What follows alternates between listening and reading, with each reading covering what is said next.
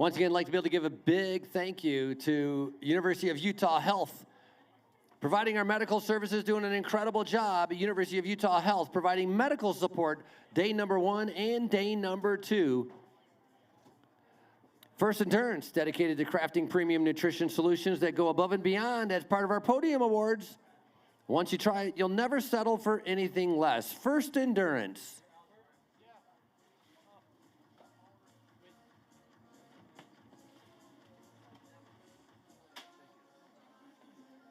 This is the kid here, Holly. Okay, let me find the stuff from yesterday. And that was in which race? Cat 3 race? I think he was wearing 322. 522.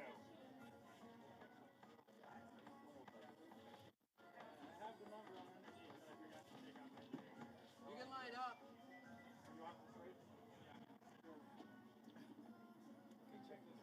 You can line up if you want. He's racing, so he's going to go out there. Okay. Moderate our Facebook page, and this guy wants to join our Facebook page. There's 4 questions they have to answer. Did you read the rules? What kind of bike do you have? Which is your favorite? Which is your favorite bike? Blah, blah, blah. Look at what his favorite bike is.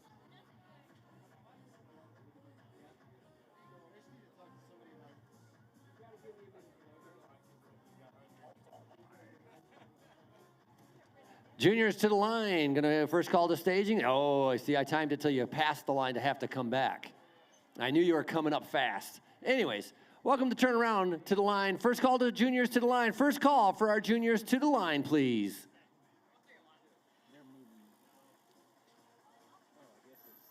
Whoa, where'd they all come from? I thought you guys were all riding around the course. I didn't realize you were all standing on the sideline staging.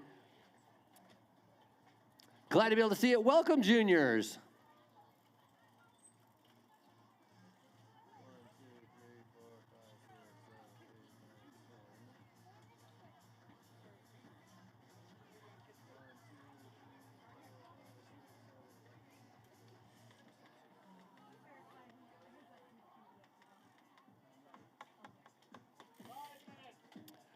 Coming up on 5 minutes to our race start, unofficially missing 2 riders in our juniors, waiting to be able to see if they show up, to be able to get onto the line. Oliver wasn't dressed in his clothes earlier. Our junior race with our junior boys and girls, 10 to 18, part of our American Crit Cup Challenge. Our American Crit Cup junior race presented by Renaissance Financial as they're getting ready for day number 2. Yesterday, day number 1 in Provo. Today, day number 2 right here in Sandy, Utah, part of America First Field. And as a reminder, your podium top 3 for your juniors will be immediately after your podium. It's top 3 overall. Again, just top 3 overall. Your podium will be immediately after your race.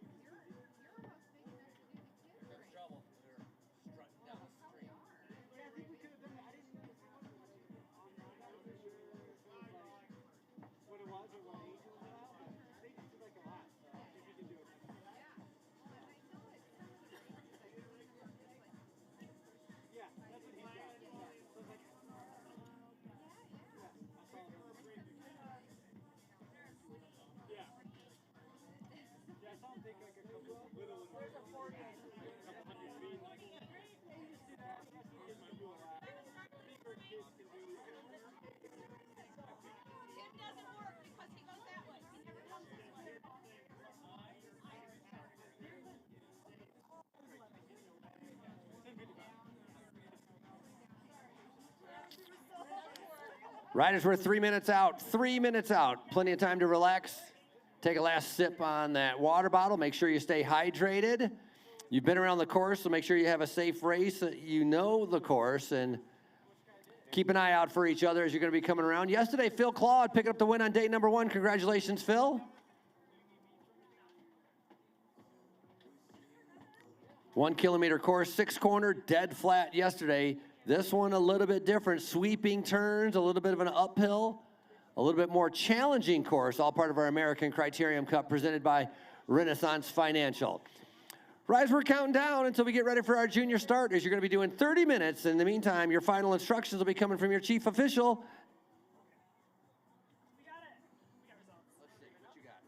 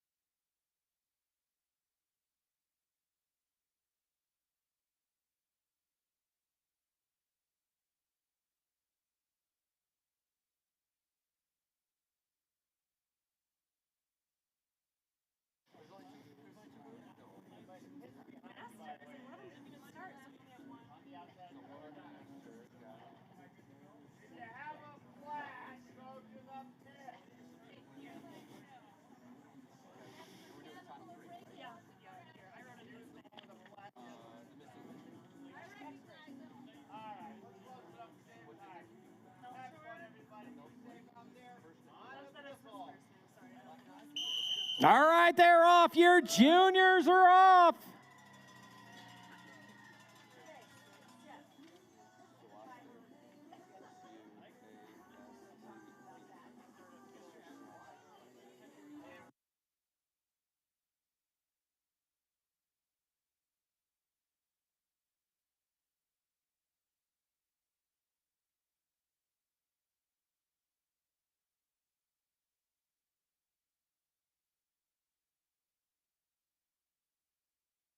Runners, we're 2 minutes to our podium. Women, women masters, men, men masters. We are 2 minutes to our podium. 2 minutes to our mile podium.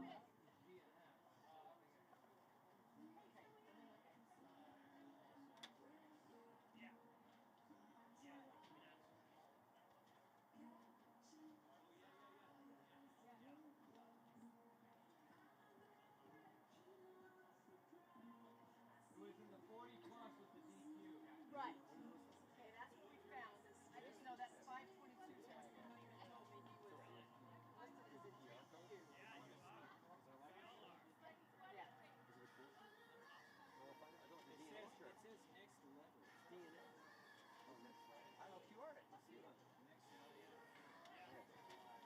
There, nice.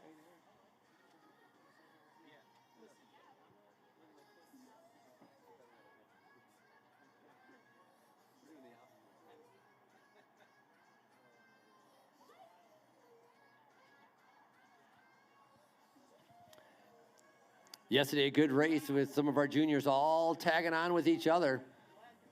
Saw Con Trong staying up there for the Minnesota junior cycling team. Phil Claude, Velotrack Cycling, ended up taking the win.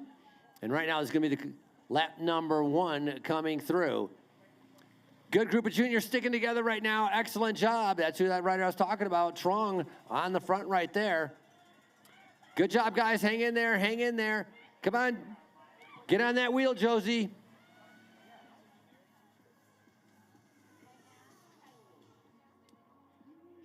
All right, moving on. We're going to do our podium for our women.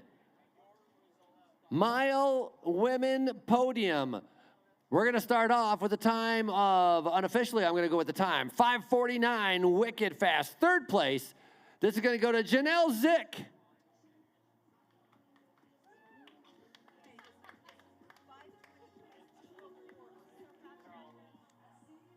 So Janelle Zick picking up a 3rd place on the day. A time of 5:44 is going to go to Bridget Smith in 2nd.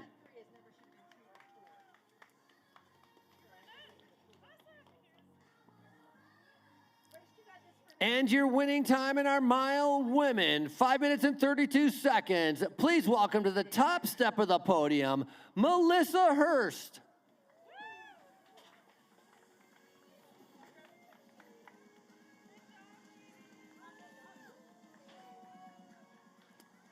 Congratulations, our women milers with Hurst, Smith, and Zick.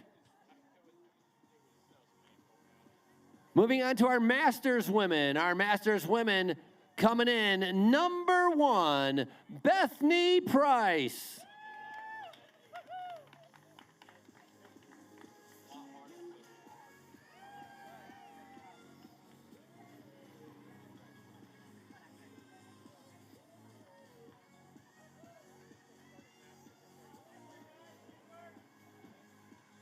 Masters men.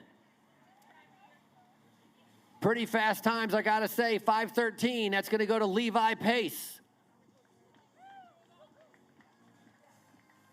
Levi pacing himself extremely well for that 3rd place. 2nd place, it's a silver medal run for our Masters men. Time of 5:11, Melcher Swaste.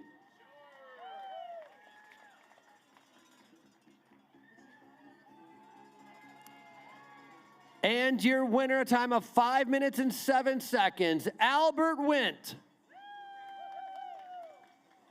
Albert's so fast, he left everybody behind on the podium as well.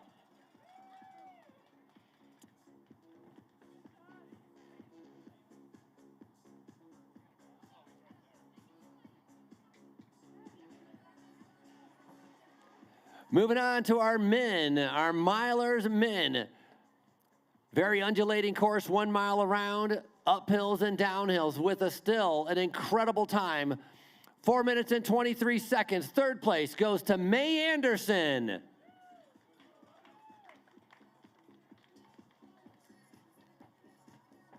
Pretty much coming down to a tie, and it was the throw at the end. 2nd place with an incredible run, 4 minutes and 18 seconds, John Benner.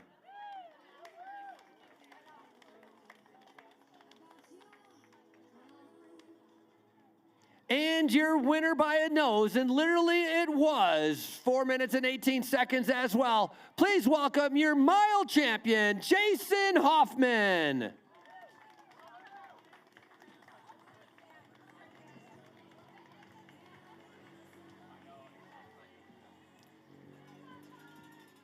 Awesome performance, very entertaining run. Thank you very much. That's Hoffman, Benner, and Anderson. Tearing it up here, day number 2 of the Salt Lake City Criteriums, and your mile run at America First Field.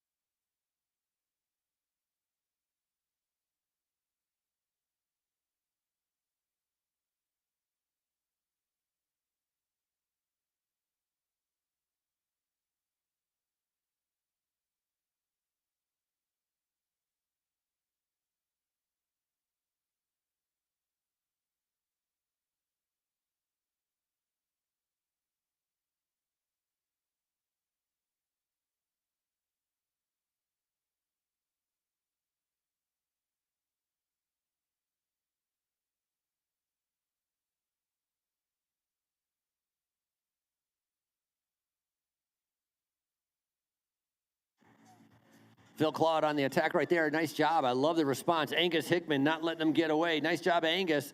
And that's going to be Quan Trong.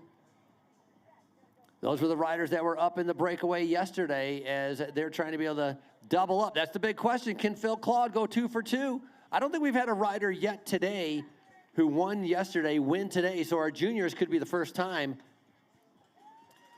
Nice job, man, doing good. That's Joe Boroff, very strong rider.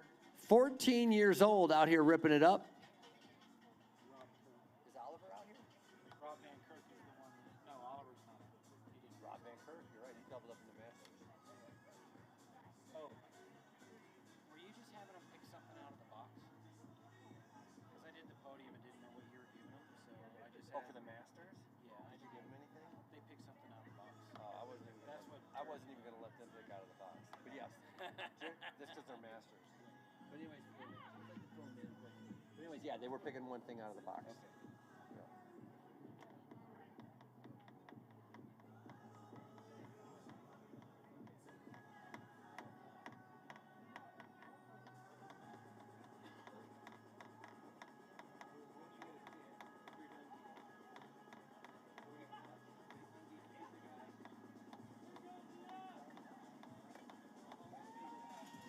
That's your leader in the junior girls coming through right there. Excellent job.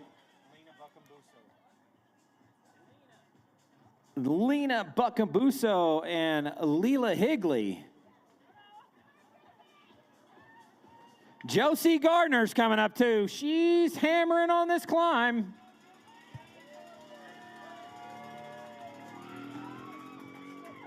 Keep her going, Josie. You're tracking them down. Little flick of the elbow, trying to be able to get some help and immediately attacking. Lots of racing still to go right now as these riders are tackling this race course.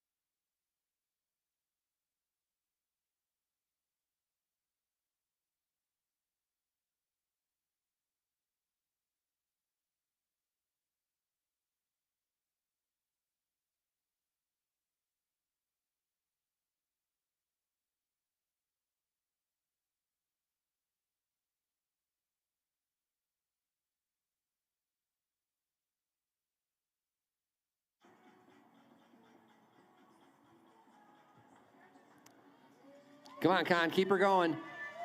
They're attacking each other. A little bit of cat and mouse games going on in the front. You can reattach yourself, try to get up there. They started to swerve. Oh, the leader guys? Yeah. And they started to swerve around like that. Yeah.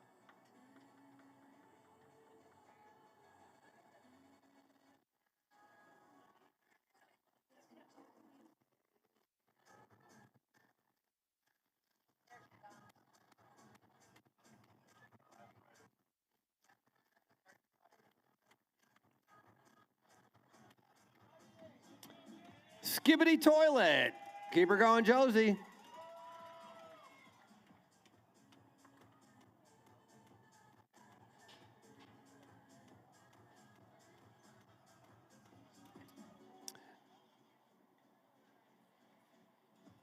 That's Isaiah Jerez coming through with Joe Boroff. Those two working very well together. Isaiah 15 years old, Joe 14 years old.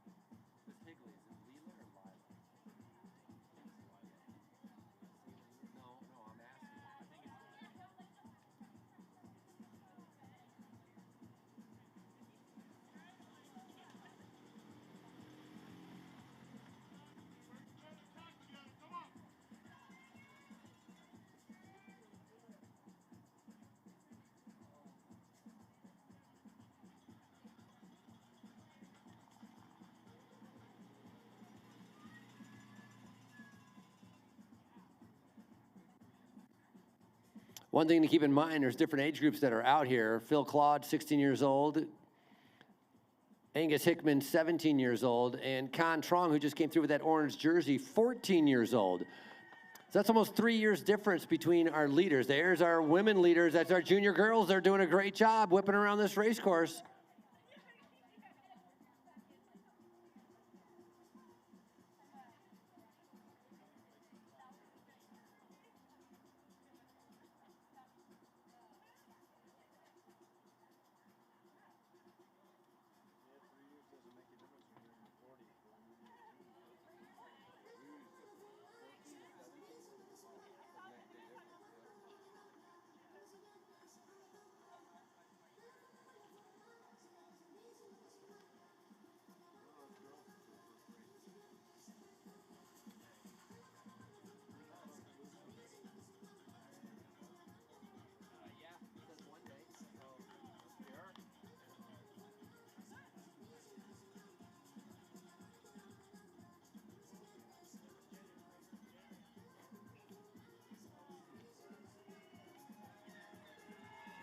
Look at that champion. Awesome job.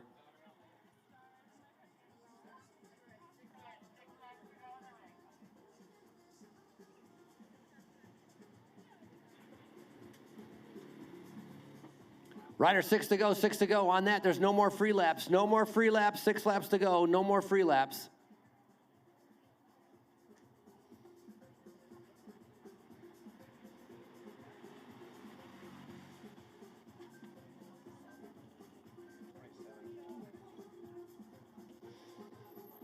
Con Trong, 6 to go, 6 to go.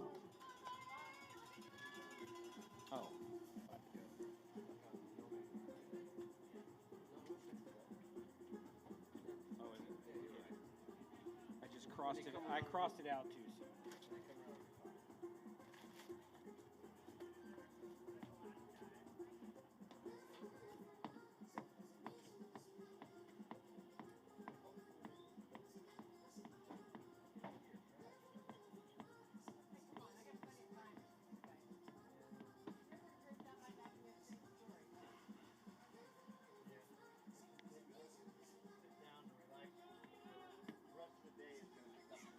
So on the front,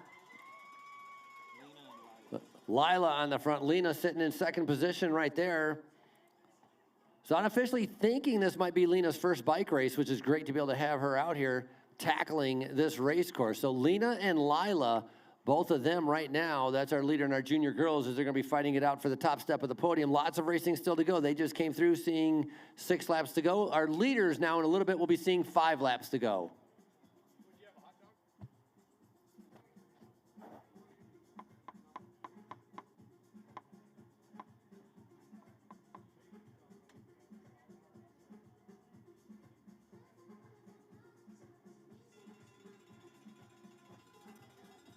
I think it's time to attack. Joe, time to put in an attack strategy, get away. Your leaders are coming up. Maybe you can hop on them. 5 to go, riders. 5 to go, 5 to go.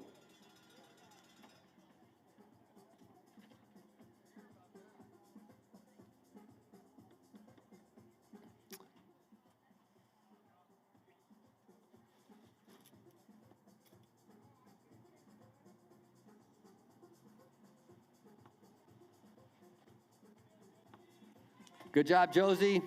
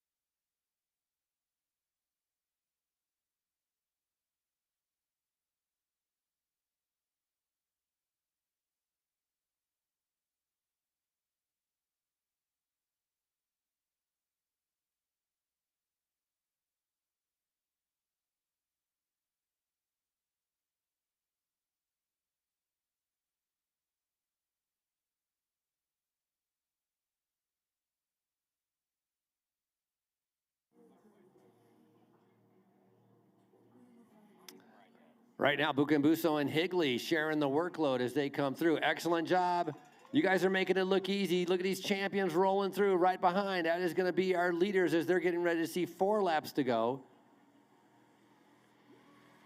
Hey, that's what I like to see. Nice job, Joe and Isaiah. Try to stay on the leaders. Come on, get up there. Let's go, Joe. Stay in contact with them as long as possible.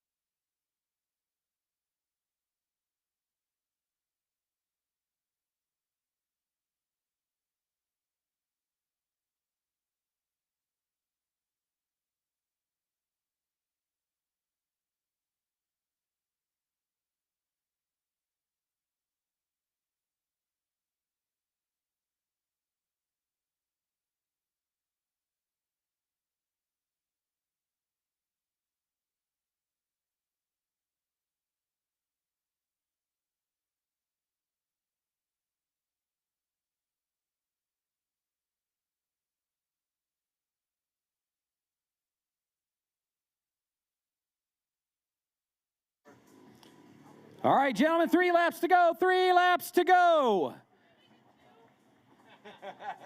Can we make it to? Where'd the other girl go? Is that Lena? Yeah, but what happened To Lila? Come on, Isaiah. Good job. Hang in there. I don't know if that was Leela or all I know is they're not together. No. Yeah. I don't know where she went to. 2 girls were together. I don't Yeah, even but see just her. now they weren't. They were apart. I I don't know thought where there they was 21. Boy. No, that was. But in front of that was Here's one of the Colin. girls. They were separated. So does she have a mechanical? 27. Come on, Con. Minnesota Junior Cycling coming out of Minnesota, 14 years old. Excellent ride.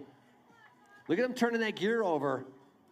He's using the gears to his advantage, keeping the legs spinning, not to be able to power it out. You try to use a big gear, using all that muscle, you're going to fatigue a little bit sooner. Waiting for our leaders to come around as they're getting ready to see 2 laps to go.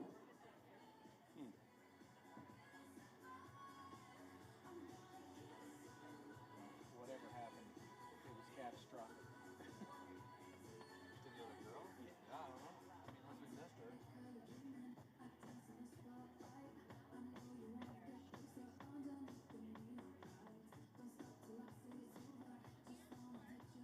Okay, so now this is going to be Josie. Yeah. Tell from her rocking, she's quieted down.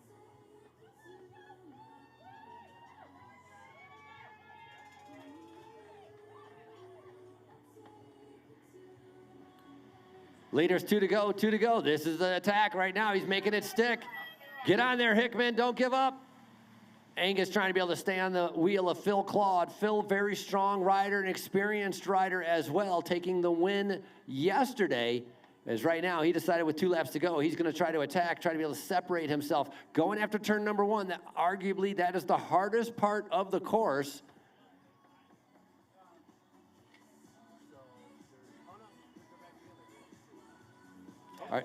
Our 2 leaders and our junior girls coming through still together. 48 and 49 are Layla on the line, love. 549. Yeah, she's there. Lena is in the blue jersey. Yeah. Blue, and Lena's like a darker jersey. I mean, she just came unditched. Look at that pro style. It's looking like Pogacar climbing up a little Alpe d'Huez right there. You got the hand on the top of the handlebars, bound a little bobbing up and down with the upper body. Oh, we're going to do bell lap, right? Oh, yeah. Want to do the honors? Jeff, want to do the honors? I would love to. I don't have to tell you when. When it says one, right? When you tell me? 2 to go, Con.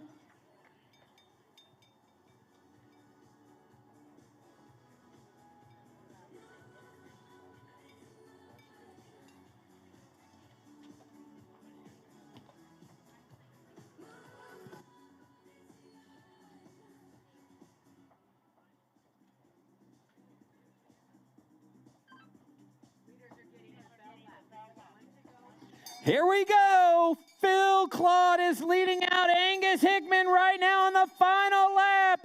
1 lap to go, gentlemen. 1 lap to go.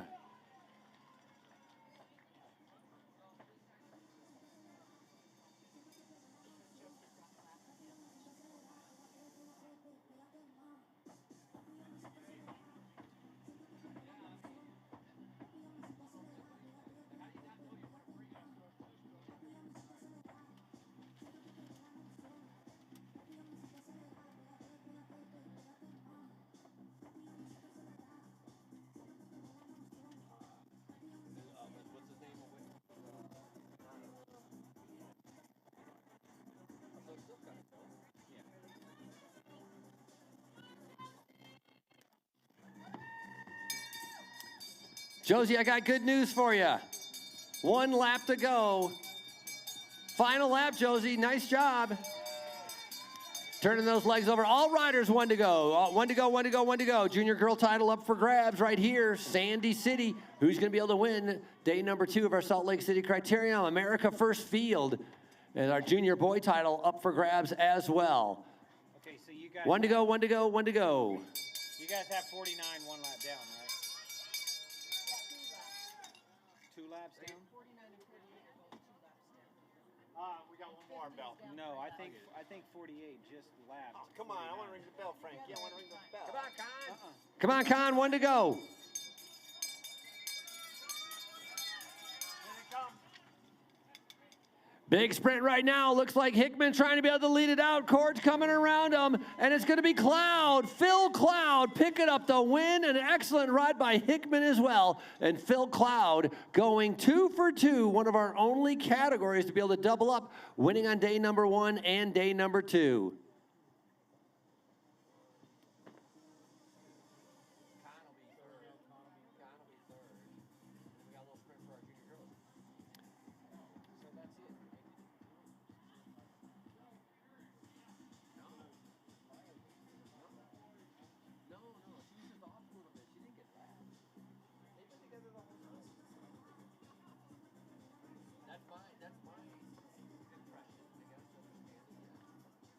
So our junior girls getting ready for their sprint. That title up for grabs as well. They, as far as I have figured out, they've been together the entire time. And so they're waiting to see what kind of sprint they're going to be able to do coming into the line. A little bit of an uphill sprint, very different than the sprint we had yesterday. It was flat.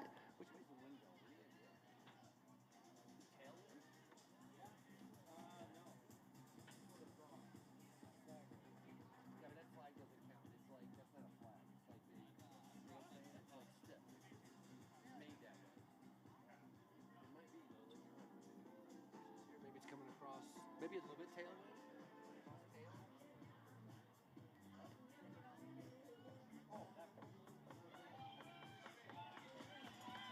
Nice job, all done. Look at this right now. Lena and Lila tackling. Look at a sprint. Oh, the legs giving out, so winning. Nice job. That's going to go.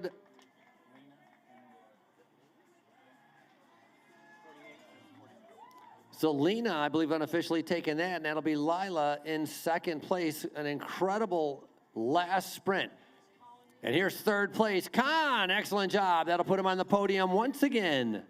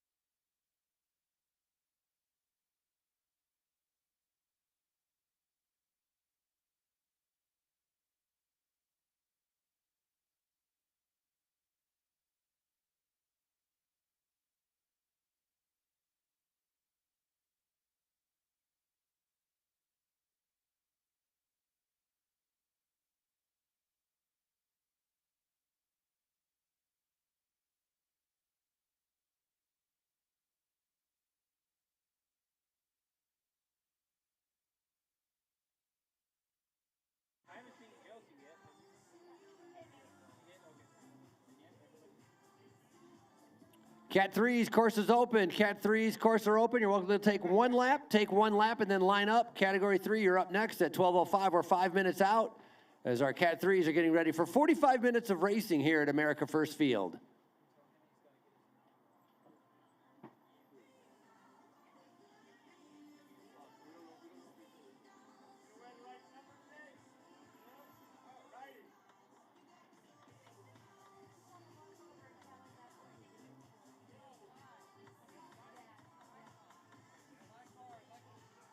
Category 3s, it's up to you. You can do a lap or you can line up, whatever you want to do.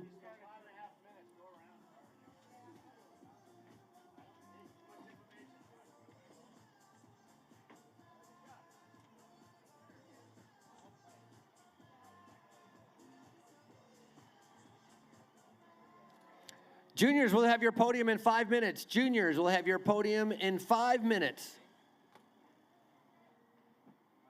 That'll be for our junior girls and our junior boys.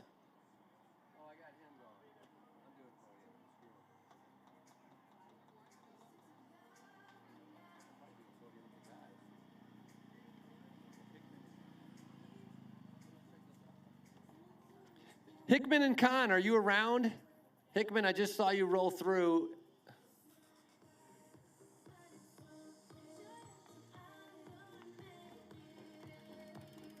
I see you coming back here. Where's Kahn? Is he back? Bring him over here, Kahn. Come on over. Phil, let's do your podium with these juniors. You got 4 minutes. Then we'll walk you back over here to be able to get back on your bike. You got a front row slot, so it should be no problem. Nice job.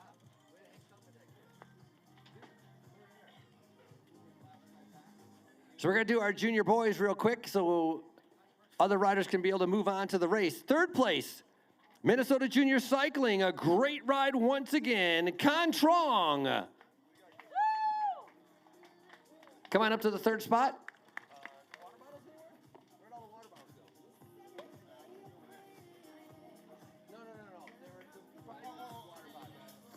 Second place, like to be able to call Angus Hickman.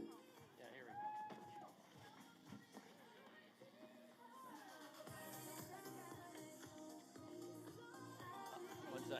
Here.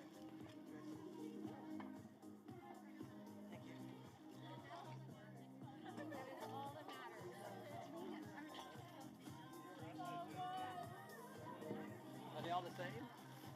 There goes silver.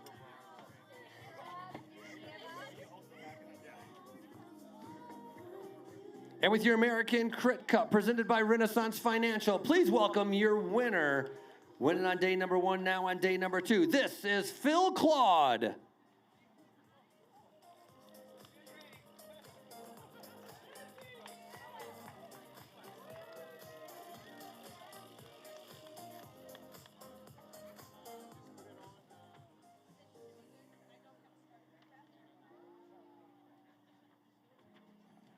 How much time? Where's Jeff? Jeff! How much time do we have?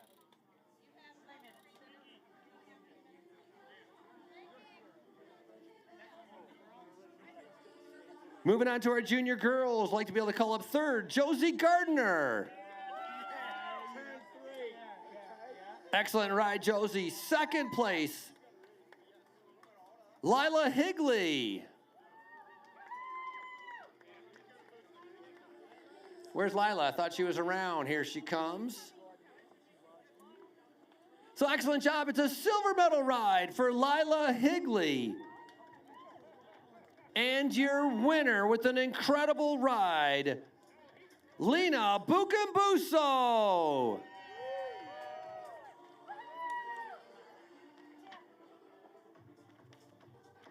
Top 3, Bucambuso, followed by Higley and Gardner. Congratulations. We are under 2 minutes, about 1.5 minutes to the whistle for the men's category 3. This is a 45-minute race. 4 or 5 minutes, gentlemen. Just like yesterday, most of you were here. Same rules, except the pit is now behind you. If you have a flat or mechanical, go to the pit is behind you in the outside. If I pull you off the back, you're out of contention. Please exit the course safely at turn 1. There's a break in the fence. One of the officials will guide you off the course. Free laps end with 6 laps to go today. It was 5 yesterday, 6 today. Any questions, gentlemen? You're under a minute. All right, I had 20 pre-reg. Good size field. Last call to the line for the men category 3. Last call, men category 3. Tim, his foot's got to be down.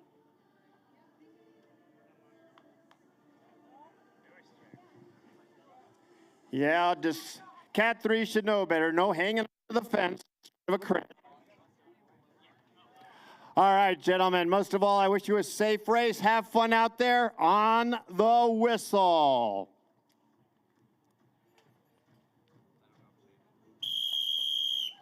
Go, go, go, go, go, go, go, go, go, go, go.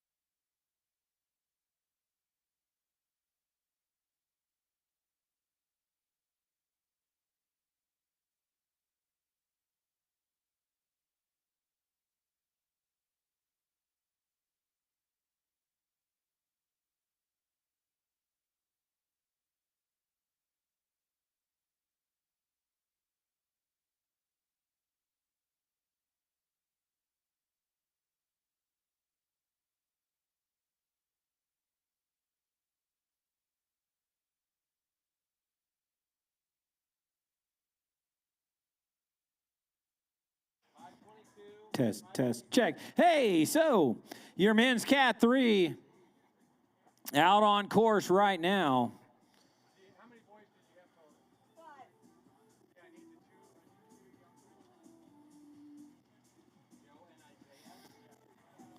So just so everybody is aware, yesterday it went DJ Wynn, Aiden Klaus, and Miles Ward.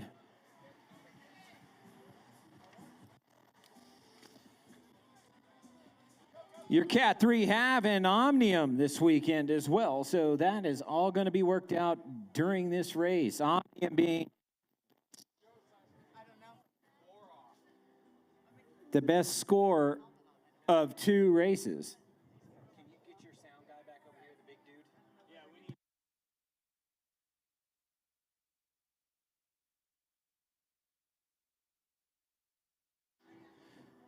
Joe Boroff, we need you over at the podium, please. Joe Boroff, over to the podium.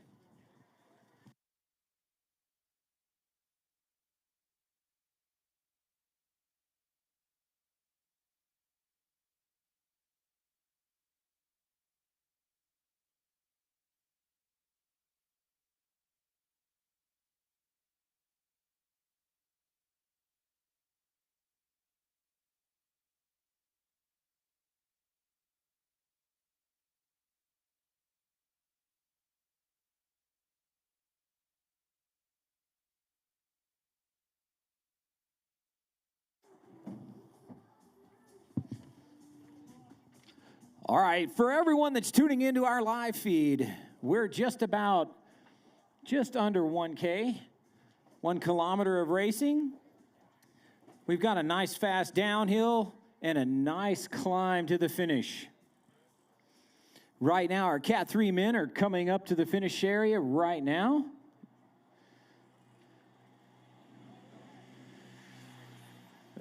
Oh, and looky here, we've got a nice move at the finish area already. That is Tyler Packer, who came up to drive the pace. These guys want to pick that pace up just a tad.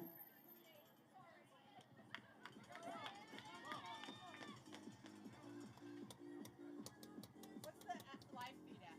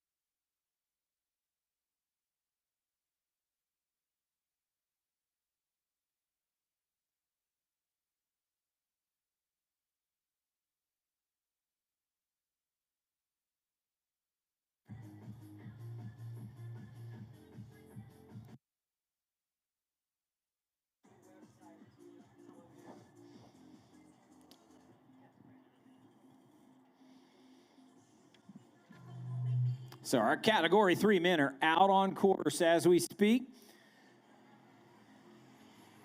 Here we go. I wonder if this is Tyler Packer, if he's been able to keep the pace high enough, and sure enough, that's the case.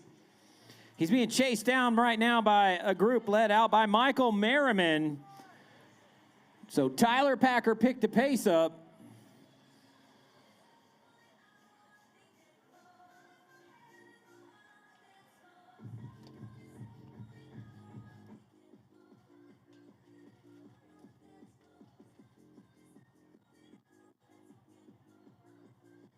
Salt Lake Crit.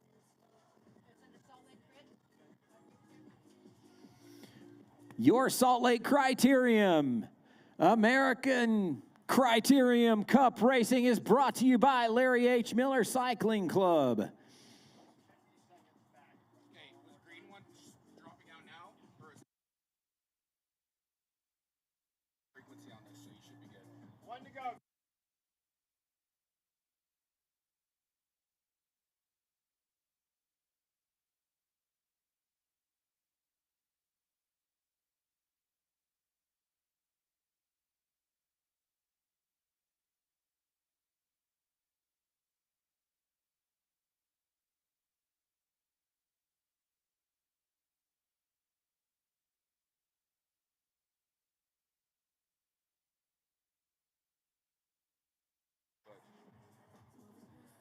All right, our race is brought to you by Larry H. Miller Cycling Club.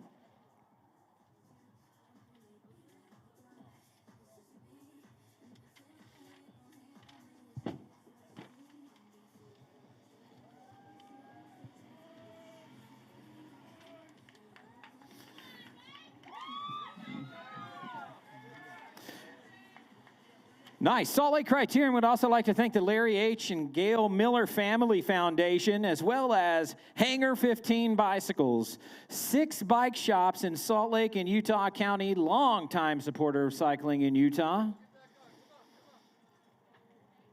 Envy Composites, Ogden-based carbon wheel and bicycle company. Mark Miller Subaru. Mark Miller Subaru is Utah's only benefit corporation dealership committed to sustainability, community engagement, and exceptional customer service. Mark Miller Subaru leads by example with initiatives like the Subaru Love Promise. Peak Fasteners, another great sponsor of ours, Utah Sports Commission. Marcosian Auto, Cool Clothing, First Endurance. First Endurance is dedicated to crafting premium nutrition solutions that go above and beyond the expectations of discerning athletes. Once you try it, you'll never settle for anything less.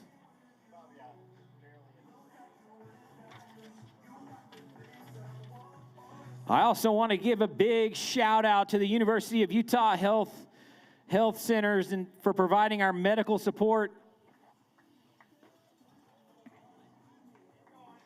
both today and yesterday.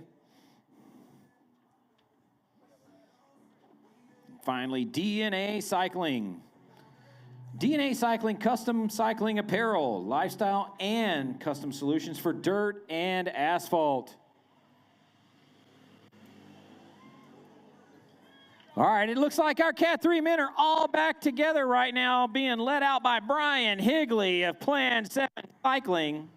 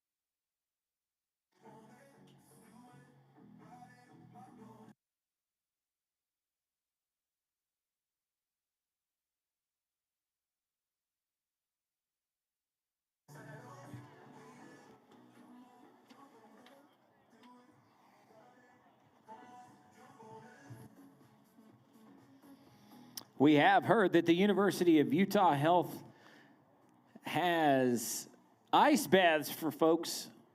Don't know what the current status is of that, but we did earlier. I just got official word that they still have the ice baths available. So if anybody's finished up, head on over.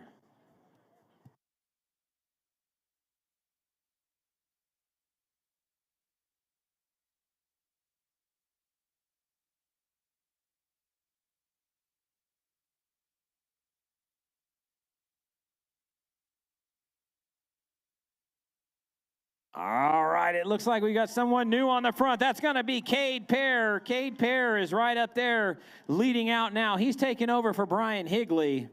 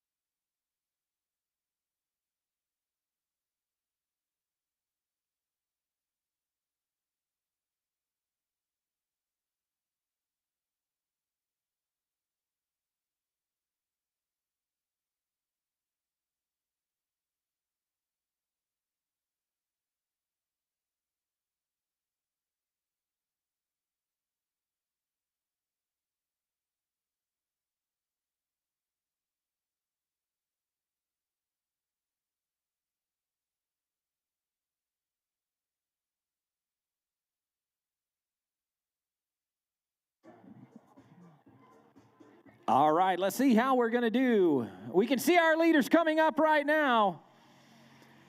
We've got the entire group all back together.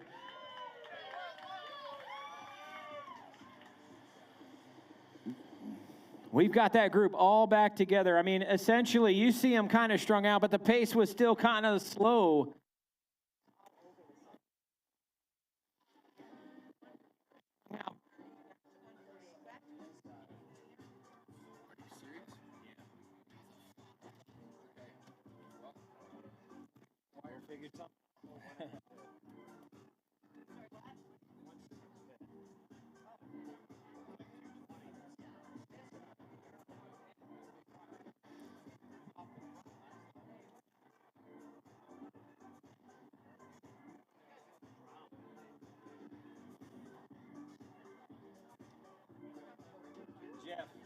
Jeff, we're going to have to go to wired, I think. He's going to pull a wired one right now, I think.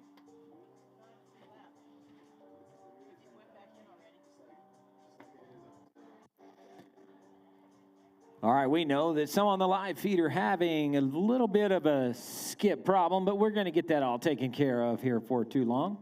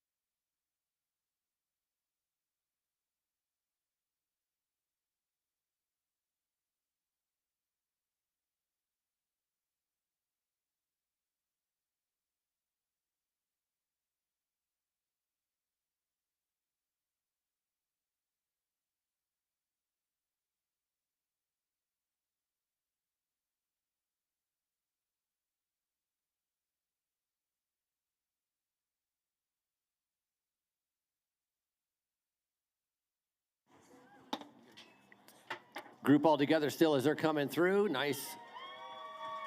Keeping a little bit of tempo as they're making their way around this course. Very different than yesterday. Yesterday, about 6/10 of a mile, 6 corners, dead flat. It was a flat course. This has a little bit of an uphill. He's catching them. He's catching them. Cheer him on. He's doing a good job. Theodore Skinner going faster than everybody else out there. Question is, what happened to Theodore? Why is he in the back like that? Who knows? He seems like he has good legs, I'll tell you that much. Theodore Skinner flying through Frontiers Racing, 19 years old out of Montana, struggling somewhere along the line, but he's definitely going as fast as the leaders are right now as he's trying to regain contact. Tailwind on the uphill, obviously. On the backstretch, it's going to be a little bit different. Headwind on the uphill. If you want an ideal situation, that's pretty much it. Getting a little bit of help to be able to get up this hill, and on that downhill slows everybody down. It gives you a chance to be able to get in the wheel and stay in that draft. As right now, it's our Cat 3s that are out on course. 45 minutes of racing as we've just gone into 20 minutes.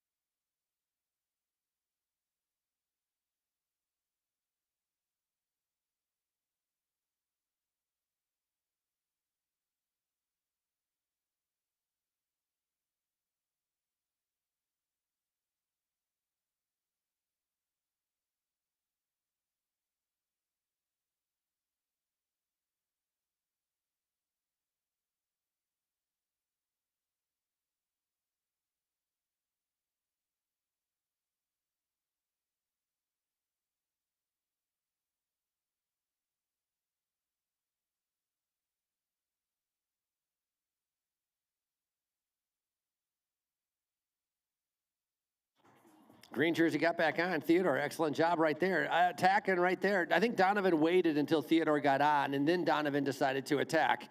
Donovan Lacey racing for Ultra Pass. No, because he caught on.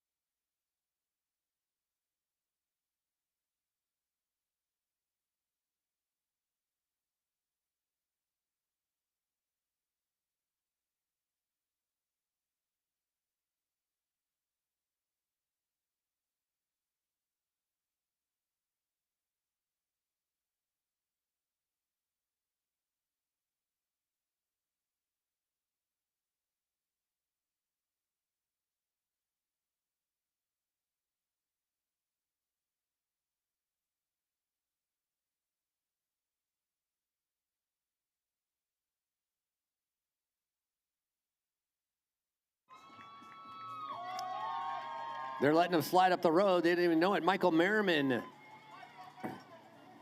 Michael in that purple jersey now going around turn number 1 with a little bit of a gap. Oh, he's waiting to see what kind of reaction comes from the main group if they're going to try to chase him down. But Merriman just kind of riding his own pace, finds himself with about a 2-second lead.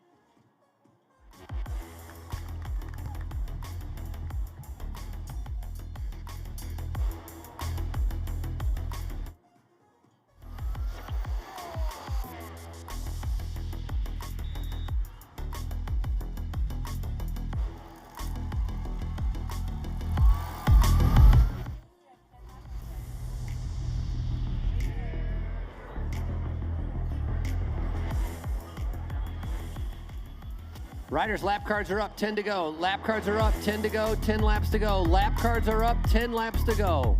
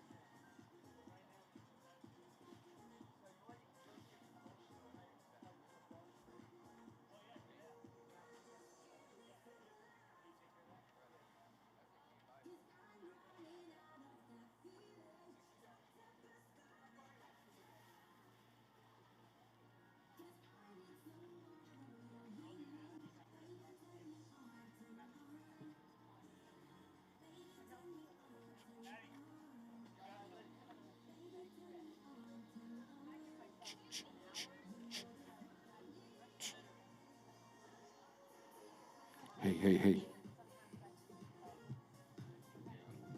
Will you just try this one for me on your next announcement? So I get the volume set. And then this one says, I think it says under 10 battery. Under 10 hours. Oh, I just changed the battery, yeah. I didn't know. I was like, we should be able to handle that under 10 hours. We had a different green jersey going off the front right now. That's Adam Pellerin. Adam with Peak Fasteners, one of our partners here with our Salt Lake City Criterium. So Pellerin trying to be able to take advantage of that tailwind on the uphill, getting a little bit of a 2-second gap, trying to be able to see if anybody's willing to be able to chase after him. On the downhill, a lot of the riders are able to get a gap, but you gain so much momentum on that downhill. Very easy to be able to bring back the leaders, especially when they come into the uphill. So that's what's happening lap after lap. Downhill, some riders are getting a little bit of a gap, but then there's so much momentum. In the main group, they're able to bring back anybody that happens to have only about a 2-second gap. A lot of racing still to go. We talked about the lap cards being up, 10 laps to go. When they come around, we're going to see 9.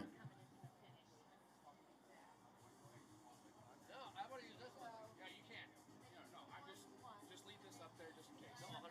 They're not on that? There's not on that one. Can you mute it? So what I'm doing is shut itself off. But if somebody's standing right there yelling, what does that mean? It turn itself off. Yeah, but nobody.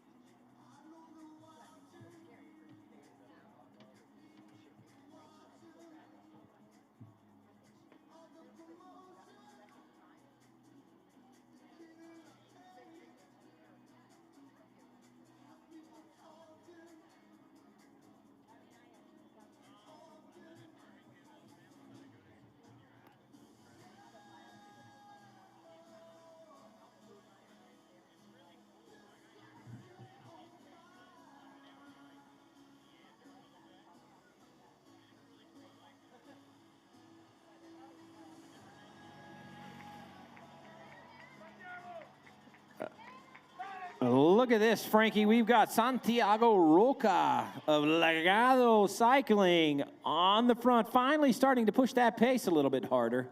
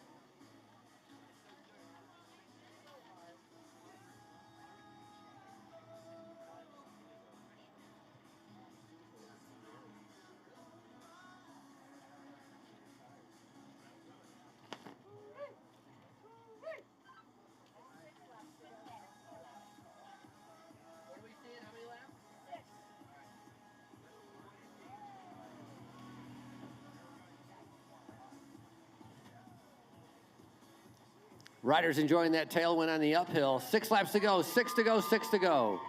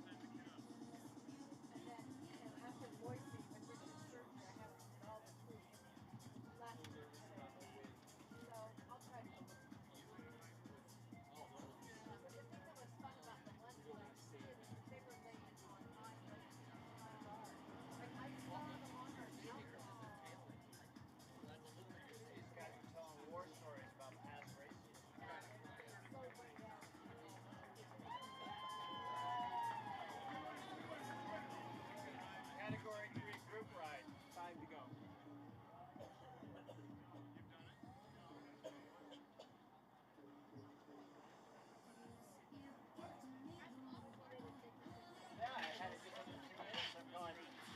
Organizers and promoters putting their heads together for the 2024 event, coming up with 2 brand new venues.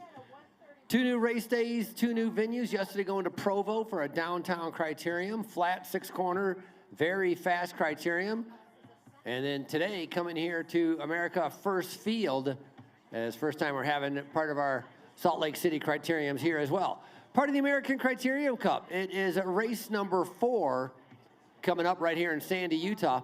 Right now it's the category 3s as they're going to be coming around and seeing 4 laps to go.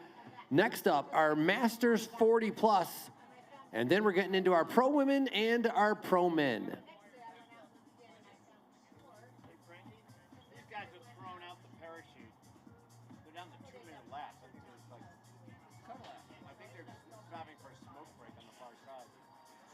Emmy's we're only going to have like 2 minutes on the projected schedule to get the masterman out here. Just cut a lap. Is that? Cut a lap.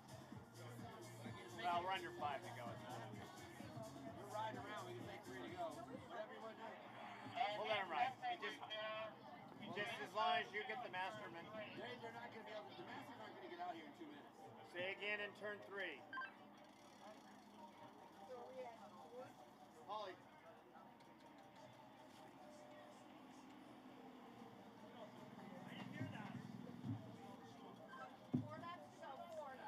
Four to go. Cheer him on. Look at this, that break.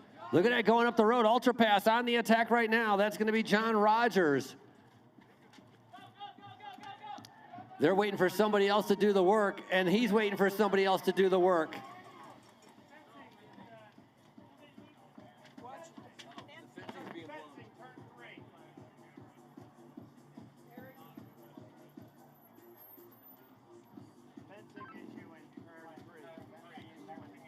So in the main field, everybody's looking at each other, trying to be able to get somebody else to do the chasing as John Rogers has escaped. He's gone up the road. John coming out of Idaho, racing with that Ultra Pass team. That's the white and black jerseys. And right now, with about a 3-second gap.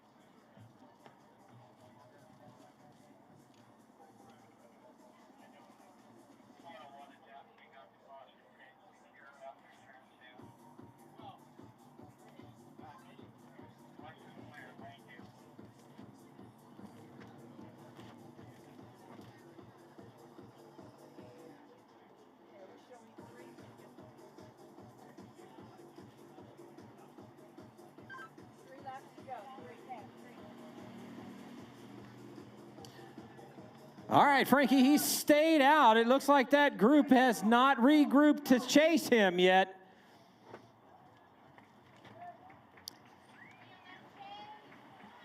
Four to go, 4 laps to go. Young 23-year-old Cade Pear, Skyway, presented by Domestique Coffee, is the one on the front chasing. And again, they're all waiting and looking at each other. Cade coming out of Colorado, trying to be able to catch John Rogers, who has about a 4-second gap.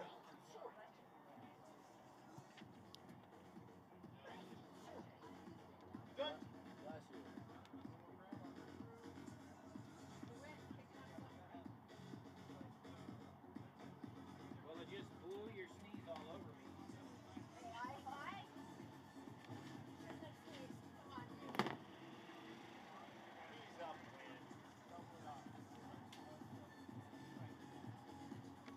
It was a forceful sneeze, Jeff.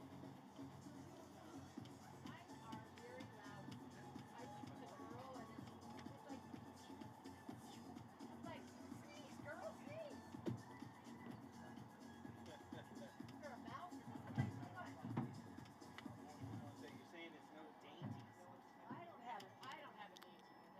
Our leader, John Rogers, has been joined by one other rider on the backstretch. Both of them have about a 5-second lead right now.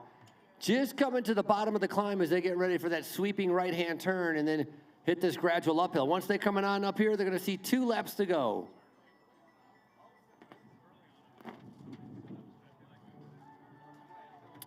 Two riders is definitely better than one, so this now has a better chance at being successful. Being able to share that workload, they're going to have to cooperate, and look at them. They're both all in. It's exactly what they have to do. 2 to go, 2 to go. That's the rider that was chasing him down. Cade Pear went from chasing him down to bridging the gap, and now nobody's left to be able to do the chase. 2 to go, 2 to go, 2 laps to go. Not sure what Donovan Lacey's doing. That is a teammate of a rider in that front group, and wind is blowing, making it very, very difficult for these riders to be able to fight for position and stay where they want to be. A little bit of crosswind and tailwind, very blustery out here.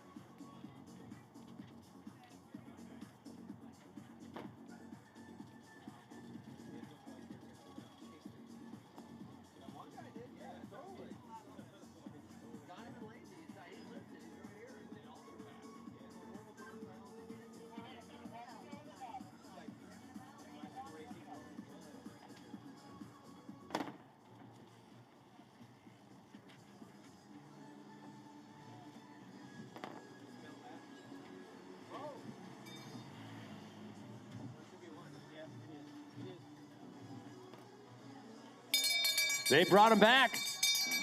One to go, one to go, one to go. All riders, 1 lap to go, 1 lap to go.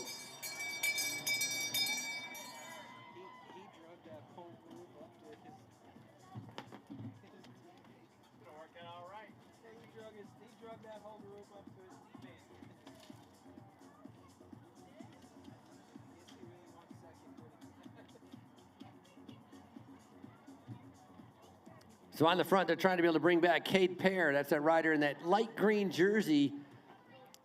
He was gradually being reeled back in. Ultra Pass was all over the front of this, setting up a tempo, trying to be able to do the lead out for 1 lap.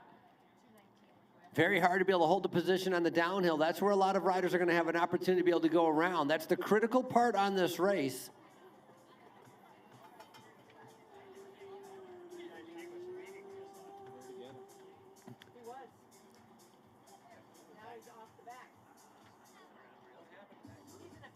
So on the backstretch, a big split. 10 riders have separated themselves. That's better than fighting against the whole entire group. So it's going to be 10 riders coming around the final turn, getting ready for the sprint on the way up. Ultra Pass continues to be able to ride in the front. 2 riders, 3 riders with the white jerseys. As they get ready to launch, they're opening up the sprint right now, coming straight up the middle. The white jerseys of Ultra Pass trying to be able to hold them off, and they do it. Unofficially, I believe that's going to be DJ Gwynn picking up the win, and I'm thinking maybe Jeremy Brown finishing up in 2nd place unofficially.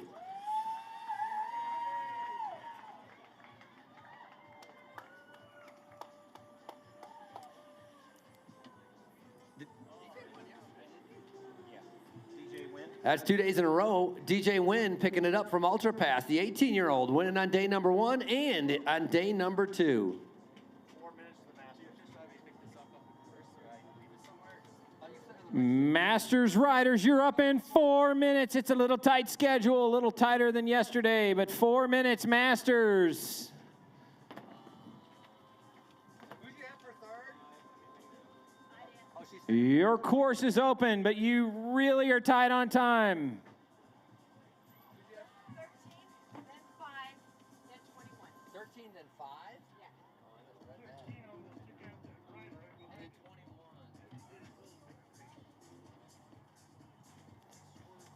So unofficially, DJ Wynn, then Aiden Klaus 2nd. So that was two Ultra Pass riders, 1st and 2nd. 3rd place, Miles Ward from Ascent Cycling.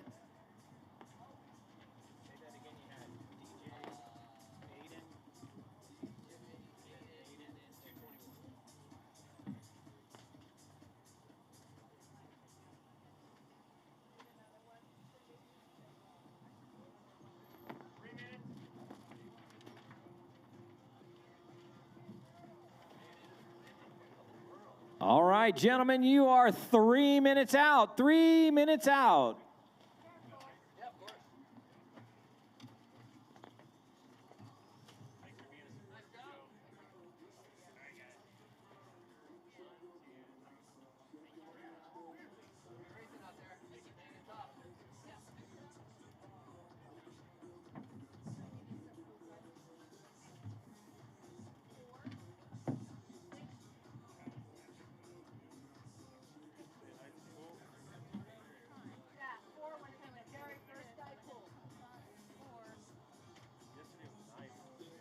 So yes, yesterday's ride dominated by Giancarlo. 2 minutes.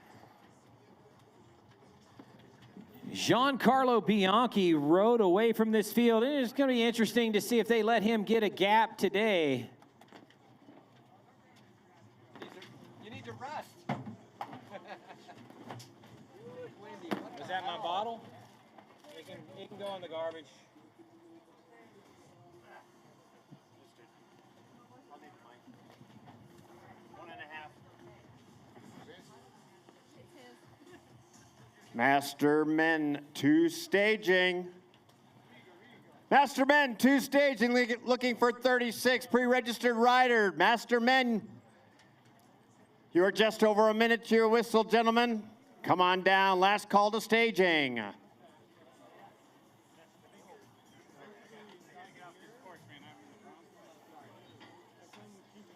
Master men 40 plus. You're at 1 minute to the start of your race, gentlemen. 1 minute.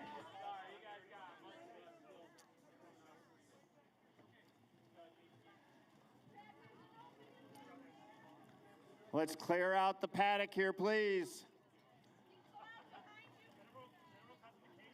Clear out the paddock. We're at 30 seconds. Clear the course for the beginning of the Master Men 40 plus. Clear the course. It's clear behind me. All right, gentlemen, you're doing a 45-minute race, 4 or 5 minutes. Lap cards on the truss just like yesterday. If I pull you because you're out of contention, please exit the course at turn 1 on the inside. One of my officials will take you off. The pit today is behind you on the outside.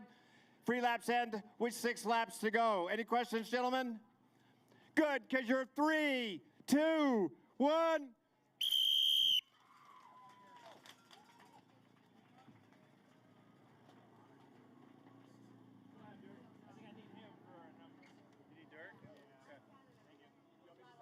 be right here, yeah.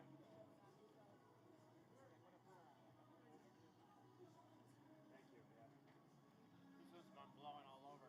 Yeah.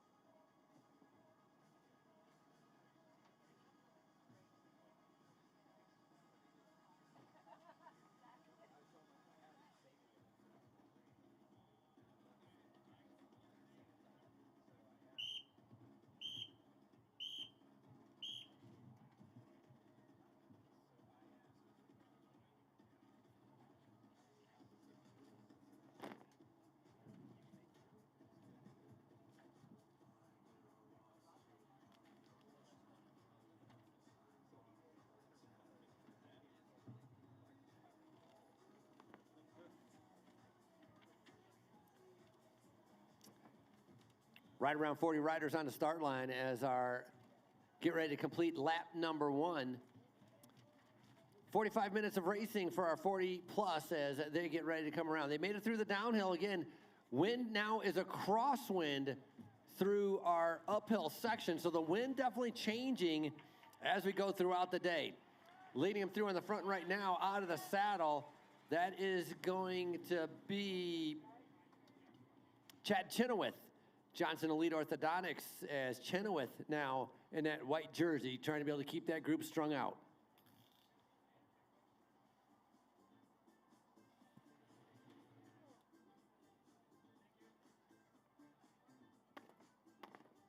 All right, so you guys got 450 out on the courses, not on the start sheet, but that happened yesterday too. So 450 is Tommy Anderson, third place rider from yesterday.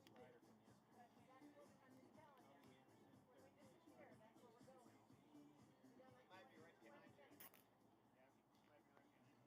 Oh, that'd be the last one to go. Yeah, so he may not. Well, I don't know. He wasn't on the sheet yesterday.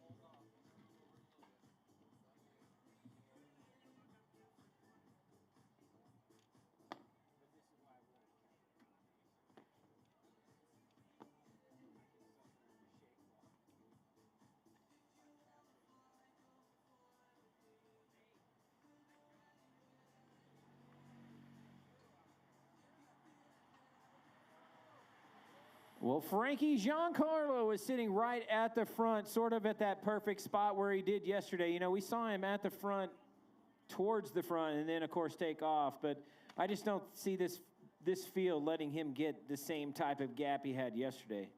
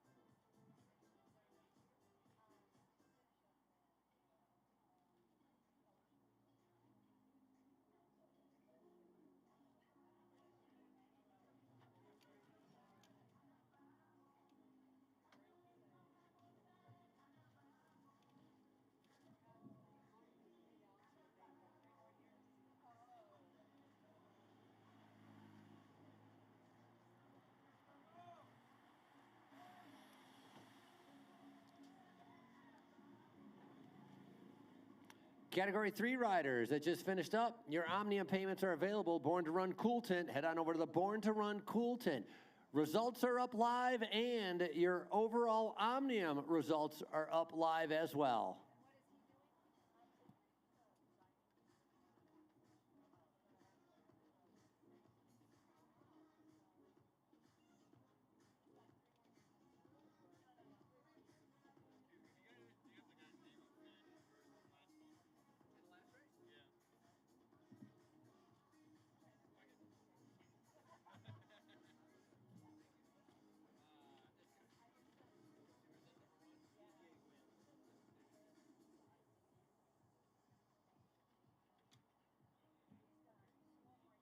Cat 3 will do your podium in 2 minutes. Category 3, podium in 2 minutes.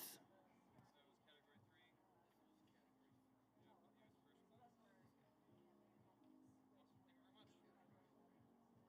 the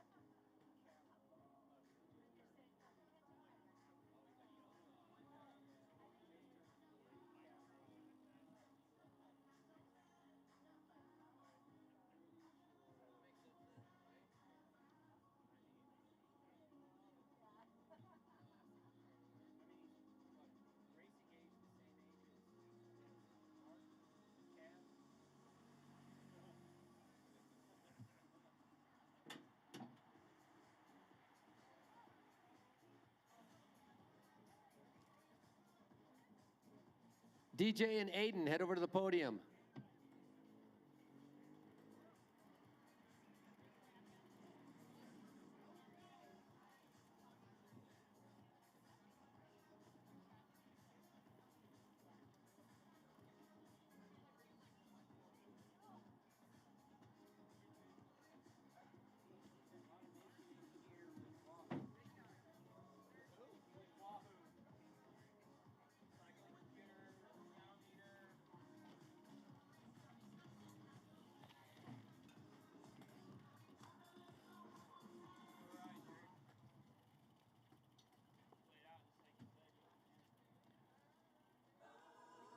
Like to be able to start off with our like to be able to start off with our Category 3 podium. Category 3 podium. Third place, racing for Ascent Cycling. It's a bronze medal ride. Please welcome to the podium, Miles Ward.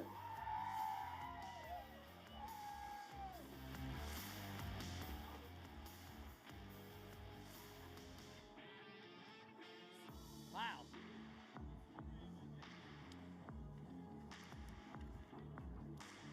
Finishing up in second place with a great sprint, riding for Ultra Pass, Aiden Klaus.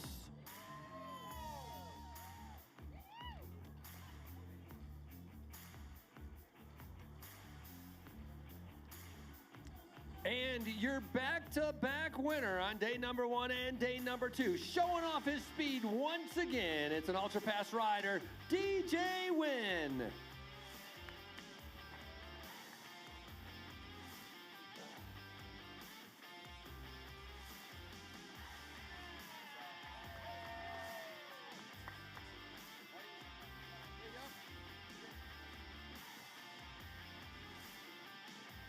DJ.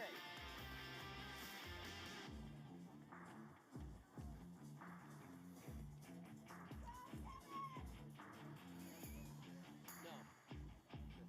You can pick one thing out of here. I don't know what size will fit or not, but something might not. Cool thing.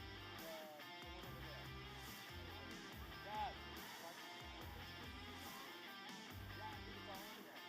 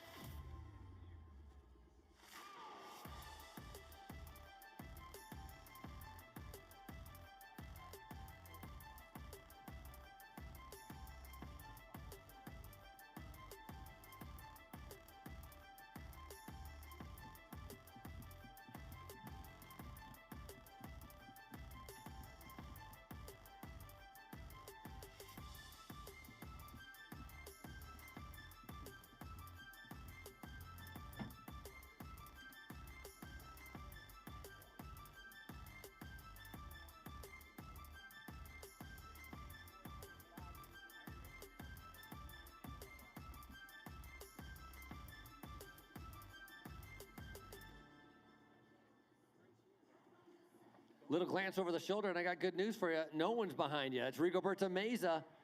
Talk about those Meza brothers. Rigo was second yesterday. His brother Miguel Meza. Rigo, I believe, is the younger brother of the two. Both of these guys were former, I guess, road professionals, you could say, racing on the U.S. domestic. Now they're racing in the Masters division. That was back when they were teenagers, like 22, 23 years old. Now, 45, 47 years old. So big difference. Took some time away from the sport, decided to be able to get back into it. And sometimes that natural talent just does not leave your legs.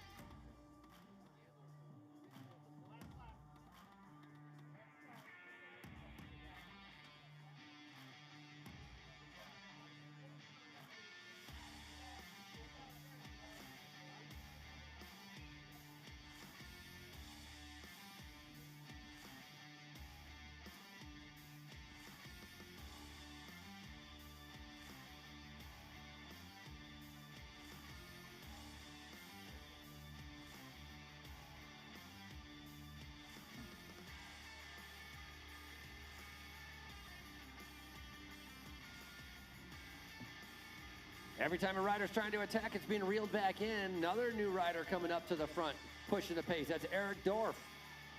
Once again, a little bit of crosswind, a little tailwind, helping them fly up this climb. That's going to be very, very useful. The backstretch going around, actually coming around turn number 1, that'll be tailwind as well. So the climbing portion of this course is being eased because of the tailwind.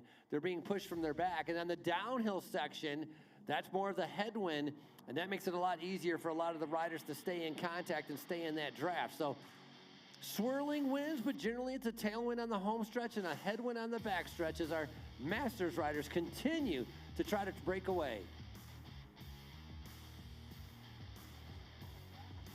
Spoken from the consummate professional, Frankie Andreu.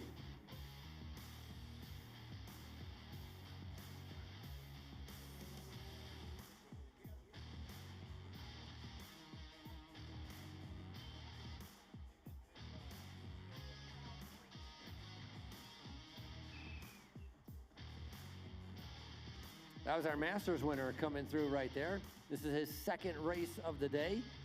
Actually had a breakaway. He actually had a hard Masters race. He was up against a pretty strong competitor as they broke away for the entire time riding off the front, but he ended up being able to take that win. And so race number 2, legs are given out. That was Rob Van Kirk finishing up his. In the meantime, we're going back to our leaders right here as they're coming up the climb. 5-second gap, 3 riders separating themselves, 5-second gap. A lot of riders sitting in, trying to be able to save their legs. A game of patience taking place out there right now.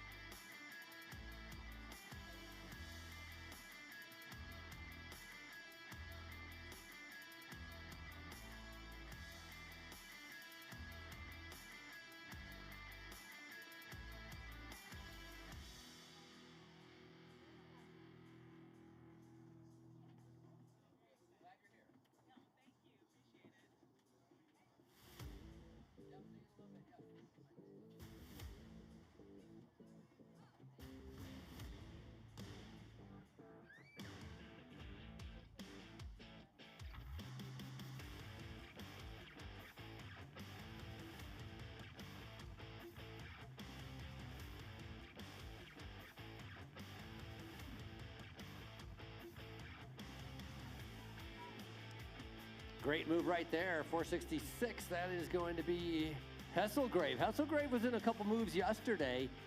More riders starting to be able to do the chasing, and that is going to be Anderson on the front as well. So a lot of activity taking place. Still have not even gone to laps yet. 20 minutes into our 45-minute race. So we are still under halfway. There's a lot of activity as different riders trying to be able to break away.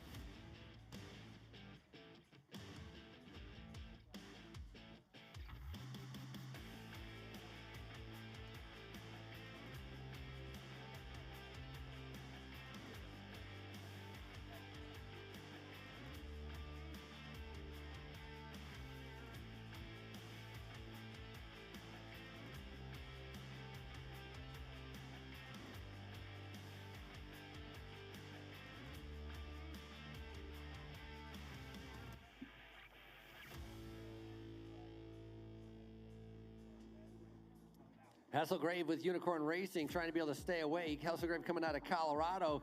And I think on the front they've been reeled back in once again.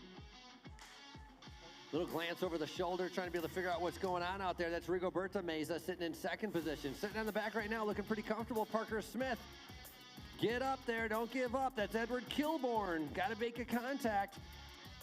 Gonna have a little bit of that tail when he goes around turn number 1 because they've all slowed down because the last few laps have been very fast and very hard as they've been chasing down one breakaway after another. So finally, they're able to try to be able to take a rest.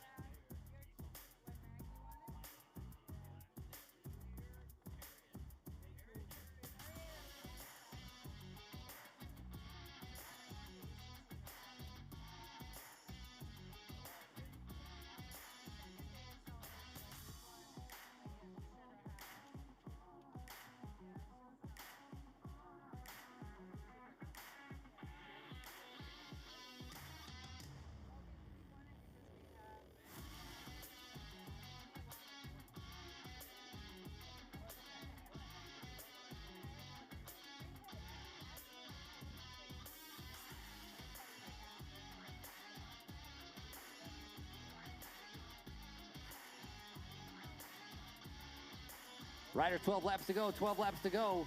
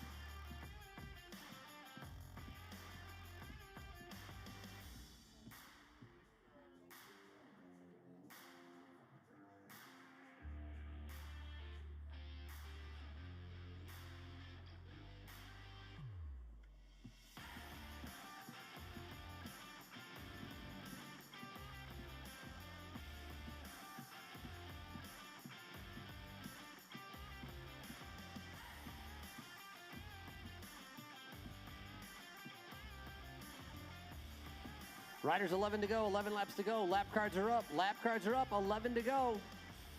Got a grimace on his face, got to be able to stay in there. Come on, Chad. Chad Chenoweth. He went from off the back to hanging on the back right now. That wind taking its toll. The legs starting to be able to feel the effect of going 28 miles an hour up this climb. These guys are flying on the downhill and flying on the uphill.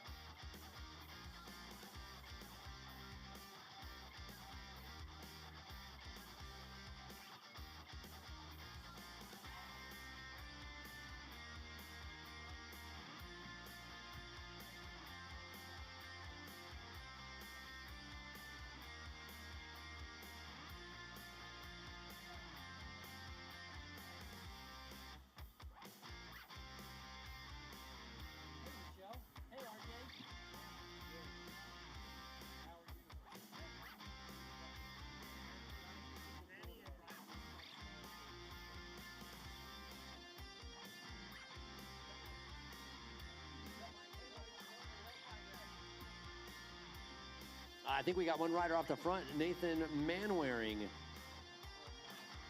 Riders going through, 9 to go, 9 to go, 9 to go.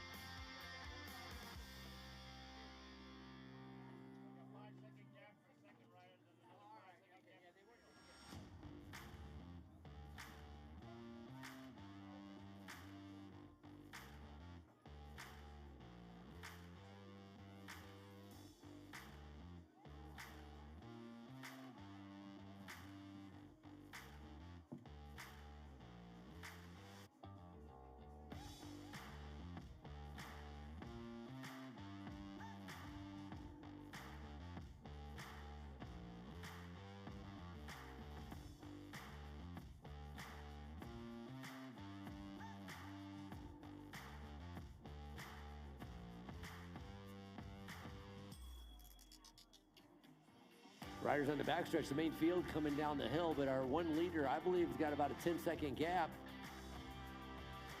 as they get ready to come up. They're going to be seeing 8 laps to go. Cheer him on. Look at he's trying to be able to go away by himself. First time we're going to have a breakaway, trying to be able to succeed. Cheer him on. That's Nathan Manwaring.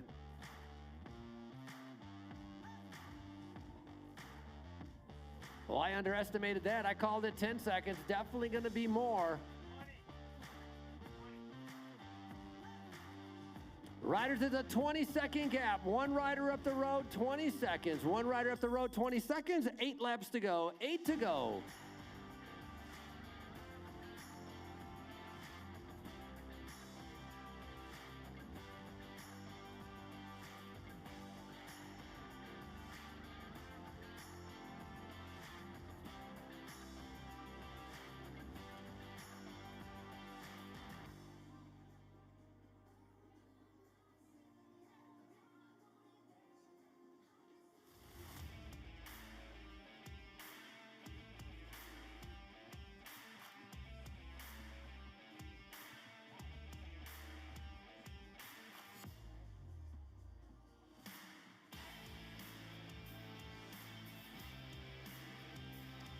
Wind changing direction again, crosswind coming up our home stretch right now. Very blustery, so that's going to prove a little bit difficult for Nathan Manwaring. Off the front, riding for Johnson Elite Orthodontics. Last lap was a 20-second lead. Looking to be able to see if he can maintain that. What kind of fresh legs are in the main group? When are they going to try to be able to chase him down? Are they willing to let him sit out there? And sometimes that's a tactic. Let the rider stay out there by himself. Let him wear himself down. But Nathan's going to have none of that. He's going away again, trying to be able to say, last lap it was a 20-second gap, Nathan. The gap has increased. You've increased your gap. No sign of him still. Still no sign of him. He's gone around the turn, out of sight, out of mind. Incredible.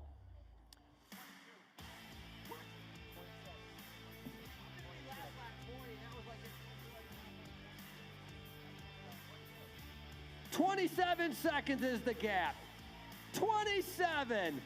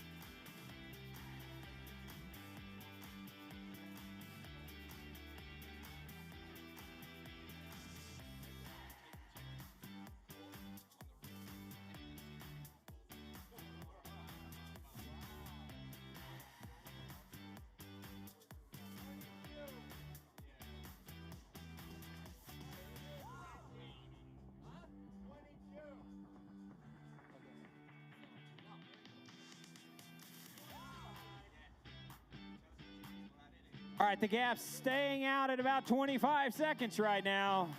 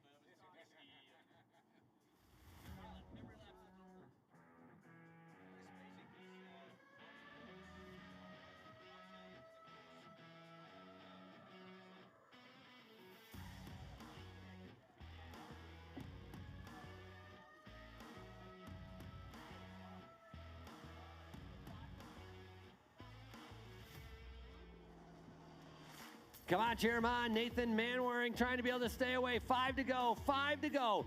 Gap, you're not losing anything. Holding steady right at about 25 seconds. What a move going away about 4 laps ago. If he does another 5 laps, it's going to be a 10-lap break for him to be able to make it. And the gap now starting to be able to shrink a little bit. A chase is coming on, but everybody's waiting for somebody else to do the work for him. Nobody wants to be able to do the work. Riders, it's a 20-second gap still. 20 seconds, one rider up the road.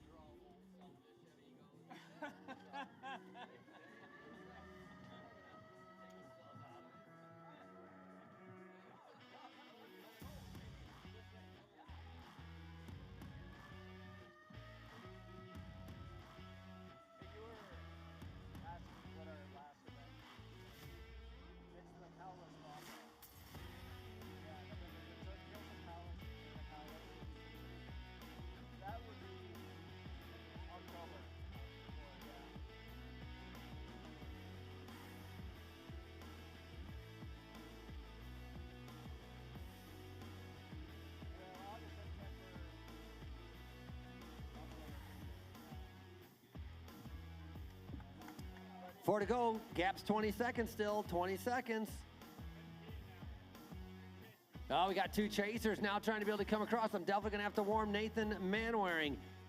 15 seconds. 15 class. Giancarlo Bianchi, your winner from yesterday, going up the road right now in that black jersey.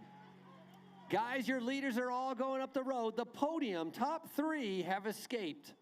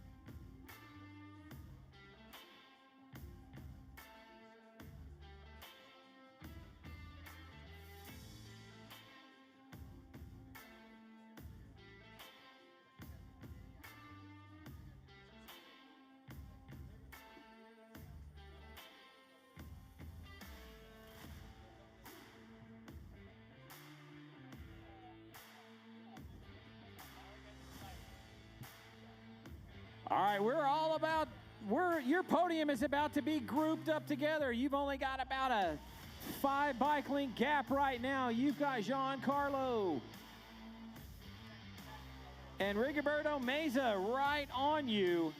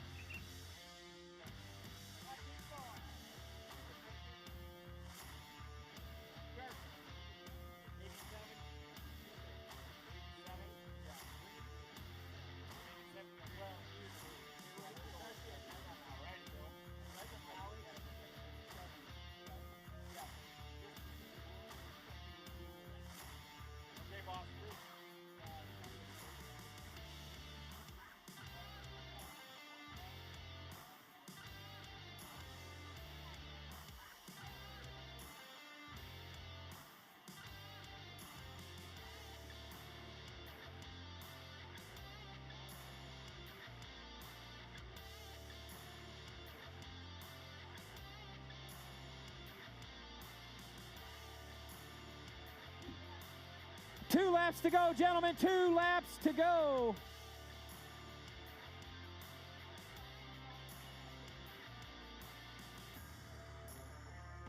Gentlemen, you've got about a 10-second gap. 2 laps to go. 2 to go.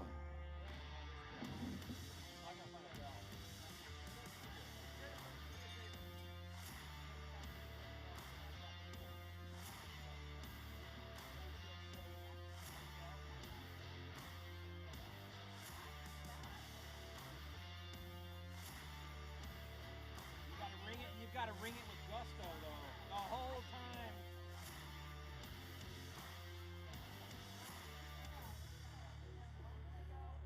All right, we've got a group of 3 off the front, maintaining about a 5-second gap. It's pretty tight coming into the last lap.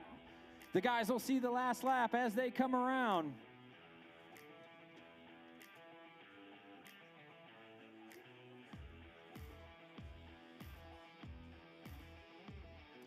Backside of the course, they're still together. It looks like they put Giancarlo on the front, coming up to the last climb. Nathan Manwaring, Rigoberto Meza, and Giancarlo Bianchi, yesterday's winner. Lead motorcycle getting ready to be able to come up. 3 riders all together. Jennifer Ford, ring that bell because it's going to be 1 lap to go. Sandy City events coordinator ringing the bell, 3 to go. Your winner from yesterday had made it into that group. Riders trying to be able to chase them down. Look at the big attacks. 1 to go, 1 to go, 1 to go, riders.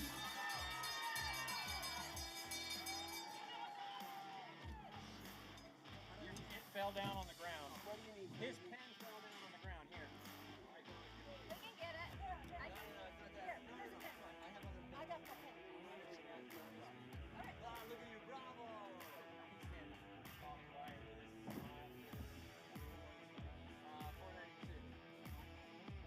So, Jennifer, so we'll do, I got your call up, so we'll do an extra one. I'll do whatever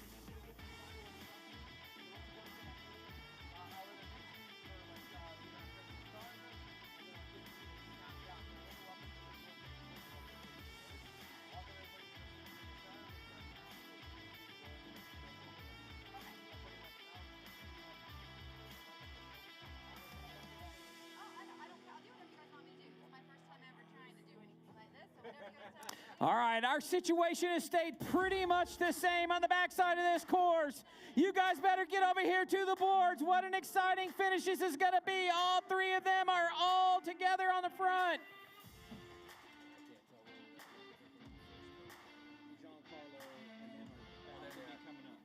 Three riders going around that final bend as they're getting ready for their sprint coming up. Look at the main field, though. They're right behind. It's going to be close. The 3 riders right now sprinting. Look at Giancarlo in the black jersey on the side. Meza challenging him as Meza picking up the win. Unbelievable. Rigoberto Meza picking up a first place stage 2 cyclery coming out of California.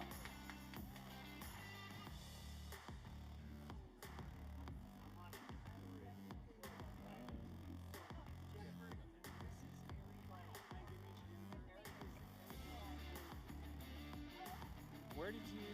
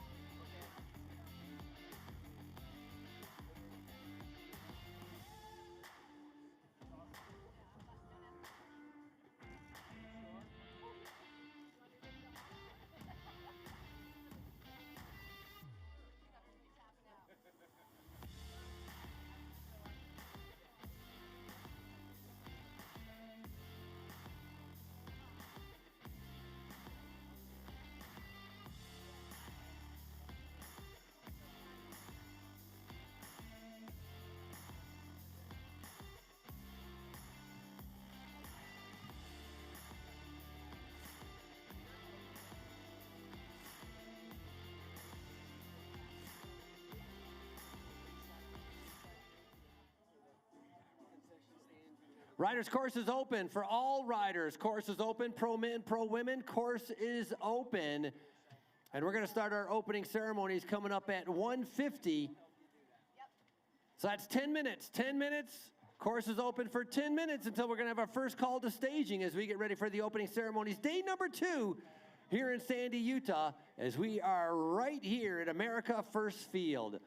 I'll do podiums for the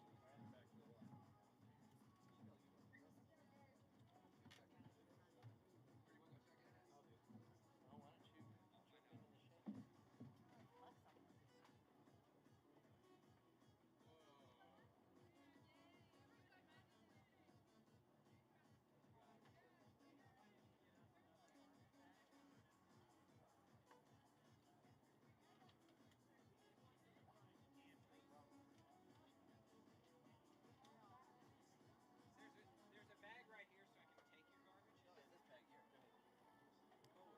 This bag here. Congratulations, there's our winner. Excellent job. Hey, we can do your podium immediately, top 3, so let's try to get you guys over there.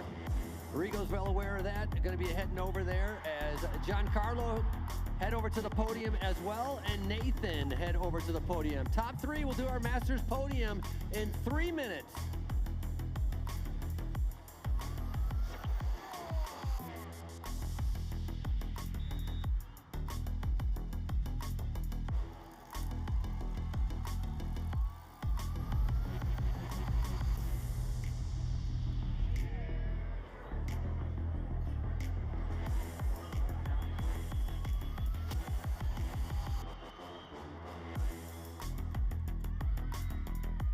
All right, we're going to be a couple of minutes out on our men's Masters podium.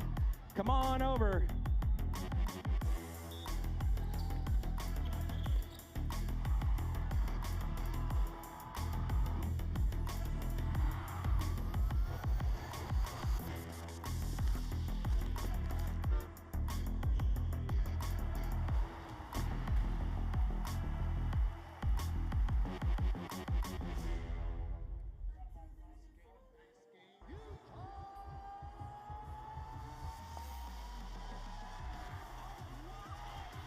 We're just waiting on Giancarlo Bianchi to come on over. We can get your podium done.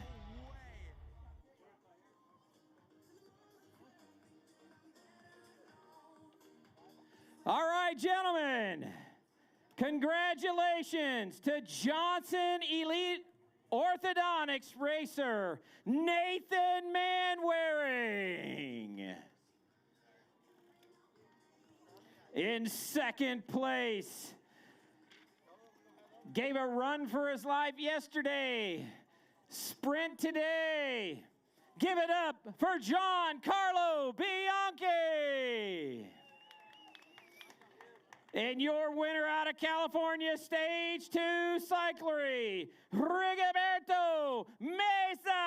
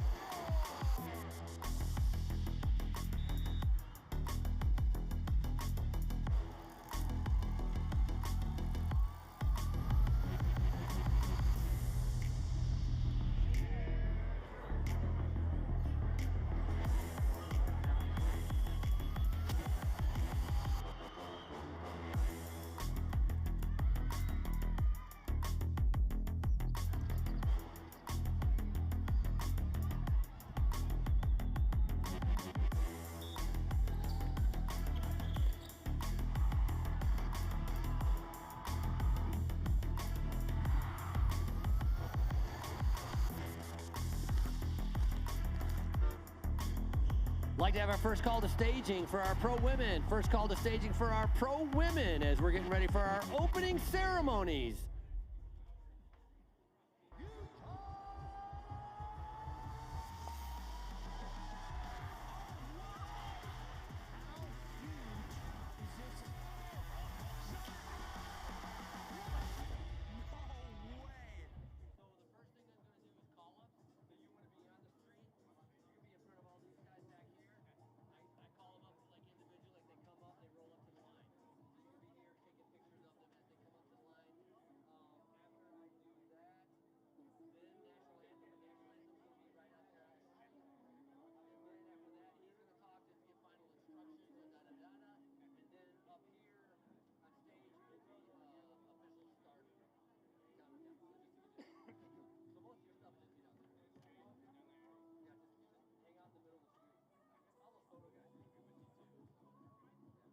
There's a little access door just past the truss you can use.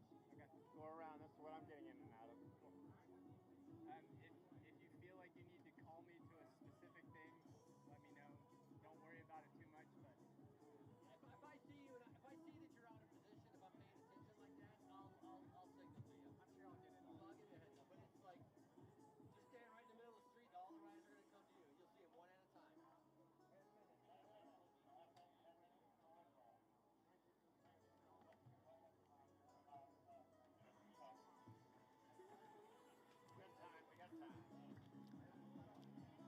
Riders, we're coming up on 2 minutes out to our opening ceremonies.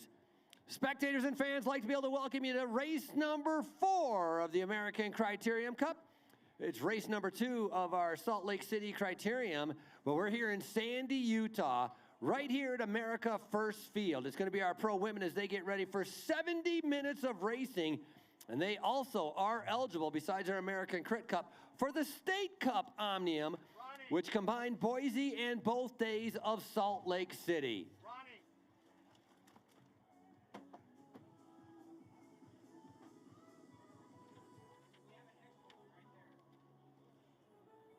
I didn't know that. Yeah, and we're giving it to, what's her name? Sherry? No, I'll just give it to her. Are you going to give her yours? Or the? I'll just go down and give it to her.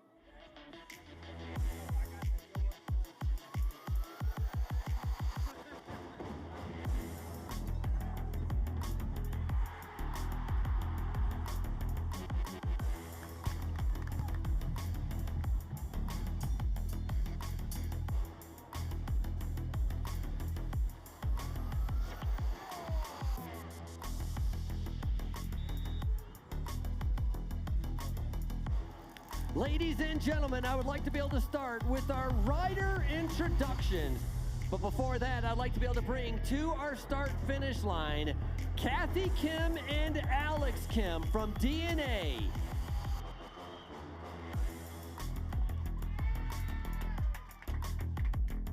Kathy Kim and Alex Kim have been running the DNA Pro Cycling team for 12 years, have supported many riders over the years.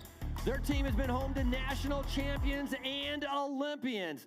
They have helped over 70 riders through their racing program, and that includes giving many riders a home when they needed help and supporting women's racing for all of these years. They've announced they're stopping their longtime team at the end of 2024, but continuing to help and develop riders in the sport. So with that, I'd like to be able to give a big thank you and a big round of applause to Kathy Kim and Alex Kim. And as they're standing on the line, I'd like to be able to bring up the DNA cycling team. I'm looking for Holly Breck, Kim Lucci, Michaela McPherson, Riley McMullen, Shayna Paulus, and Caitlin Rurda. These are some of your riders that are fortunate to be able to be on the DNA cycling team with Kathy Kim and Alex Kim.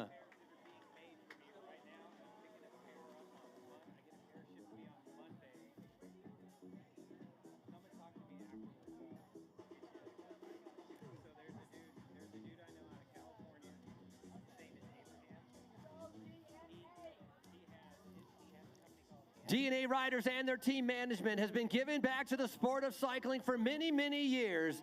And once again, like to be able to give a big thank you to Kathy Kim, Alex Kim, and the entire DNA Pro Cycling team.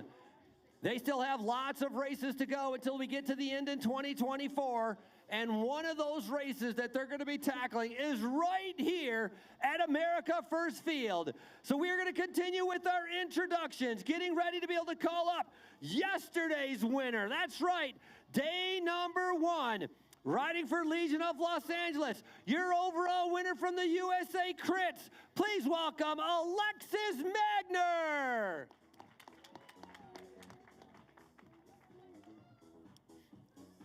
As this is race number 4 of the American Criterium Cup, one rider is your current leader.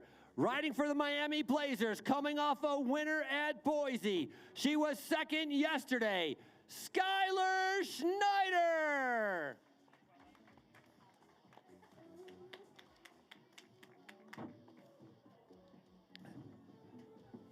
She's a one-woman wrecking crew, riding all by herself with automatic racing. You can spot the orange jerseys easily in the group. Second overall in our ACC. Second place at Boise, originally from right here in Utah, Ariel Verhaeren. On the front row already, currently sitting third overall, riding for DNA, your sprint leader in the green jersey, Riley McMullen.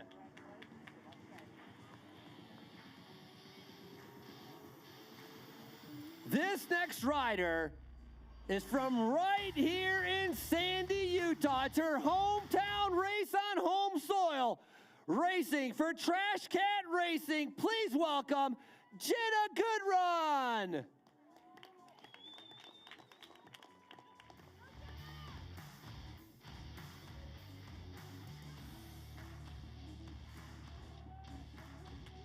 Sandy, Utah native, Jenna coming all the way to the front row. Rest of the riders like to be able to call you to the line, please.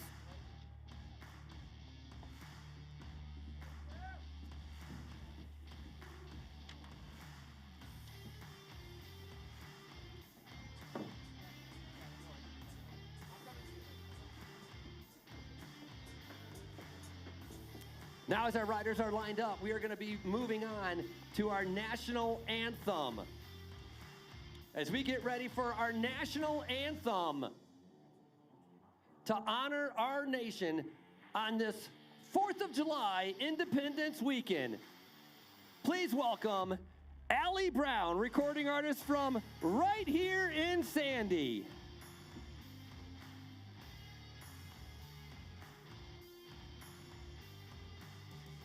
Oh, say, can you see by the dawn's early light what so proudly we hailed at the twilight's last gleaming, whose broad stripes and bright stars through the perilous fight o'er the ramparts we watched were so gallantly streaming, and the rockets' red glare, the bombs bursting in air, gave proof through the night that our flag was still there.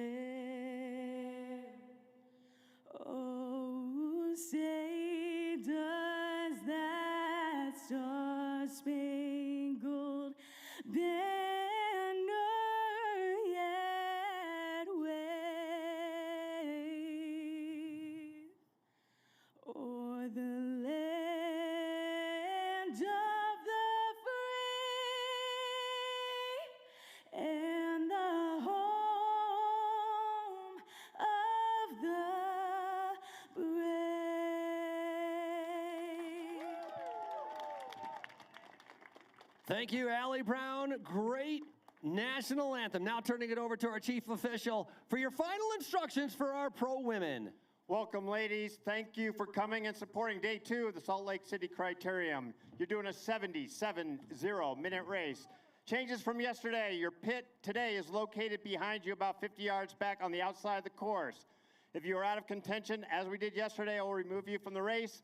Please exit as soon as safe at turn number 1. One of my officials will take you off. Ladies, above all, I wish you a safe race. Have fun and good luck. You're Riders, under about 30 seconds. Frankie, it's all yours. Riders, glad you guys are here. Remember, free laps are over with 6 laps to go. Gambler Preem, that's going to be up. 1 kilo worth of silver, worth about $1,000, brought to you by Alex and Kathy Kim. Also, want you guys to have a great race. It's day number 2 of the ACC. Like to be able to kick things off with our official starter that's going to be sending you up the road. That's going to be Jennifer Ford, your Sandy City Events Coordinator, getting ready to count you down and send you on your way. All right, welcome to Sandy City. We're excited to have the Salt Lake Criterium here. I'm going to count you down. 3, 2, 1. Bravo, perfect. Excellent job, Sandy City, getting it done. Big thank you once again, Jennifer Ford, your events coordinator here, sending our pro women off.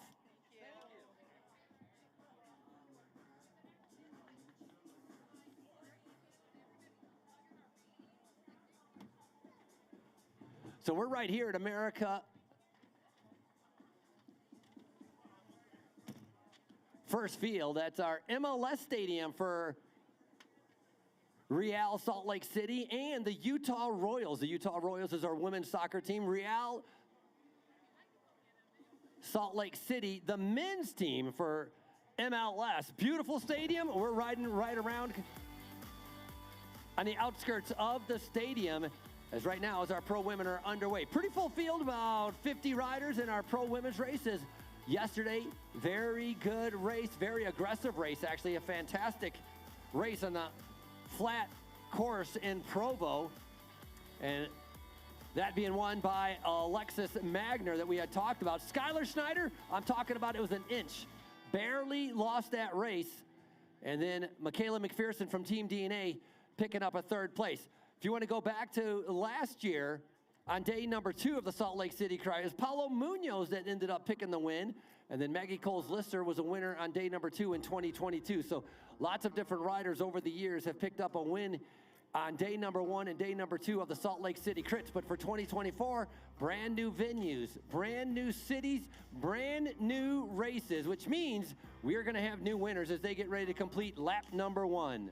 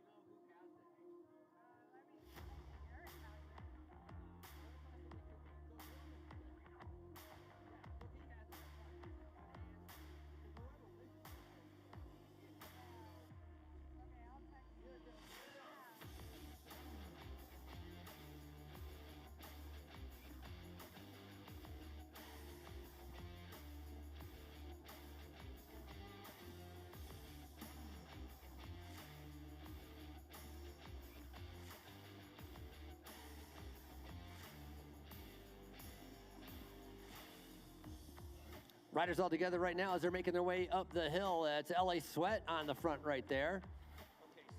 LA Sweat riding on the front with Monica Merced.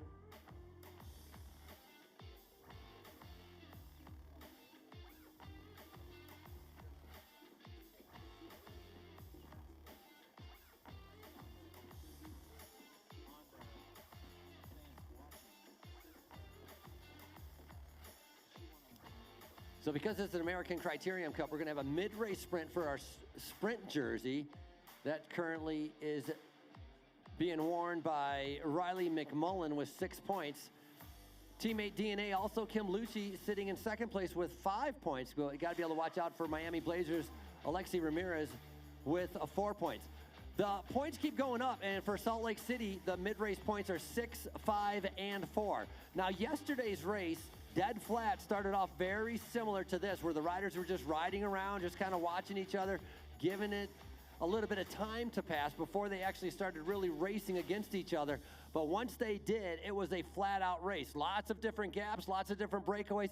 Very exciting and definitely a very hard race yesterday with our pro women. I expect nothing less, especially with the challenging course we have here today. Going around turn number 1 is definitely a headwind. Here you can see them serpentining on the big screen, very fast downhill, and when they whip around, it's a little bit of a headwind on this uphill. It's about a 3% grade for about 250 meters, and so don't necessarily want to be the first one coming up the hill. Got to be able to be a little bit cagey on where you want to position yourself for the sprint. Lots of racing still to go. It's our pro women that are underway.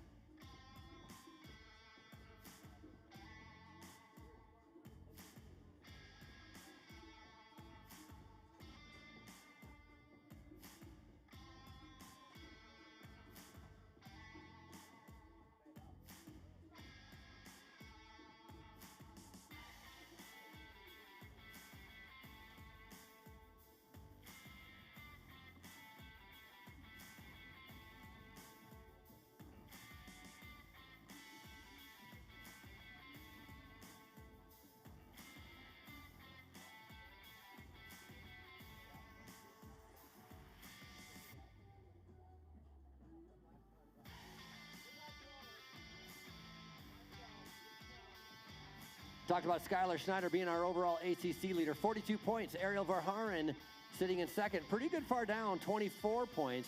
Then it gets a little bit closer. Riley McMullen with 23 points. Michaela McPherson with 20 points. And that's because the places go 15 places deep. Only 1 point difference for each of the places. Not only that, we got the Omnium. Day number 1 of Salt Lake City took place. This is day number 2. Great downtown venue in Provo and a great venue right here at America First Field. As Ariel Verhaeren now just kind of riding a little bit of tempo on the front, keeping things in check, doesn't want to let anything get away from her. Once again, I'd like to be able to give a big thank you to our title sponsors, LHM Cycling Club and Larry H. and Gail Family Foundation. Hangar 15 Bicycles just down with our neutral service pit. You can see a rider going into the pit right now. They've done a fantastic job taking care of all of our problems that happened during the bike race. A big thank you to Hangar 15. NV Composites, Ogden-based carbon wheel and bicycles.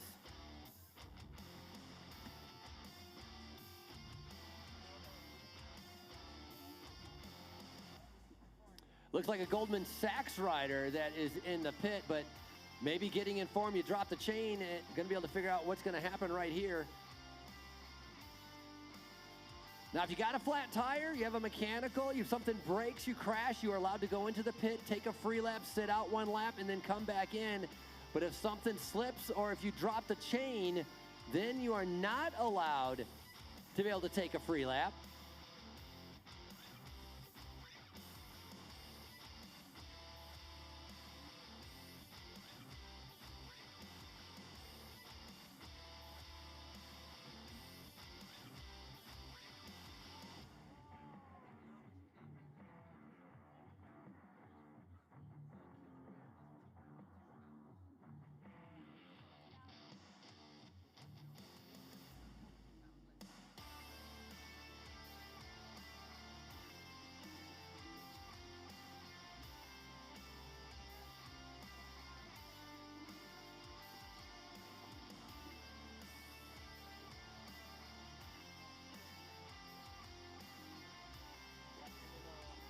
All right, we've got a flyer away. That's going to be Rebecca Lang from Kingdom Elite Racing.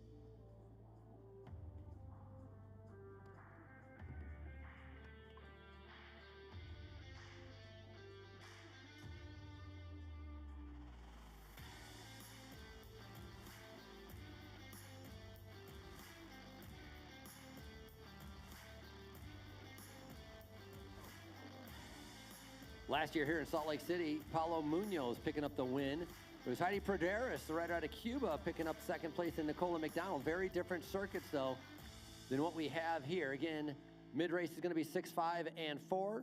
And Skylar Schneider, your current overall leader in the ACC.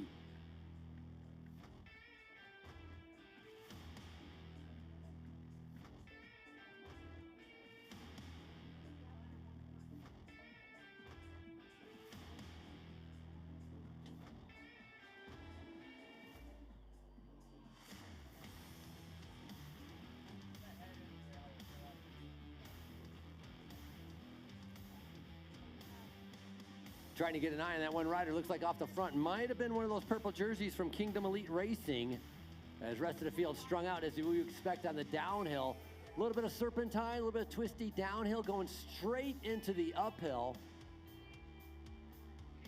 Yesterday we saw what happens when you can't break away. If you can't get away from the sprinters, you're not going to be able to beat them. And so some of these riders, especially on this kind of course with the undulating, a little bit of an uphill, a little bit of a downhill, now they have a chance, and that's exactly what Kingdom Elite is doing. That's going to be Shannon Koch right now coming through. That is going to be about a 6-second, maybe a 5-second gap, 5-second gap. One of the teammates, Yarly Salazar, a very fast rider out of Mexico, on the front right there, keeping the pace going.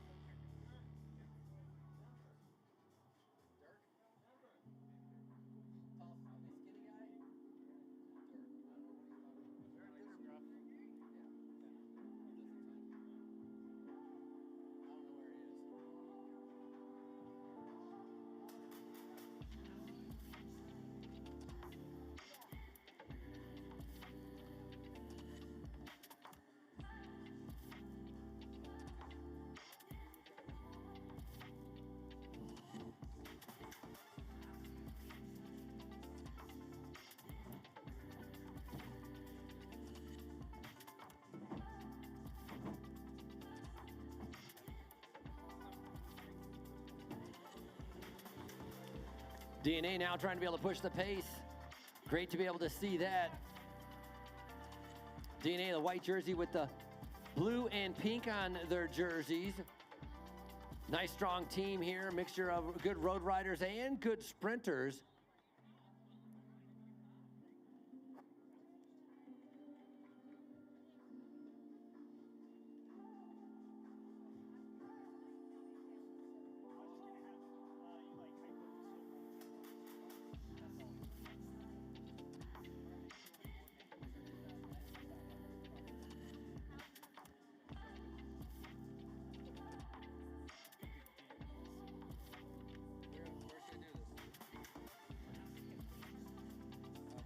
Well, that's what he's about to do.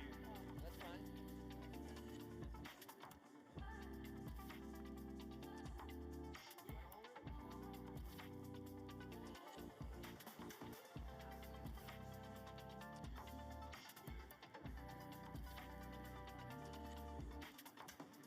One of our rare prizes that we're going to be having here at our day 2 of our Salt Lake City is our 1 kilogram bar of silver brought to us by Alex and Kathy Kim, worth about $1,000. They first came up with this idea last year when they had the silver bar, and it's the Gambler Preem, and that means you're going to have to be able to take a choice. Do you go for the silver, or do you wait and try to be able to win the race? And that's why it's called a Gambler Preem. So that's going to be coming up, ringing the bell at 2 laps to go. 1 kilogram of silver going to be on the line once we get down to the Gambler Preem for our pro women.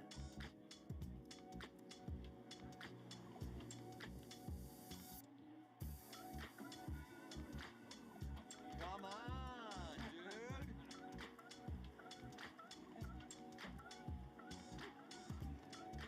Thanks. I'm telling you, it's that cat 4 now.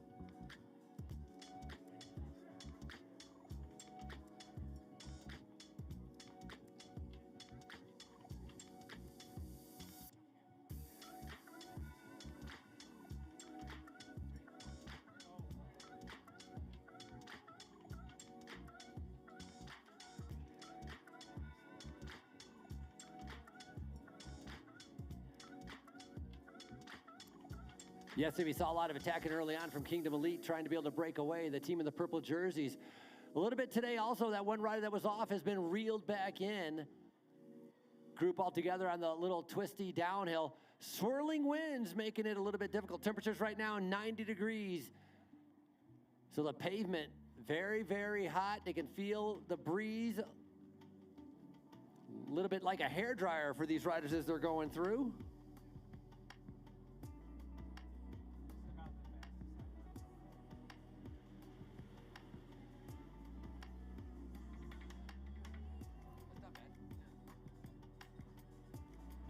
So Lang decides to be able to come onto the front, kind of looking over her shoulder. Rebecca Lang, a very strong rider on that Kingdom Elite. Remember I talked about those purple jerseys. They don't want anything to be able to get away. Yesterday, the same type of riding, very controlled, a little bit timid during the first few laps, and then things started to be able to open up. They're waiting for a little bit of time to go by. It's hot out here, 70 minutes of racing.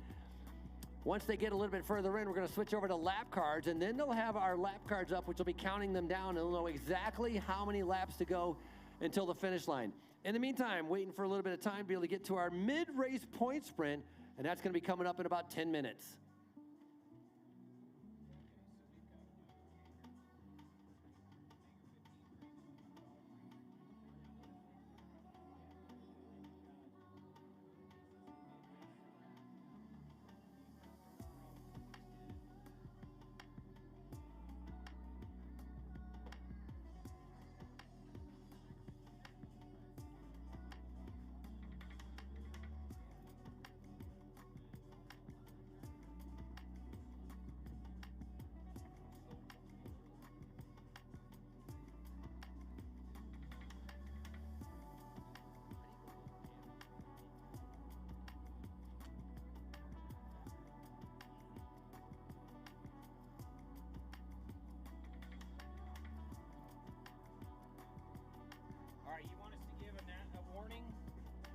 we're going to do a preem. We're gonna.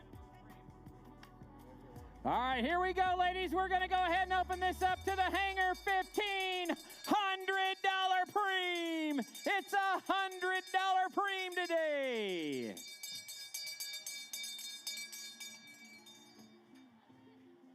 Big thank you to Hanger 15, $100 premium as we rang it. Skylar Schneider was sitting back as those two riders were kind of starting to be able to go up the road. Heard the money. You could tell in her head she was thinking about like, hey, do I want to go across to these two riders? But once we ring that bell for the premium, she's like, all right, I'm going to kill two birds with one stone. I'm going to go across to the front two riders, and I'm going to put myself in contention for the money. That was a little bit of the deciding factor instead of sitting back and waiting to see if the two riders were going to be able to break away. So right now it looks like everybody's all together once again as they go through turn number 2, getting ready to go through the very, very fast downhill on the backside of America First Field.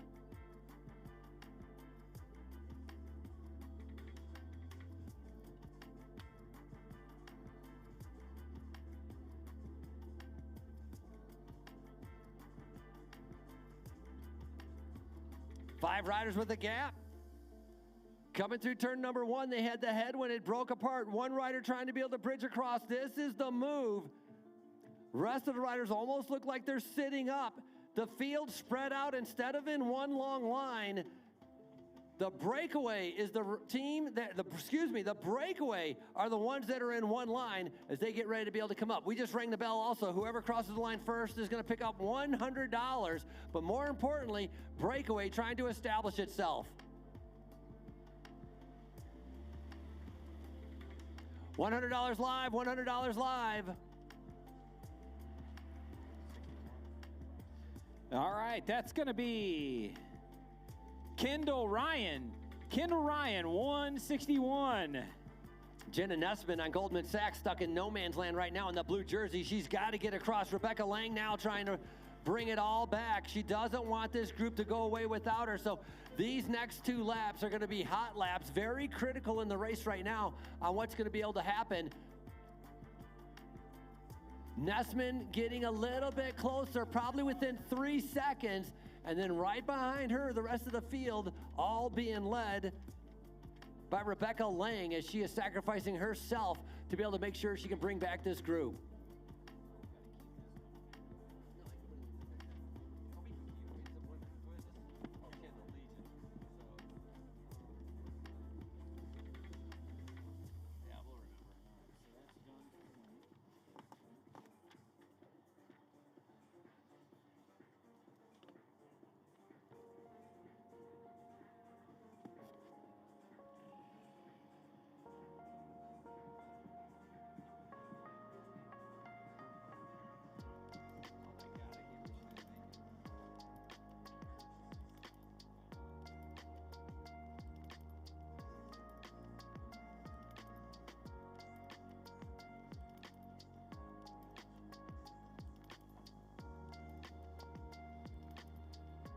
Ariel Verhaeren, the rider sitting in 2nd overall in the American Criterium Cup, has made it into that group.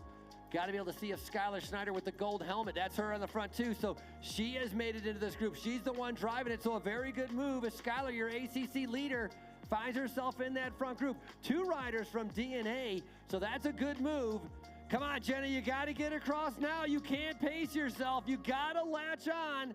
Goldman Sachs now on the front. I don't know. And now we have Stephanie Halamick on the front chasing in the main field as well. Yeah, Frankie, I think you said it right. I don't know. I don't know what's got them thinking that the race up front's going to slow down for them. Right now, Jenna Nussman is just in a world of hurt trying to be able to get across that gap. And I'm saying like it's easy to just go a little bit harder, but she's already maxed out. But the thing is, when you're going across the gap, you can't pace yourself. You can't let it last 2 laps of riding tempo. You have to get across the gap as quick and as fast as you can. And especially if you're going up against riders that are some of the strongest in the entire United States. And that's exactly what you have in the front group.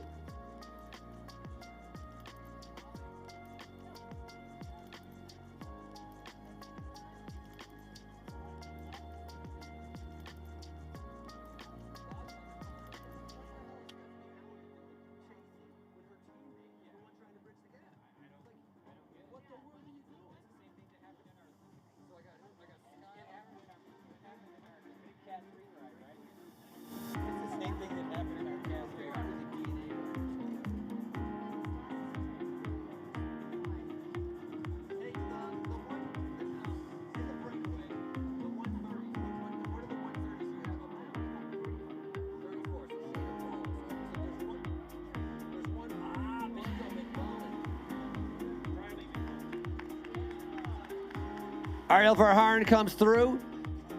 Nessman, I think, made it on there. In the back right there, a great job. Riley McMullen is in there as well as we're waiting for her to be able to get to that sprint jersey, as that's going to be coming up a little bit mid-race point sprint. Here's the rest of our riders coming through right now. It's LA Sweat trying to be able to get themselves up there. So Automatic Racing has a rider up there. DNA has a rider up there. Miami Blazers, Legion of Los Angeles. Very strong group of riders, which doesn't leave a lot of teams to be able to do the chasing. So this bodes well that this break might be able to stay away.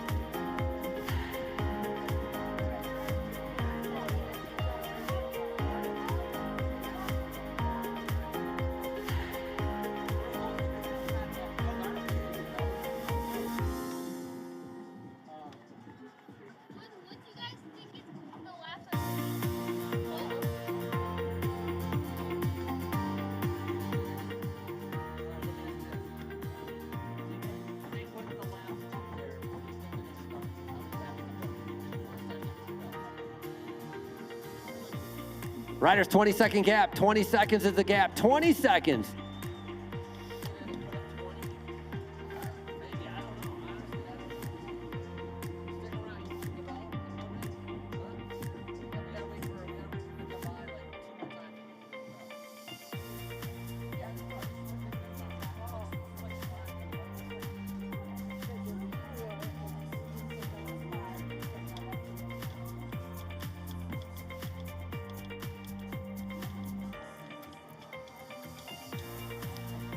One thing to keep an eye on are breakaway riders. They need to cooperate. They need to continue to be able to work together. 2 riders from DNA with Shayna Paulus and Riley McMullen. And then we got Jenna Nessman that latched onto the back from Team Goldman Sachs. That was a huge effort by her. She needs to sit down and try to be able to recover. Skylar Schneider and Kendall Ryan also in that group. That's Skylar Schneider in that red jersey swinging off. She's your overall leader of the American Criterium Cup with a pretty comfortable lead. Rider in second overall in the ACC. Also, Ariel Verharren has made it into that group with the orange jersey from Automatic.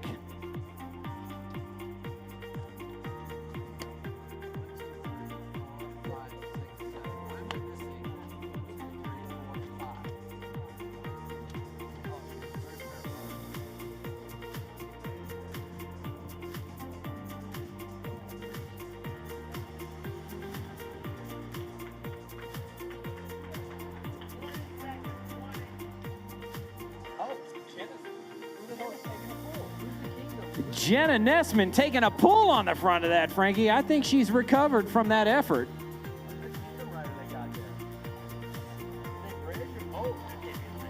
Hey, who's the 160 rider they got up there? A 61 and a 60. So Shannon Cope. We knew that Kendall Ryan was here.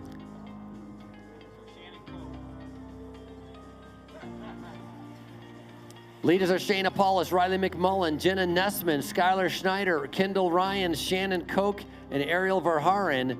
And I didn't see how the Kingdom Elite Racer rider, how she got up there. Hey, come back. You're gonna ring the bell. No, we're gonna ring the bell this time. I just said that. Oliver, are you ringing the bell?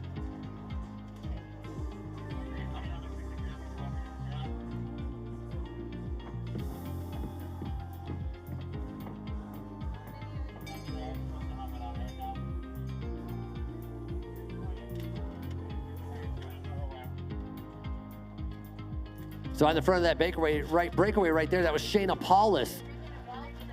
DNA keeping them going through, trying to be able to increase that gap. Coming up the hill last lap, they were spread out all across the road.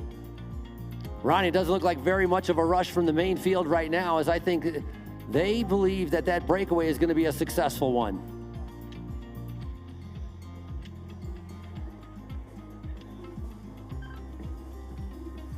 Are you ready? Bring it, bring it, bring it. ACC mid-race point sprint. ACC mid-race point sprint.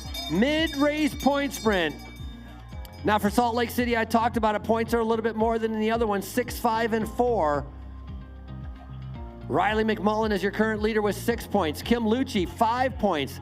Alexi Ramirez with 4 points. Skylar Schneider, though, who is in that break, does have 3 points. So it's a big opportunity for Riley McMullen to be able to increase her lead, and her main rider that she needs to worry about is Skylar Schneider in that gold helmet. Riley McMullen with the green jersey and Skylar Schneider with the gold helmet.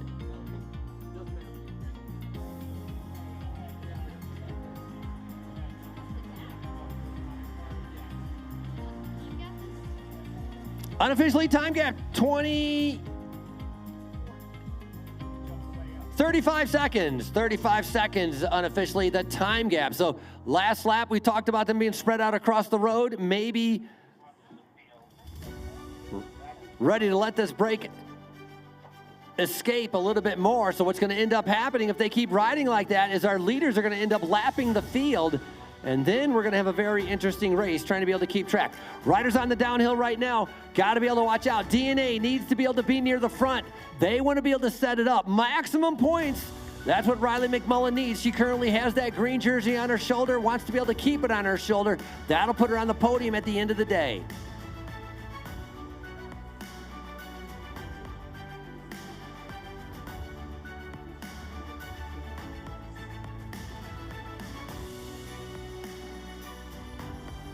Here's your sprint. Skylar Schneider's going to be picking up points right there. Skylar McMullen Verhaeren.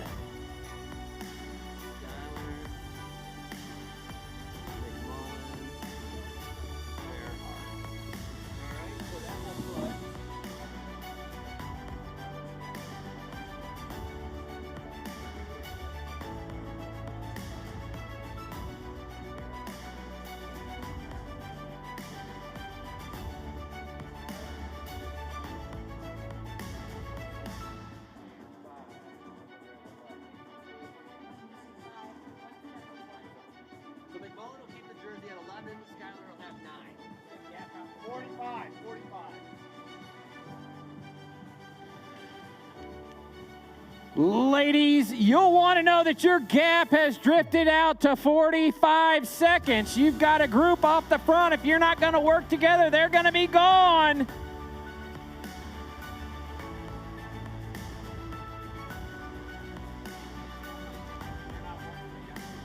So unofficially with DNA, Riley McMullen wearing that green jersey, that second place she got in the sprint is enough to be able to keep her in the points jersey, as she now moves up to with 11 points, and Skylar Schneider now moving up with 9 points.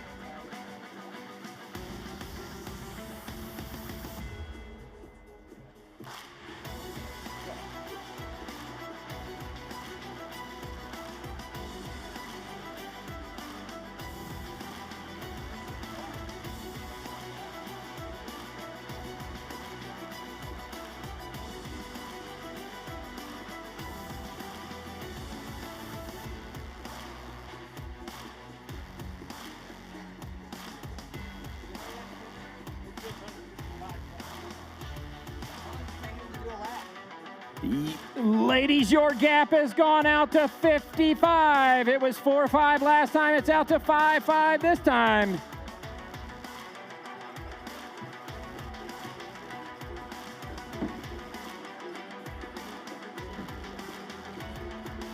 We're going to wait for our leaders to see how much time behind the main group is.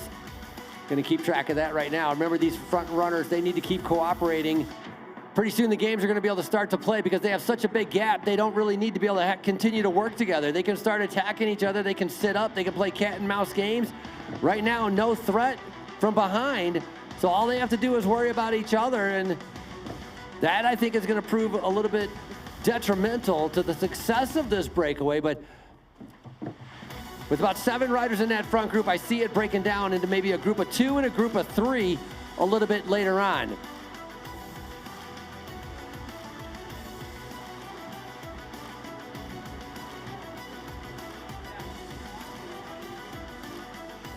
Riders, you're 1 minute from lapping the field if you so choose. You're 1 minute from behind the field, 1 minute from lapping the field. Kendall Ryan looking very comfortable sitting in the back. Kendall Ryan on the back of that with the gray jersey is a 2-time back-to-back Criterium National Champion. Very good sprinter. This is the type of course that would suit her well. Skylar Schneider, also very good sprinter. Good with the more difficult the courses there are, the stronger Skylar Schneider seems to be able to get. And so this course suits her very well as well because of the uphills and the downhills.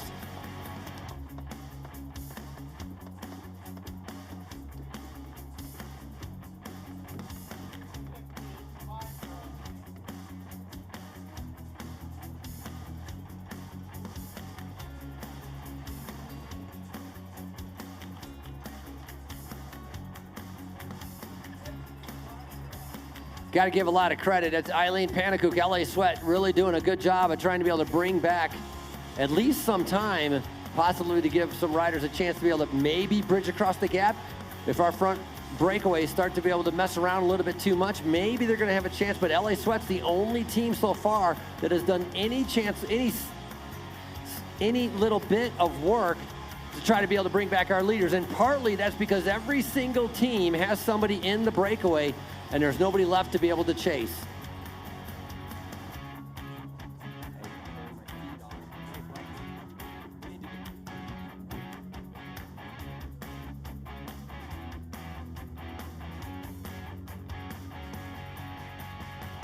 Alex Whitney, could you come over to the announcer's tent, please? Alex Whitney with your zip ties.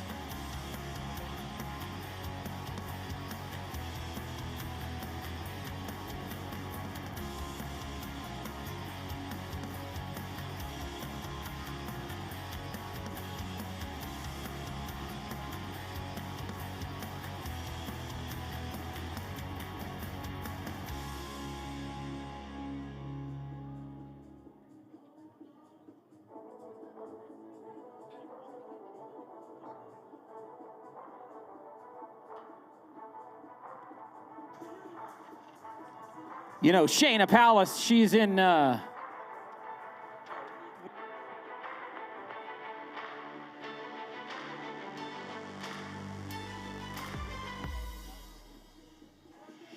Shayna Palace, she's in our ladies race right now. She and her husband Nielsen Palace are going to be holding a Grand Fondo on November 2nd.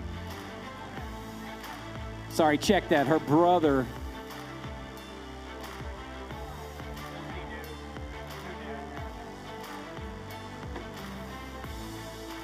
in Auburn, California, the endurance capital of the world.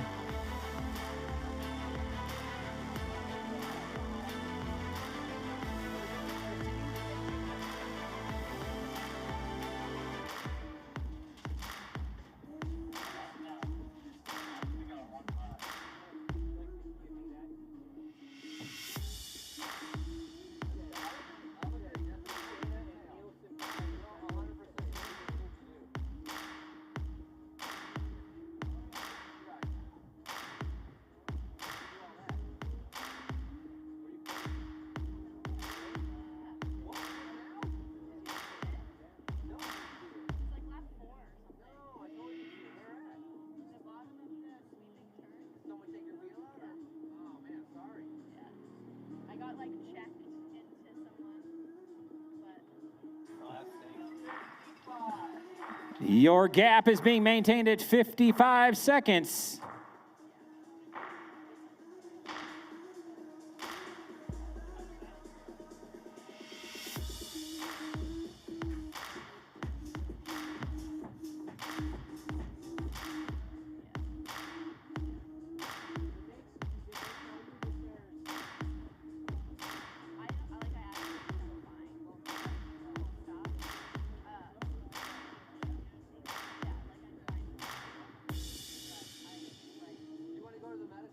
I've already been there.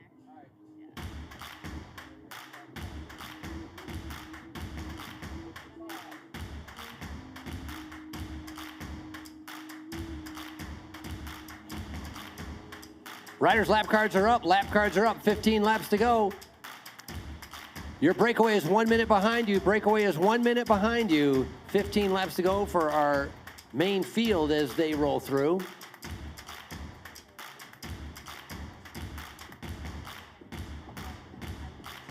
So in this front group that's getting ready to be able to come up, we've already talked a little bit about the mid-race point sprint. That's been solved now, right? Because Riley McMullen is going to keep that jersey. Now looking at the overall for the American Crit Cup. Skylar Schneider with a pretty good lead. Ariel Verharn in second. Riley McMullen in third. That's where it gets tricky. Ariel Verharn in the orange jersey, 24 points. Riley McMullen in the green jersey, 23 points. Only 1 point difference between the two. And so that'll be a chance for either one to be able to get a little bit closer to the overall leader, Skylar, or maybe to be able to move up one spot on the podium by the end of the day.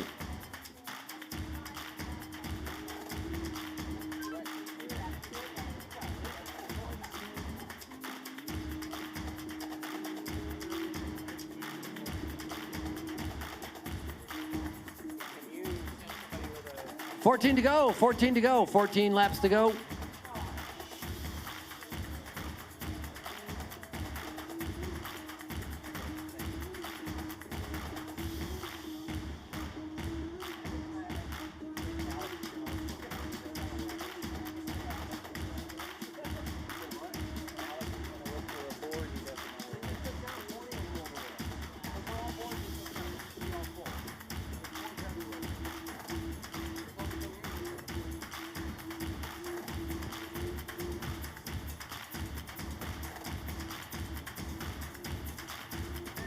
Hey, as you're walking around, big thank you to Mark Miller Subaru.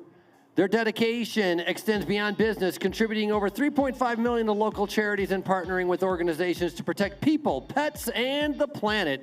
Experience a dealership where innovation meets community care at Mark Miller Subaru.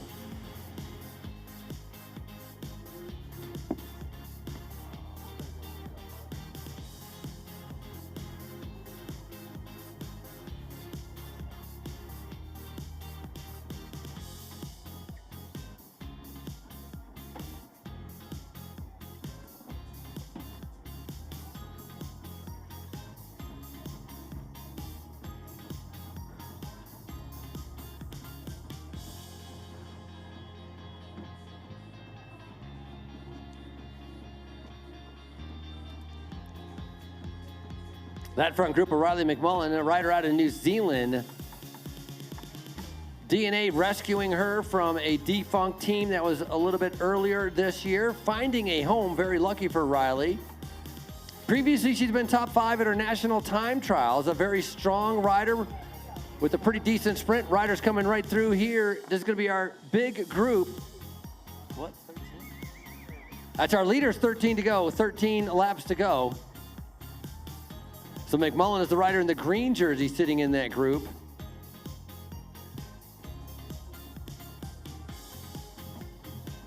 Kendall Ryan already with a very successful 24, winning earlier this year at Sunny King. She won Spartanburg, also Crystal Cup, 2 stages of Tulsa, and then most recently coming off a win at Harlem.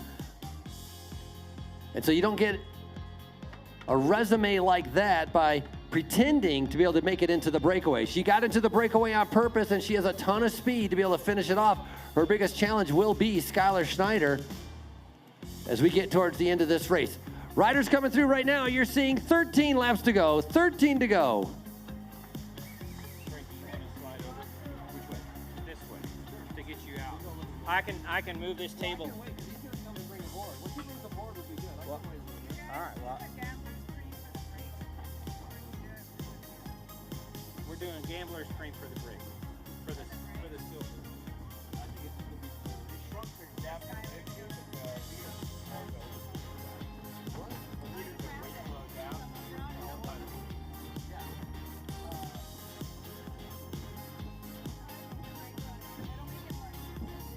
I mean, it's your silver. But I think we're just kind of fried up. Because the breakaway made the break. That would be looking hard. Whoever's the lead, winner the lap.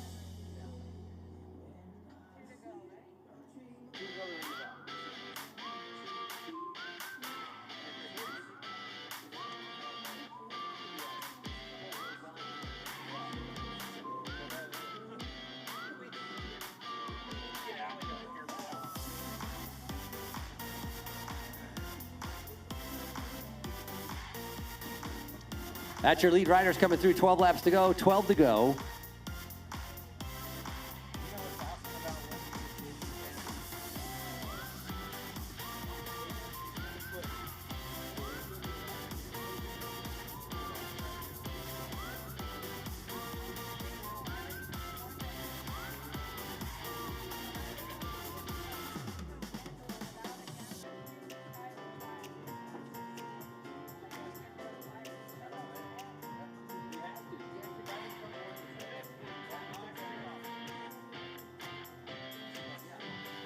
All right, ladies, your gap is maintaining it between 50 and 55 seconds.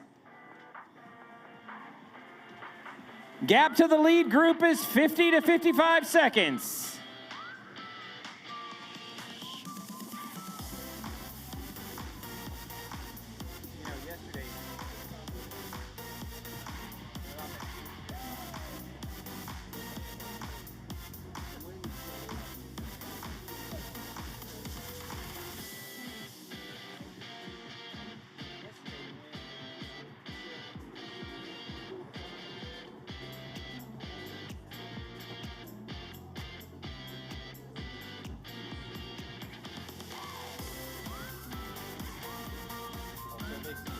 Going back earlier to our ACC races, we started off in Tulsa. Kendall Ryan was your winner at Tulsa. Then it was Kim Stovall taking the win in Wisconsin on a brave solo move. Riley McMullen actually finished up second in Wisconsin. And then just last week in Boise, Skylar taking a win, Ariel Varharan in second, and Michaela McPherson in third. And come to think of it, that's our exact same results we had here in Salt Lake City on day number 1. Coming through 11 laps to go, 11 to go, 11 to go. She did a phenomenal move to be able to get into that move. That is Jenna Nessman. Nessman was in no man's land and then dug deep to be able to get herself into the break, and come to find out that was one of the race-winning breakaway moves. So it was a great job from Team Goldman Sachs for Nessman to be able to get herself into that front group.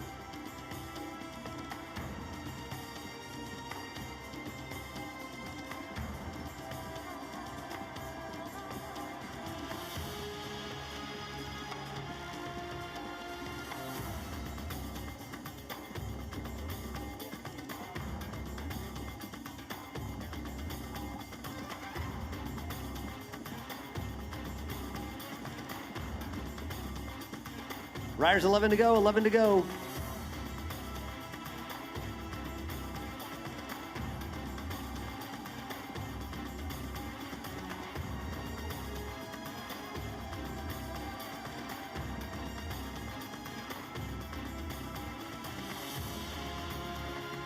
Riders, our leaders are going to be seeing 10 laps to go. We've talked about it. It's been announced. It was actually in the tech guide. It's been well advertised at our Gambler Preem.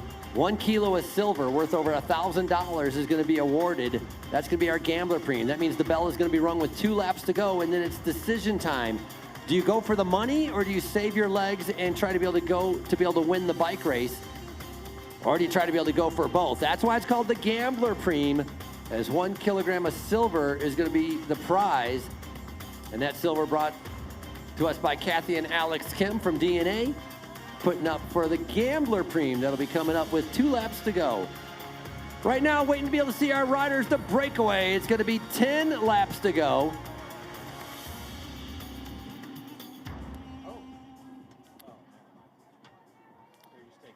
Shannon Koch in the purple, Ariel Verheeren in the orange, Jenna Nessman in the blue. Then you have Shayna Paulus in the white, Riley McMullen in the green, and Kendall Ryan in the gray, and then Skylar Schneider with the gold helmet. Those are your breakaway riders. So in this situation, advantage DNA because they have 2 riders. Nobody else up there have 2 riders in the breakaway. So they need to be able to talk with each other. They need to be able to figure out how can they use this to their advantage. One way is that if somebody breaks away, if somebody tries to be able to escape, they're going to be able to use one of their riders to actually do the work to be able to bring it back or to be able to chase it down while keeping the teammate fresh. But that still has to be remain to be seen, and maybe sometimes the best defense is to be on the offensive, maybe be one of the first riders to attack to put yourself in that winning move as we have the rest of the riders coming through with 10 laps to go.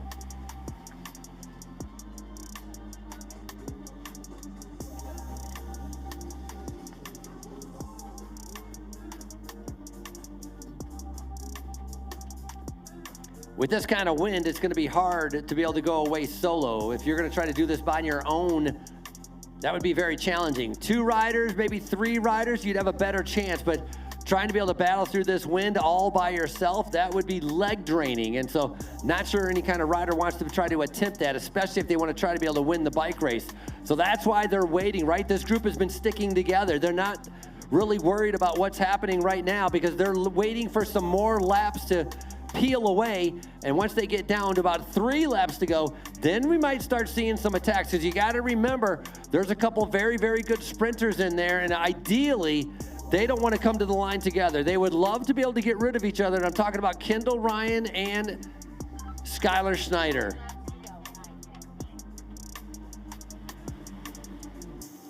Here's your leaders, 9 laps to go, 9 to go. Clap your hands and cheer them on.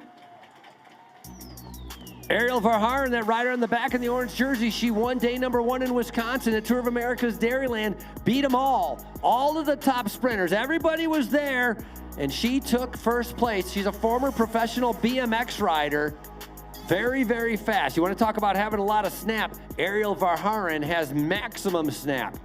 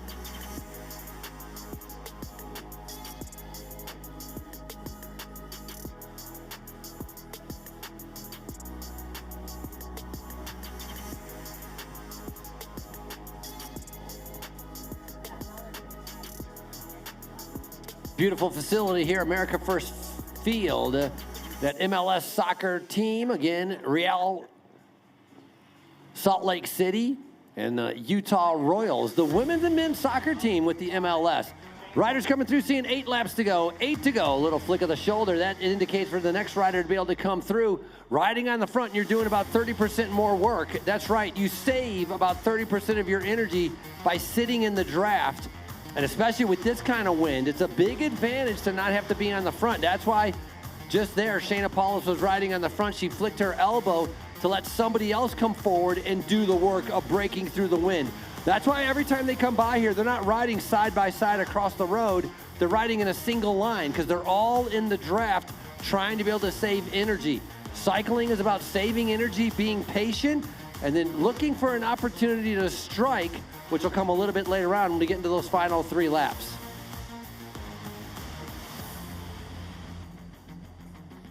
Eight to go. I see Mark Miller from Hangar 15 out, one of our sponsors of today's race. We want to thank you guys at Hangar 15, Mark.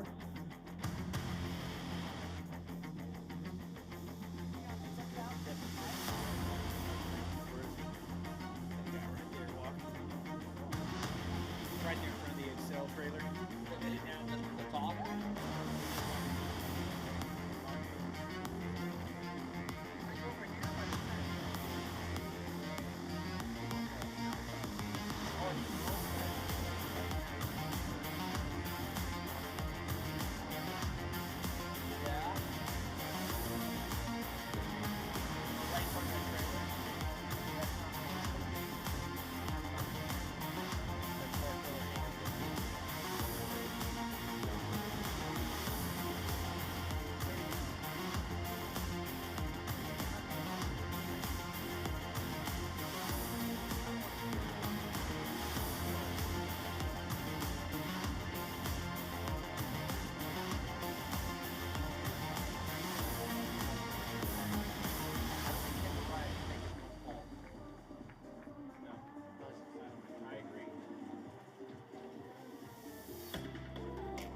Very comfortable right now.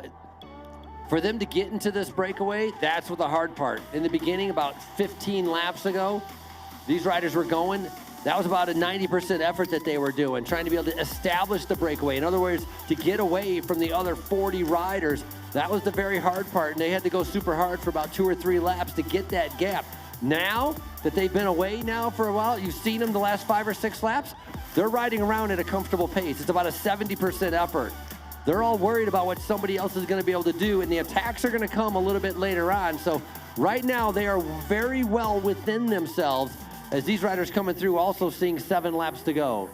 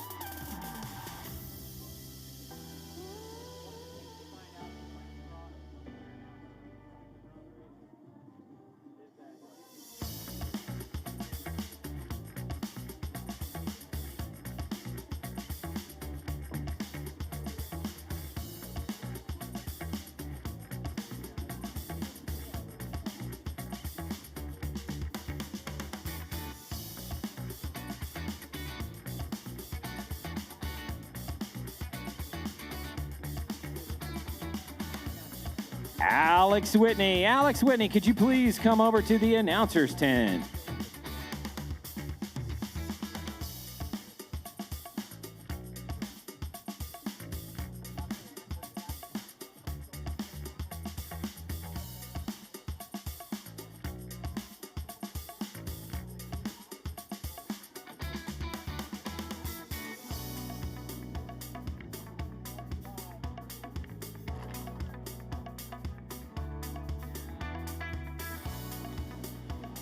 All right, ladies, there's some gamesmanship happening up front in front of you, so you're now only at 45 down.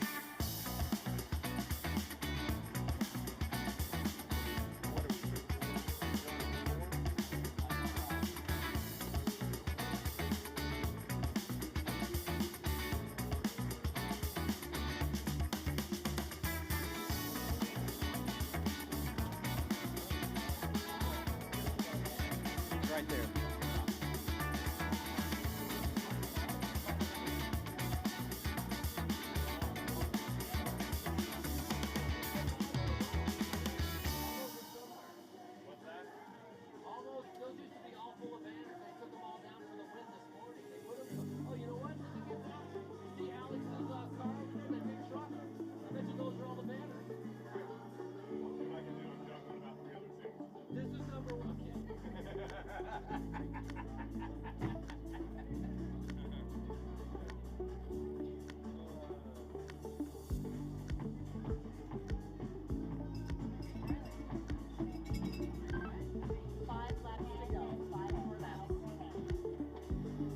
There's your leaders right now making their way up.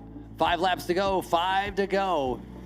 Little Clan Shayna Paula swinging off the front, and you're going to have next riders coming through, all of them in line. Riley McMullen in that green sprint jersey, she'll have that at the end of the day. Sitting on the back, Jenna Nessman. Shannon Koch made it in there. Shannon Koch out of Florida, that's the big rider in the purple jersey. I should say the taller rider in the purple jersey. Multi-time Masters national champion. Talked about Kendall Ryan being a national champion as well. Riley McMullen has been a 4-time junior national champion. So all of these riders have been national champions, have had a ton of experience on their shoulders, and they all find themselves in the front group. Gap starting to gradually come down. 5 laps to go, 5 laps to go. 40 seconds is the gap. 40 seconds is the gap.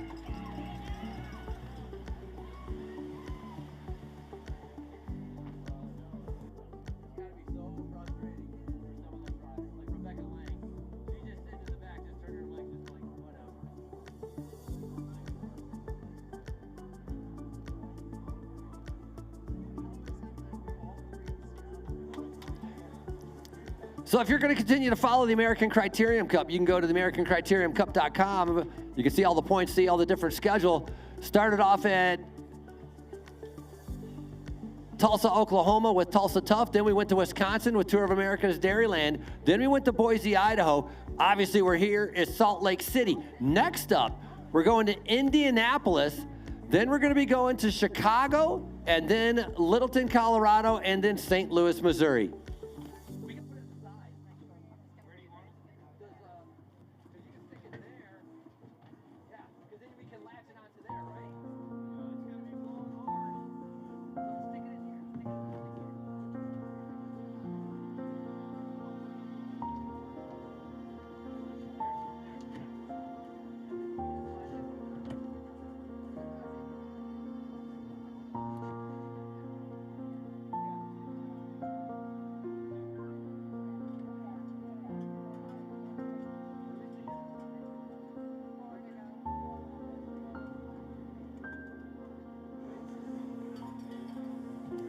Come on, Sandy, cheer him on. 4 laps to go. We're getting down to crunch time. They're going to have to figure out how they're going to be able to win this bike race. They've done the uphill a ton of times. They know exactly what's involved.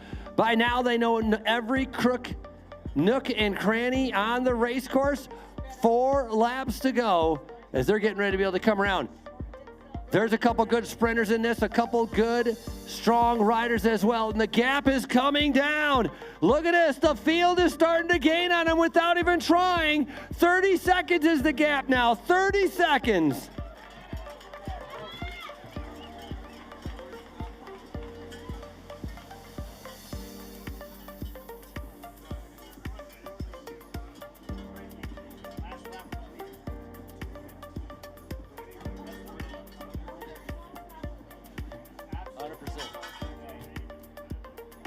There you go. Bravo, man. So let's move.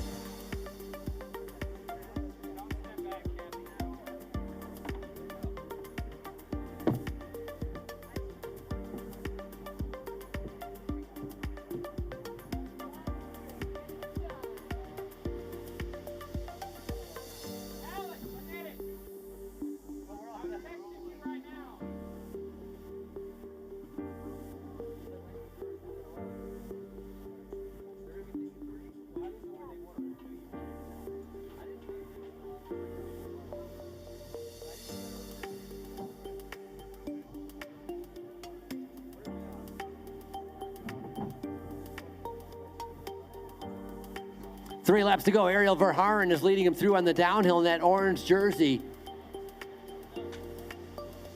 A lot of times it makes a difference when you're here on your own and you don't have any teammates, but when you're in the breakaway, nobody has any teammates except for DNA. Riders 3 to go, 3 laps to go, 3 to go. Shannon Koch leading him through. Nessman in second. Shayna Paulus on the back is Riley McMullen, just in front of her in the gold helmet. Skylar Schneider. Now the gray jersey is Legion of Los Angeles. That's Kendall Ryan, a very fast sprinter, 2-time Criterium National Champion. Got to be able to watch out for her in the sprint. Skylar Schneider, also extremely fast, coming off a second yesterday. Both of them are known for their sprinting abilities. The other riders in the group, they know how fast these other riders are. If they want to be able to win, they got to be able to figure out how to be able to get away. And more importantly, when they come around, they're going to be seeing 2 laps to go. And at 2 laps to go, we have what's called the Gambler Preme. We're going to be ringing the bell and giving away 1 kilogram solid silver bar. And that is going to be our prize for whoever wins the following lap. And that's coming up.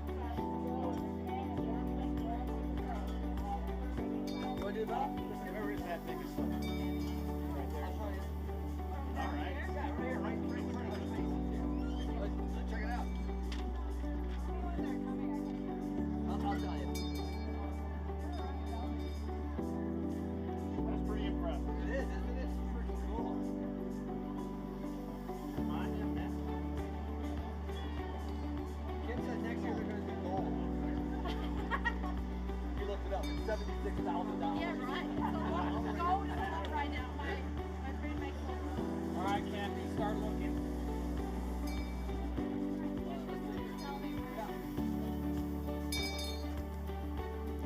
1 kilo of silver. Gambler Preme, 1 kilo of silver worth $1,000. A kilo bar of silver, Gambler Preme, 2 laps to go. Now we call it the Gambler Preme because what do?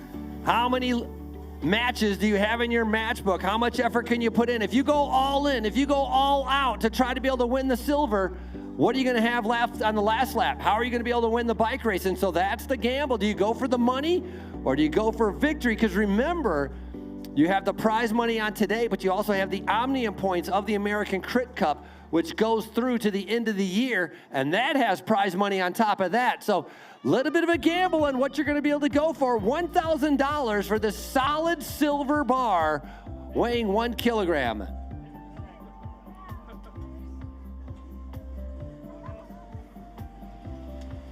Riders 2 to go, 2 to go.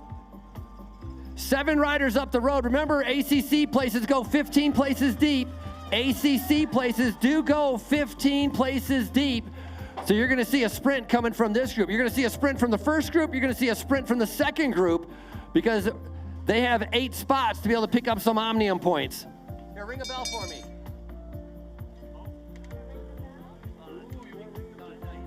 I can ring it? When can I do it?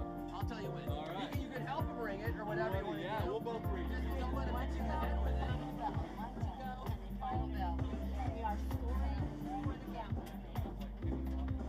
Camera rolling right now, trying to be able to get to the top of the hill to see where our leaders are as they get ready to be able to come down.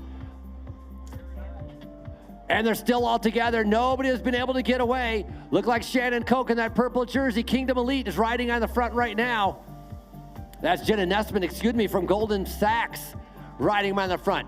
Ariel Verhaeren starting to be able to strike out. The orange jersey starting to be able to come by, and it's going to be the bike throw.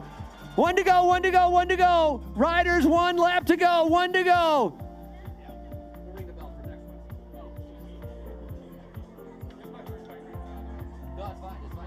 That was my fault. I was so excited about the silver.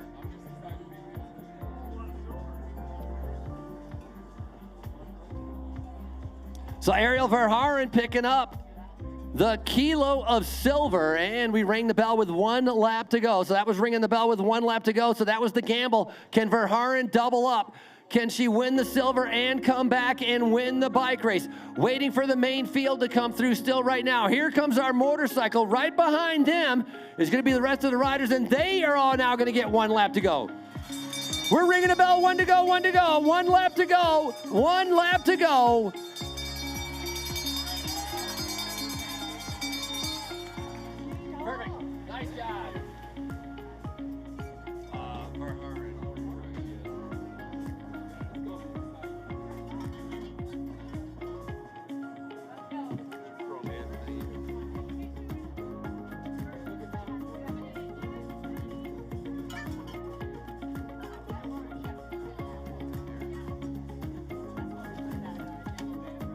Shayna Paulus in the white jersey of DNA starting to be able to lead them out on the downhill. Trying to be able to keep it going as fast as they can.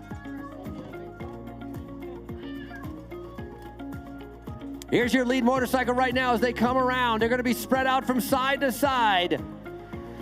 Watch out for the gray jersey of Kendall Ryan, the gold helmet of Skylar Schneider, and here they come right up the middle. The blue helmet, Kendall Ryan, Skylar Schneider, Shannon Koch, Legion of Los Angeles. She sat on, she stayed rested, and we talked about how fast she is. And she came through once again as Kendall Ryan picks up victory. All right, everyone, we're looking for the group sprint now. Who's going to take the group sprint? Let's bring them across with just as much gusto. We got a big sprint out right here on the front of the bike race right here.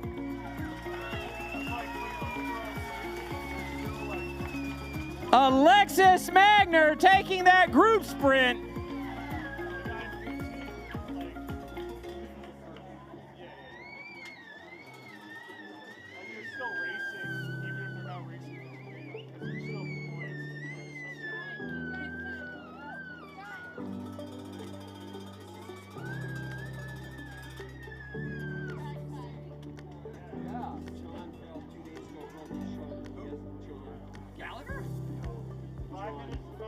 This guy, John Kimball? John Kimball fell on the shoulder 2 days ago. Mountain bike. He's going to try and be here. If not, Question.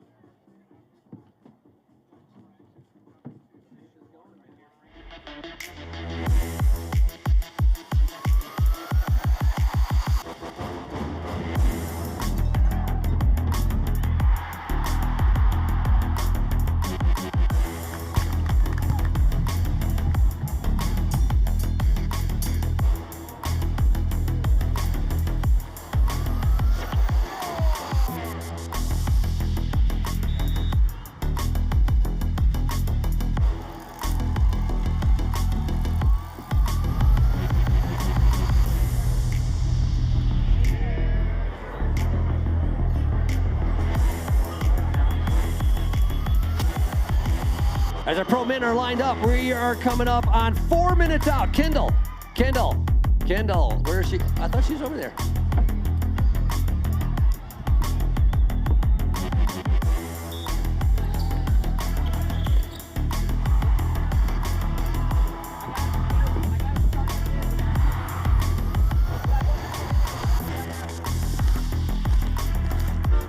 Like to be able to call up our rider introductions for our pro men.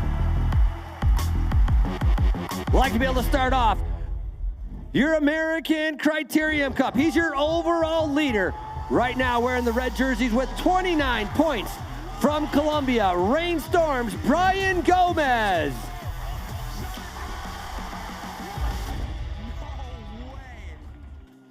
Sitting third overall. Coming out of Colombia, he won in Boise right now with 28 points, tied for second place overall in the ACC. Please welcome Jordan Parra.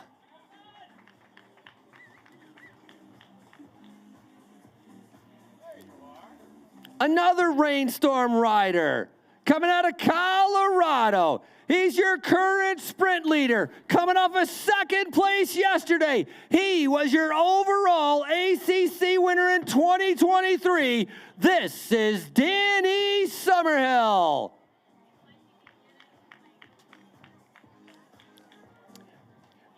with a huge victory yesterday. This rider's from Mexico. Please welcome Alfredo Rodriguez. 2 days of racing in Salt Lake City. Let's go back to 2021 when this rider won in commanding fashion. Riding for Legion of Los Angeles, Justin Williams. Rest of the riders to the line.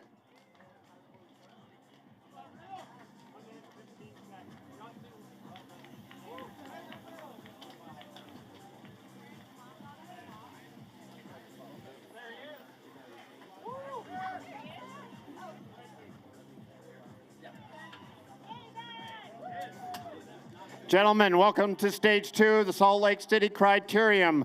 You are just under 1 minute to your start. You are doing a 70-minute race. Changes from yesterday, gentlemen. We ask you to leave the course to keep the racing safe for all riders. Please exit on my whistle. We will place you and exit at turn number 1. The pit today is located behind you about 50 yards back on the outside. Free laps, and with 6 laps to go. And with that, gentlemen, most of all, I wish you a safe race today. Good luck. Have fun. Frankie? Riders, we're about 1 minute out. 1 minute out as we get ready to kick you guys off. It's going to be an incredible race, very challenging. Coming up on 15 seconds. Riders, it's time to clip in, buckle up, and strap on those helmets. Sandy City, you guys ready for the pro men? Let's send them off. Riders, you're going on the whistle. Riders, ready.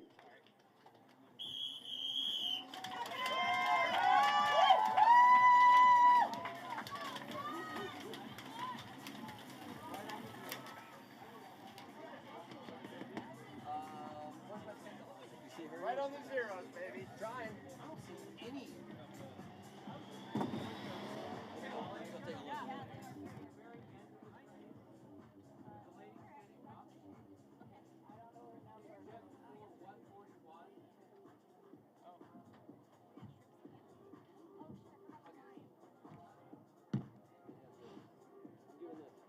You find her. Ariel for her.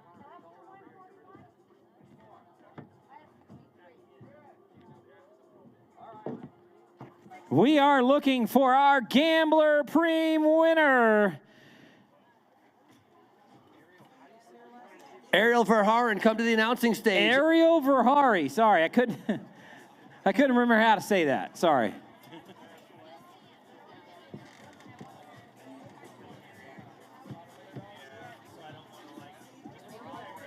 Gambler Preem winner Ariel Verhari. Please come on over to the announcer's tent.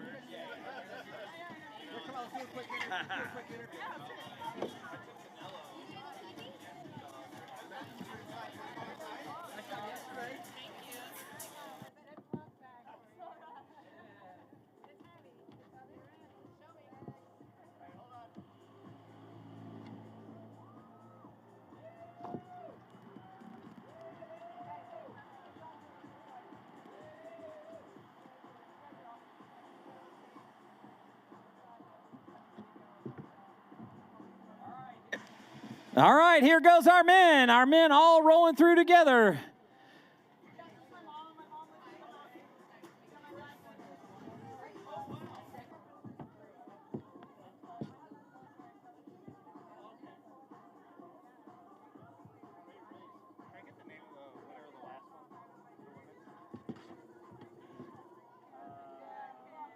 Frankie's probably the best one.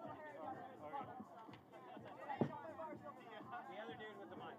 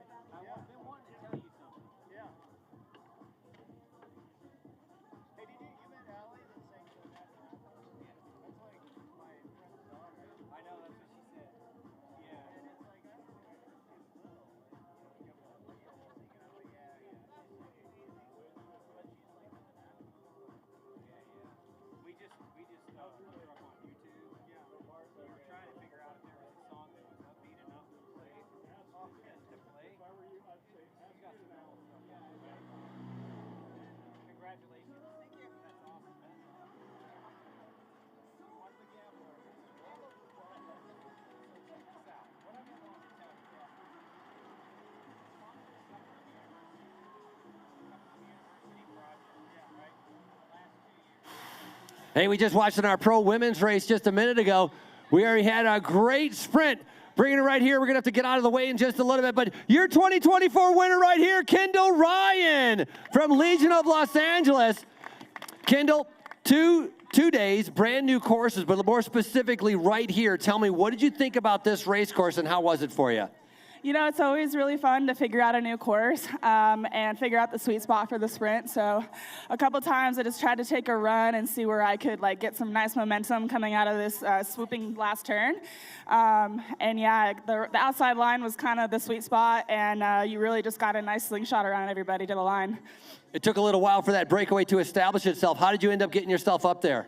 I was trying to initiate a move for Alexis to get in a breakaway today because I wanted her to win today as well. But yeah, it just turned out that I was in the Magic group, and that just stayed off the front. And I hardly rotate. I just tried to save my energy and wait for the sprint. Waiting for the sprint, that's what it worked. On a roll of wins, and now adding Salt Lake Criterium to her and an ACC victory. Big round of applause. Kendall Ryan, your winner here today. Good job, Kendall. We got to do all your podiums afterwards. You know that, right?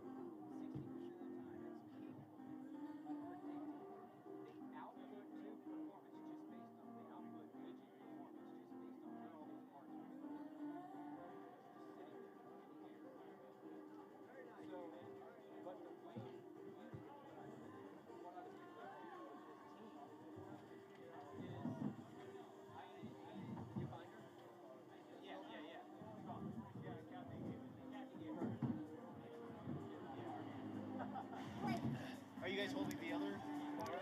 That's Alfredo Rodriguez, your winner from yesterday, looking very comfortable on his wheel. I think that was Robin Carpenter just following Legion of Los Angeles. That's exactly who it is. There's Corey Williams right in the middle of the group, sitting pretty comfortable. Look how strung out it is. There's riders right now coming through the start-finish line, and there's riders already around turn number 1. Pretty good indication that speed is pretty high. Eric Gardner, can you come over here with your special backpack?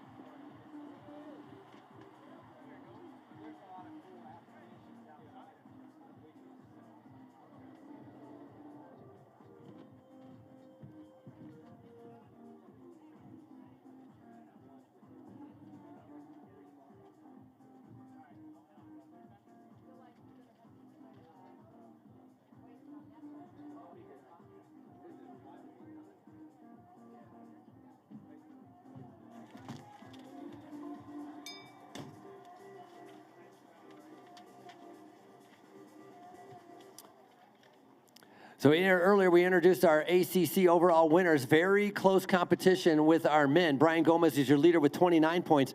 Talked about Jordan Parra sitting in second, 28 points. Cade Bickmore with 23 points. Cade Bickmore's not here and got to be able to watch out for that sprint competition, which will be our mid-race. That's Danny Summerhill with the lead with 7 points. We'll talk a little bit more about that a little bit later on, as Summerhill is on the team of Rainstorm with the yellow and orange jerseys, but he's wearing the green jersey as our sprint leader.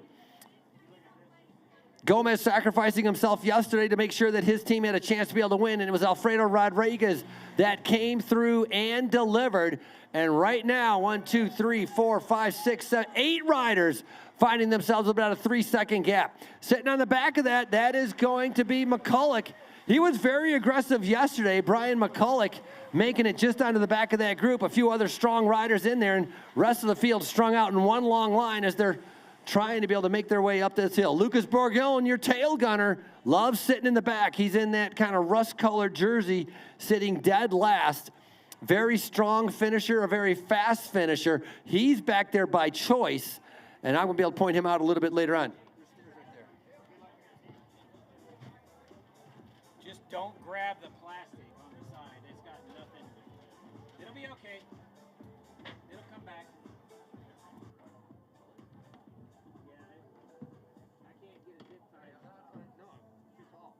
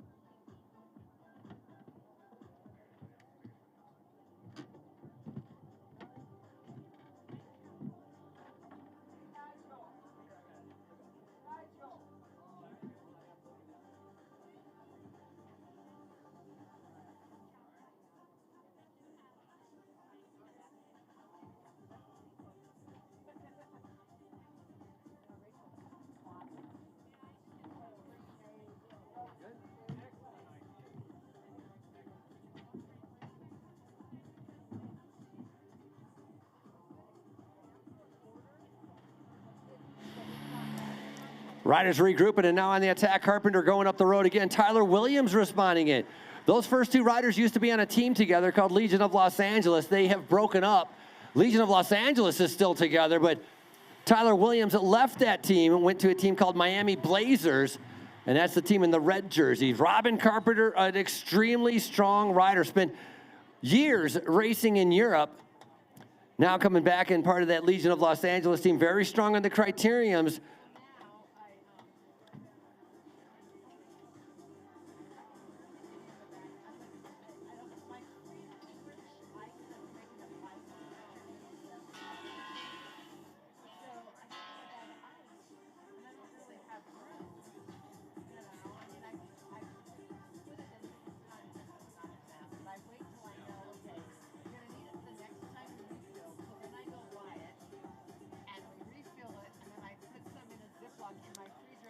Robin Carpenter, who I was just talking about, coming off a top 10 at U.S. Pro Road Race National Championships. That's a 130-mile road race, obviously a little bit different than an hour criterium, but He is very good at criteriums as well.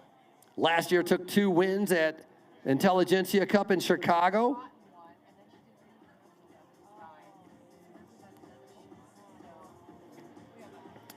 Has been part of that lead-out train that has helped Legion of Los Angeles be so successful. There's your ACC leader right there, Brian Gomez. He's recovering from a crash from Boise and actually feeling pretty good. Said it didn't affect him very much, and that was last week, sliding out in the final turn.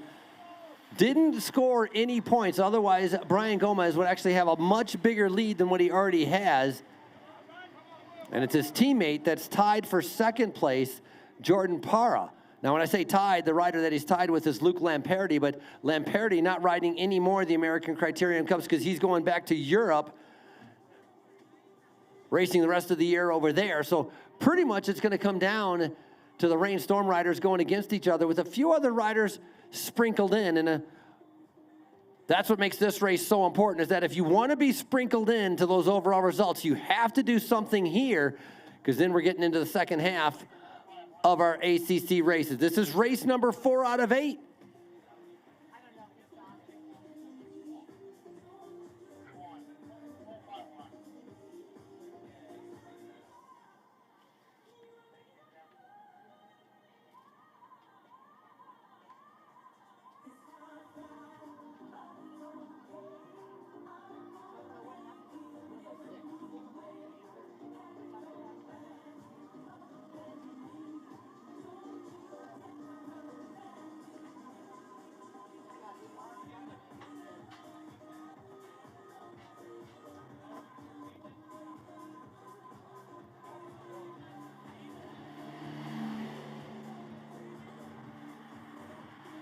That's Spencer Movinzada on the front right there going through.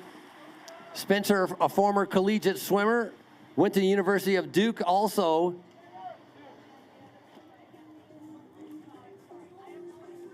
Has a biomedical degree, very strong rider, very smart rider. Finds himself on the front of this group riding for that Miami Blazers team. Actually, now that I mention it, Spencer might be on Austin Outlaws. I'll be able to figure that out in just a little bit. Lots of riders all lined up. Huge field here. Over 100 riders here on day number 2. We had the same thing yesterday. 108 riders on day number 1 in Provo. That downtown criterium, dead flat, but very, very popular with the riders as they all came out here to put in 2 days of racing for our Salt Lake City criteriums. Big thank you, obviously.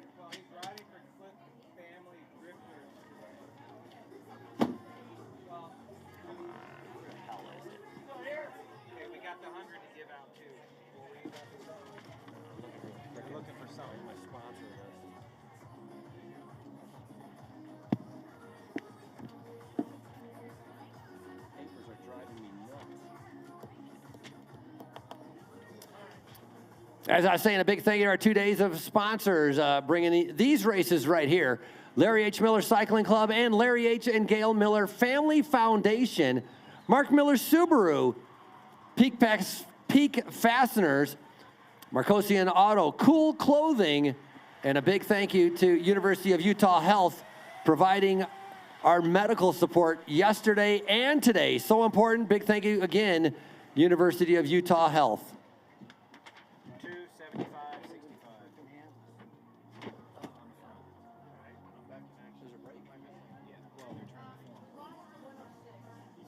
Right now we see a break trying to get started off the front, starting with Brian Gomez, Jonathan Clark, and Ty Magner. Let's see if they can get something started out there.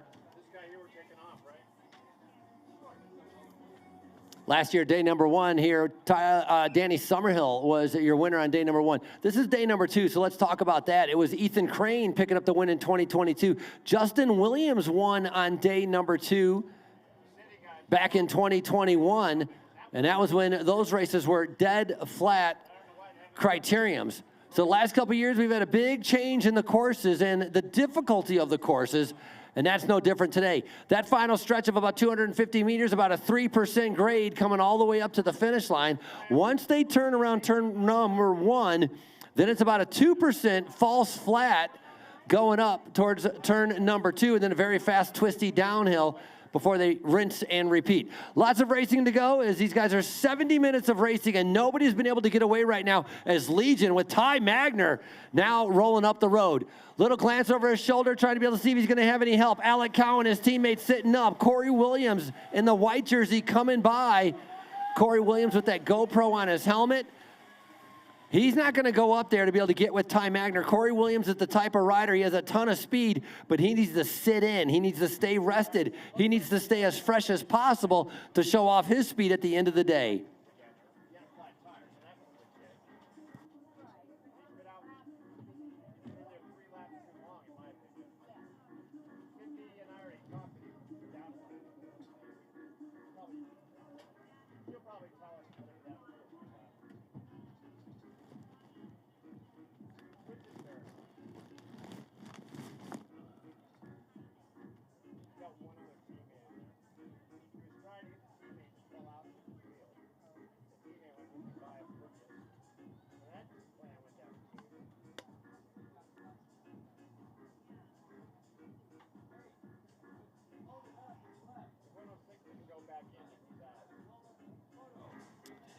Downhill is being led by ButcherBox. Nick Cote had a good ride yesterday from ButcherBox, the Canadian rider. He's on the Canadian national team. He was trying to be able to get into the breakaway. Now he's leading him through that final turn, getting ready to be able to come up through our home stretch. Yesterday's 70-minute race, thought a break was going to get away a couple times, but it never worked out. Above and Beyond Cancer, now I think that's on the front. Sorry, that's going to be Vaughn Vinendahl. That is Above and Beyond Cancer as Vaughn Vinendahl leads them through. Vaughn not easing off the pedal, gaining 2 seconds around turn number 1. Trying to be able to see what kind of riders are going to react to that.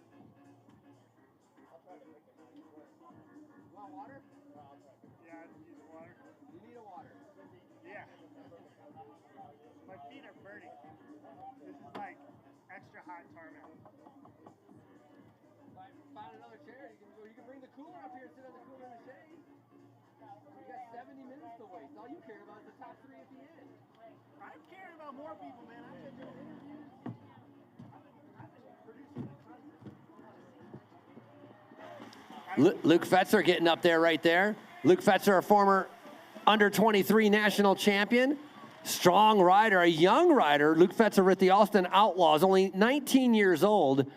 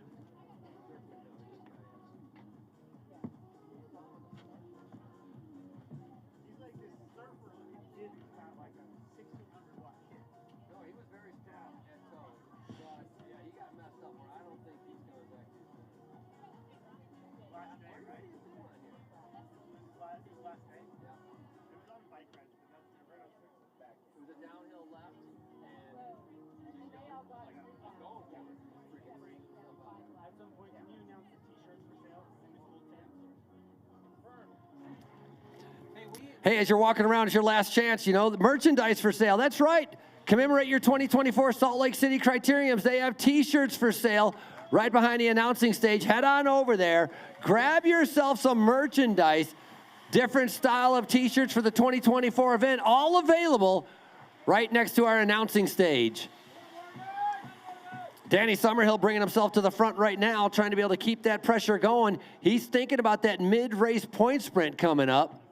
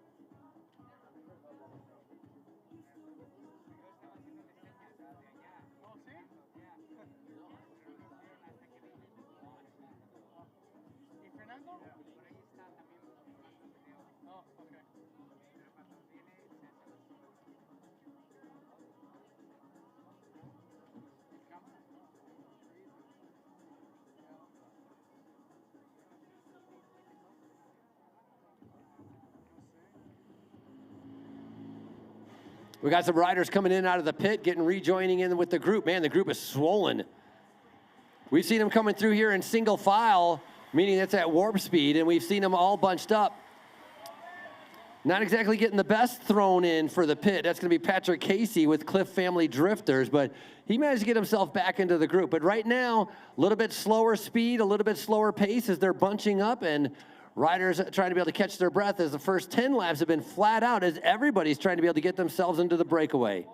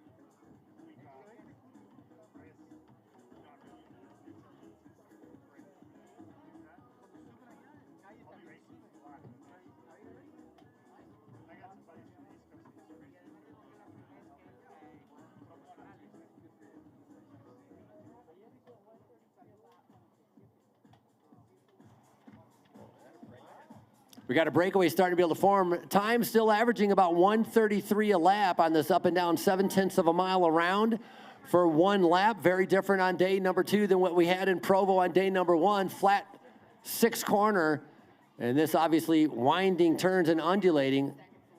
I'm seeing about 6 riders in the breakaway. Danny Summerhill swings off. Clever Martinez is up there as well. That's a very fast sprinter. Now we got a rider trying to be able to bridge across, sensing the danger. The alarm bells are going off. Spidey sense is tingling. You're going to see him in one long line right now. Last time, right, they were bunched up. Yellow line to yellow line. Watch this. They are going to be in a single file line as they're trying to be able to bring back the leaders.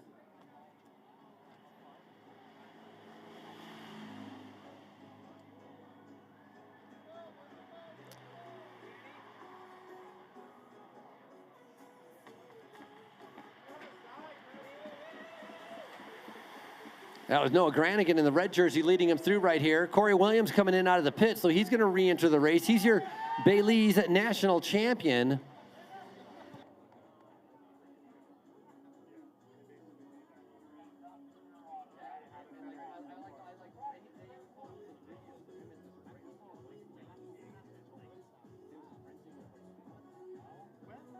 We need medical personnel down to 1. U of U medical personnel down to turn 1, please.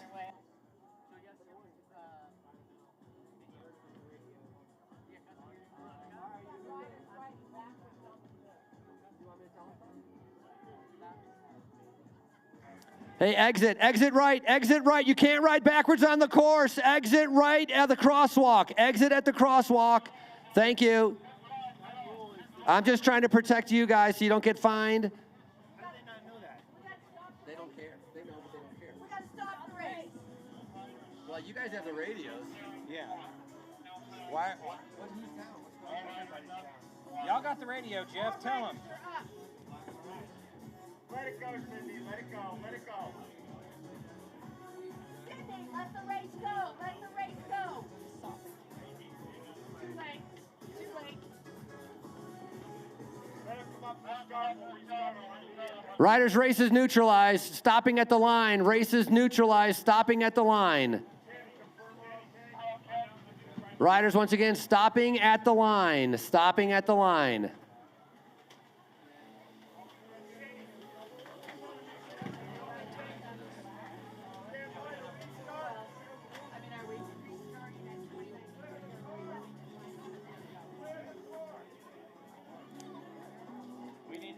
We need to get the course cleared. Riders, exit right to go to the pit. Exit right to go to the pit. Use the crosswalk to go to the pit.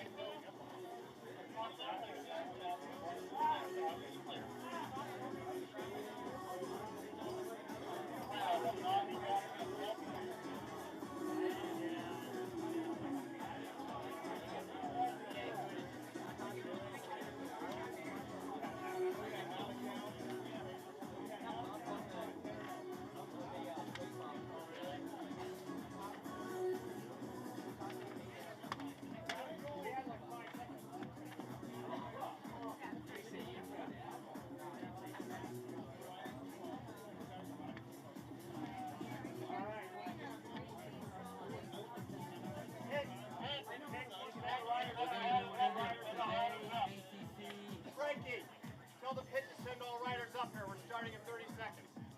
Anybody who's ready from the pit, come on up to the line. Anybody who's ready from the pit, come up to the line. Otherwise, you can take your free lap.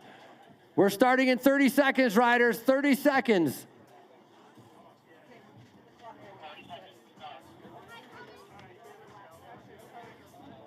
And then a winner of the Salt Lake City race. That's the only one you hit. The winner of the I don't know who that is.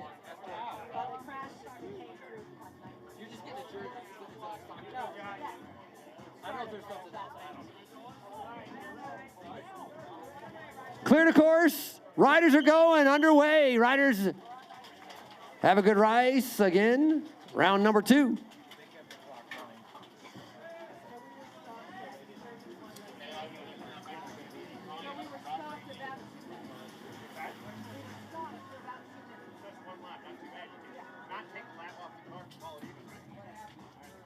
In the end, it doesn't matter. Like, just do 70 minutes, even like we stopped. Yeah. We stopped for 2 minutes. So Right, right.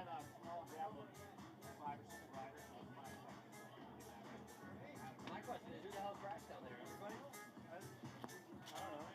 No one, like, I just saw a bunch of people running, and then a bunch of riders walking. Well, I heard the call on the radio.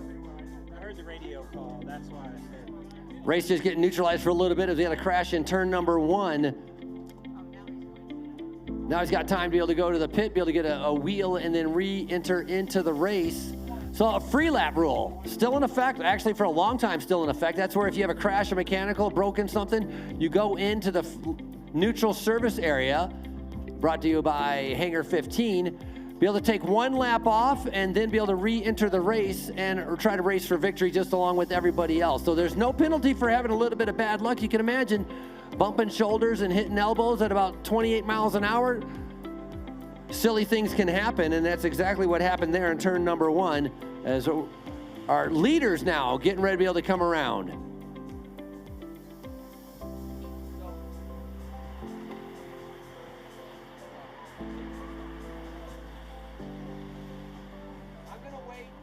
1 lap or 2 laps, and then do the mid-race race. I think that's a good idea. I want to make sure that everybody's kind of out of the pit. Settled in. Sort of.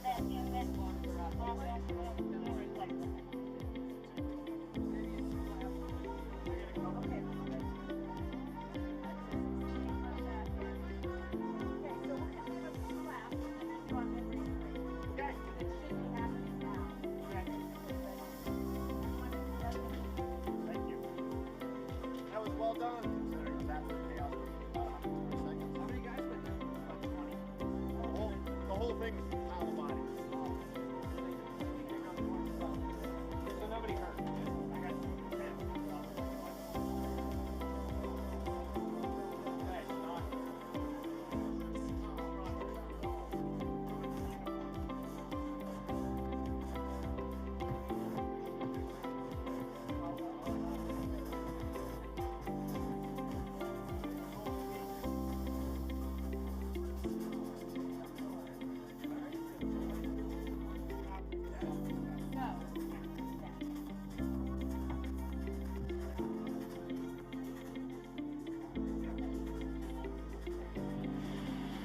We got riders coming in out of the pit again. Riders coming in out of the pit.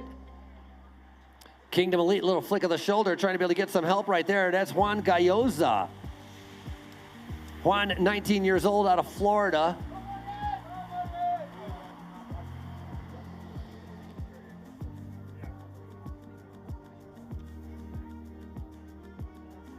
We had a good display of the University of Utah Health Med Center on display right there. That was great timing. Really want to thank them for being out here.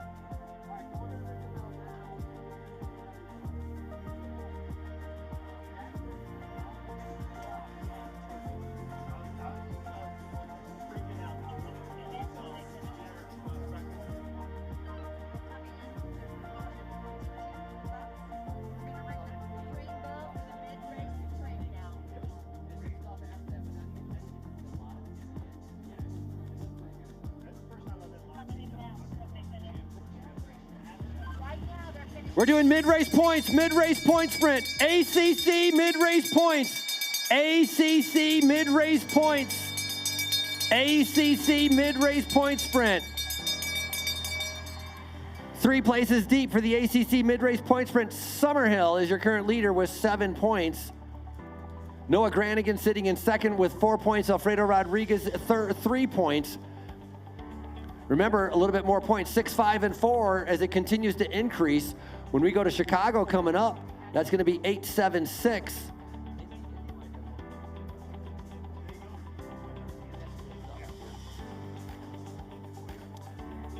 So watch out for that rider in the green jersey, Danny Summerhill. All of his teammates were a little bit further back in the yellow and orange. Danny's had a little bit of good luck and a little bit of bad luck. He's been able to get up there in the sprints, but he's had his own teammates pretty much out bike throwing him for the win. That happened yesterday, and it happened at Boise. And so Danny Summerhill finishing up second in Boise and second on day number 1 here in Salt Lake City. Very well capable of taking the win himself, but right now focused on our ACC mid-race points.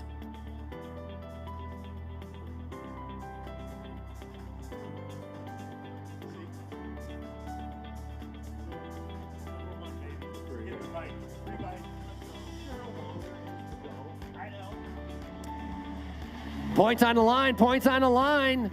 Well, that's going to be close, but I know on the outside, that's going to be first place, and I think that was Patrick Casey, Cliff Family Drifters, and then I'm Tyler Williams, I believe it was, and Danny Summerhill. So going to have to figure out a little bit, see who kind of points are available to who, as that is a photo finish for our mid-race points.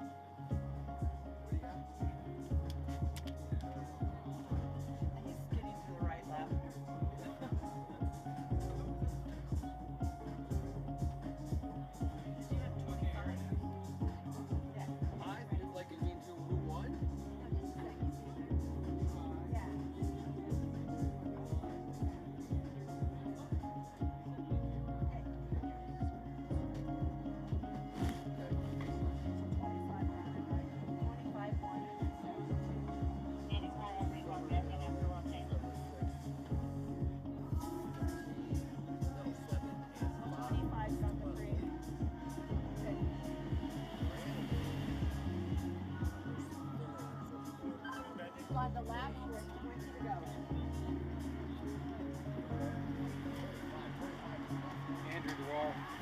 go. Andrew Dewar taking the front.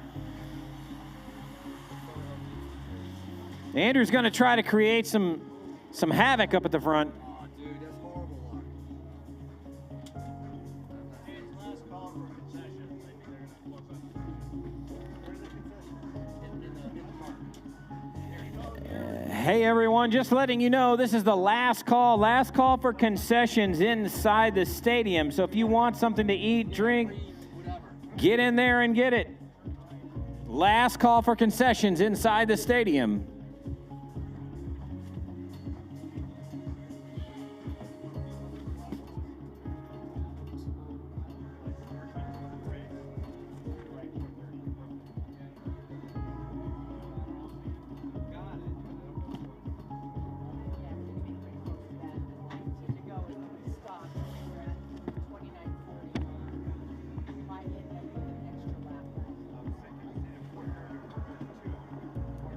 But that's fine. I mean, because we kind of had it figured out right before then, at 45 laps, not 44.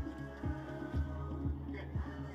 You can go short, no problem. We're gonna be at finish right Yeah, right at 4:30 was perfect. I got 4 people in temporary band. Yeah, myself. You said we're at laps. Where are we at? We're at 19 now? Yeah. Riders' lap cards are up. 19 laps to go. 19 laps to go. Lap cards are up. 19 to go. 19 laps to go.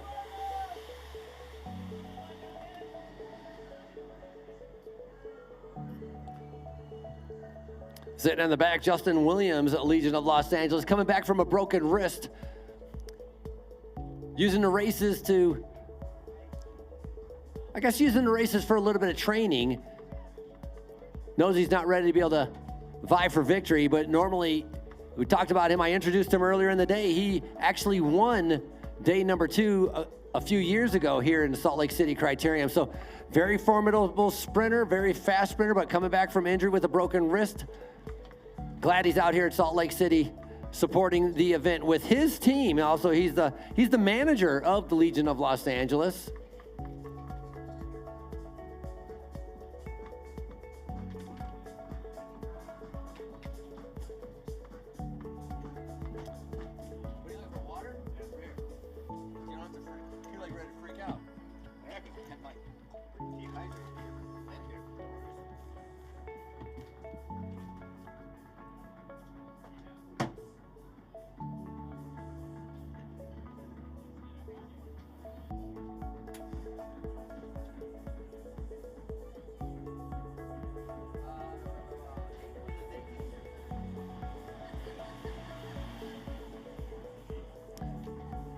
Big attack. Look at those blue helmets. That's Legion. 18 laps to go. It's Robin Carpenter again. He's feeling strong. Tyler Williams now trying to be able to go across. Tyler Williams the other day riding about 5 hours before the Boise Criterium. Sitting in the back of the group looking pretty comfortable. That's Ben Racich. Ben with Full Send Racing presented by Mike's Bikes as Racich number 50. Kind of tail gunning, just biding his time and waiting.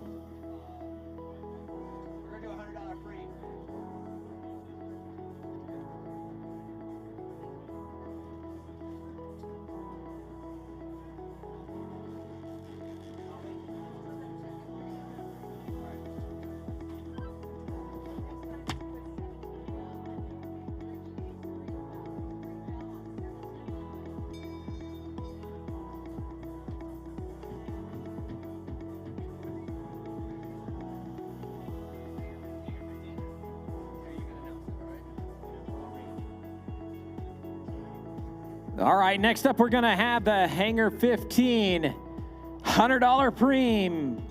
$100 preem on this lap.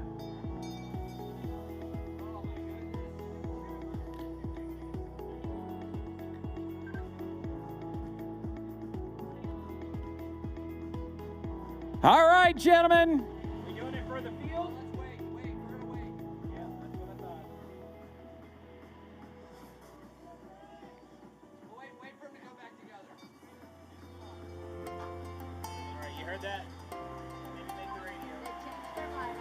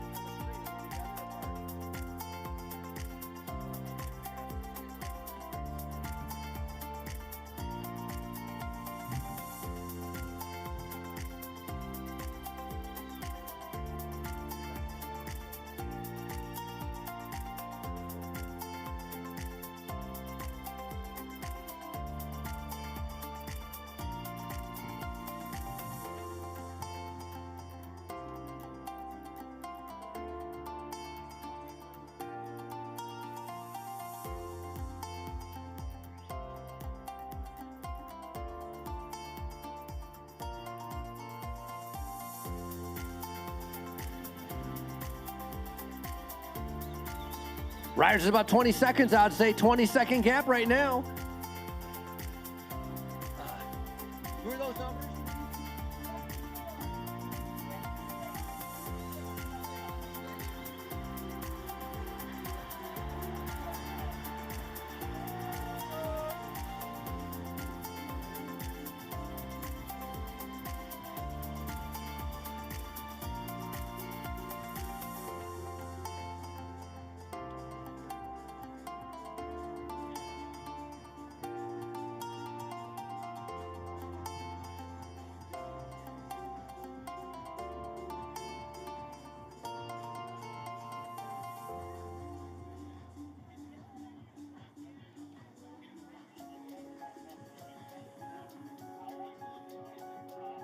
Three riders in front, Robin Carpenter, Brian McCulloch, and Tyler Williams. Tyler Williams with the Miami Blazers, Robin Carpenter with Legion of Los Angeles, and then Brian McCulloch, iSpeed Felt, I believe it is.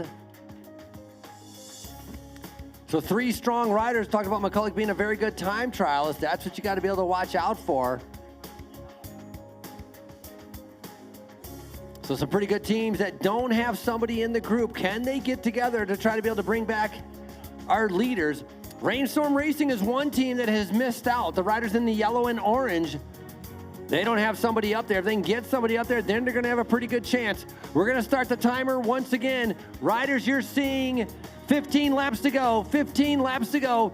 That's about a 15-second gap. 15-second gap. There's Rainstorm. That's what we were talking about. They missed the move, so they got to be able to bring it back. Time gap, 15 seconds. Time gap is 15 seconds.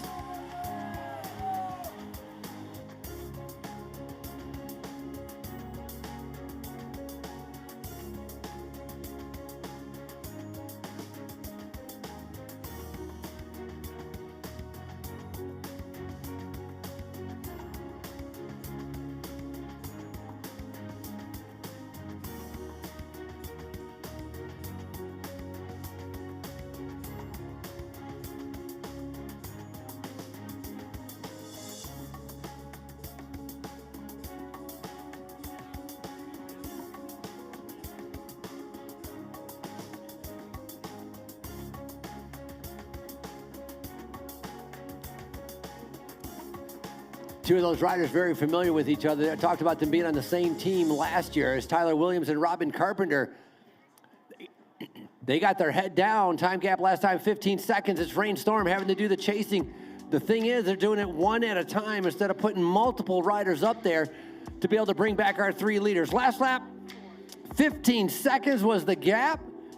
As we continue to count down the laps, very dangerous move. It's our strong riders right now. Come on, cheer them on. Look at them. They're trying to be able to go away. This is your breakaway with 14 to go.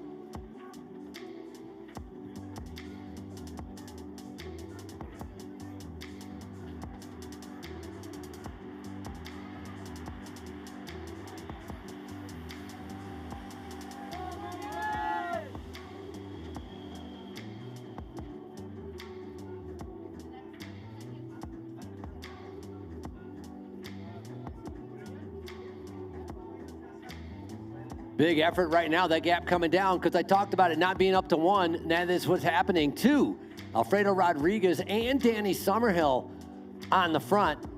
Yesterday, Brian Gomez completely sacrificed himself riding on the front with an incredible lead out to be able to bring back the leaders that were away, to be able to have a final sprint coming right around the Miami Blazers to set it up for Alfredo Rodriguez. Today, Alfredo Rodriguez is paying him back because Gomez is your current ACC leader, so he's the protected man as it's going to come all back together right now.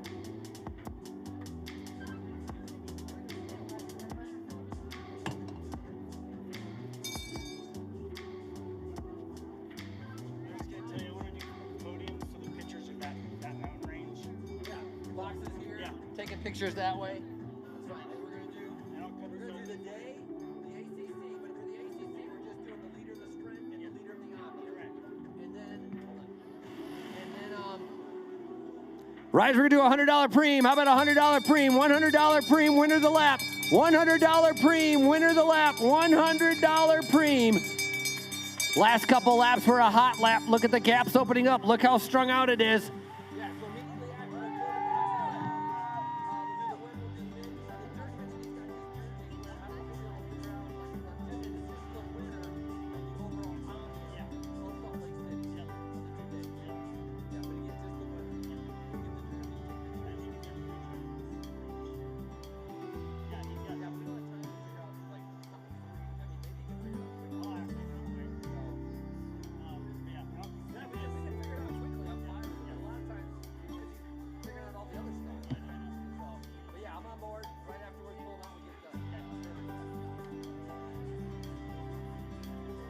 Just ring a bell, $100 live.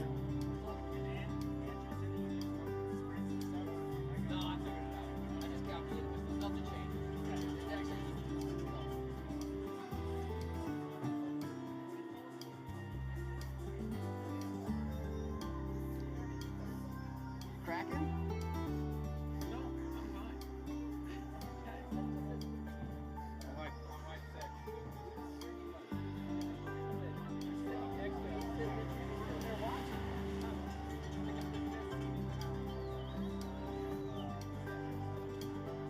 12 to go, riders. 12 to go. 12 to go.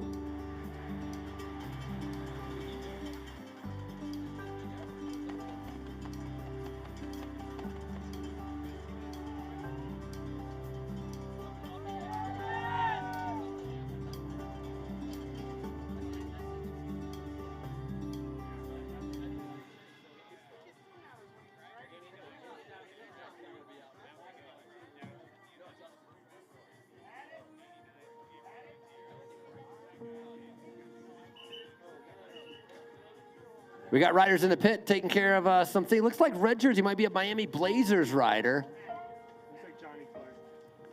I think it might be Johnny Clark, the Aussie American that's over there. Hey guys, the umbrellas you're blocking. If you just move a teeny bit back, you have to be able to see down the chute. The umbrellas are blocking it. You're like undercover spies. We can't tell who you are. You're ready to assassinate someone and we don't know who. No, you're good.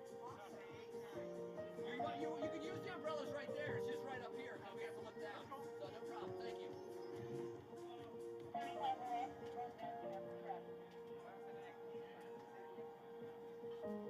Couple riders in the pit as they're getting ready to be able to come out, as they're going to be counting down again. I think we're doing 11, aren't we? 11 laps to go, 11 to go. Oh, that's Richard Holick. Okay, so we got to. Kyle Murphy, U.S. Pro Road Champion, going up the road as well.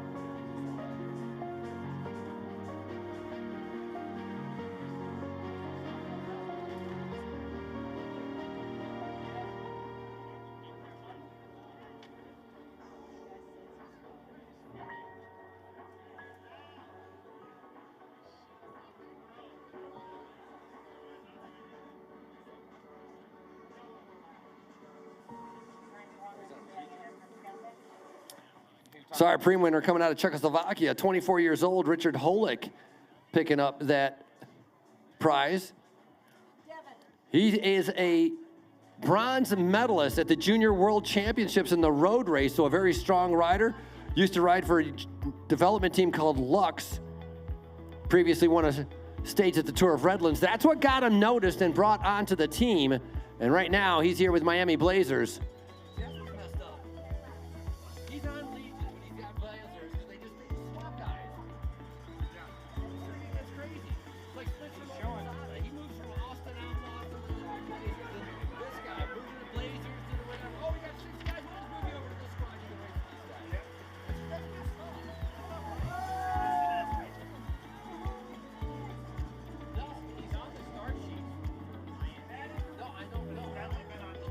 But he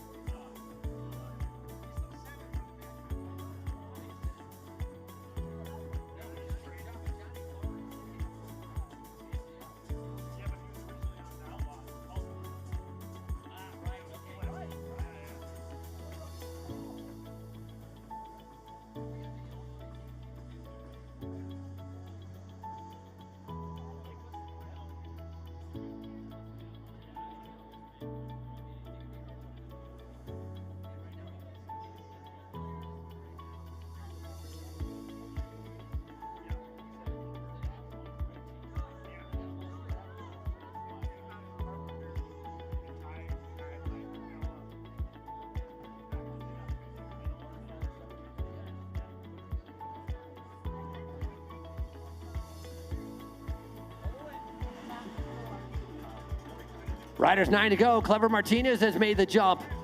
Another rider that made it up there, that's going to be Andrew Frank, a very strong rider. Now the gaps are starting to look at Holloway, an incredible rider. Holloway, a multi-time amateur national champion, retired and took multiple years off, has not raced his bike in about 3 years, just started getting back into it this year, finds himself in the front of this group. Daniel the Hollywood Holloway. He's got a camera on top of his helmet, so kind of easy to be able to spot. He might even be live web streaming this. Hopping in here a little bit for entertainment. He's not really for the end result. It's more about kind of entertainment, making a cool YouTube series video, but he's got the legs to be able to back it up. So be interesting to see what kind of product he comes out with at the end of today.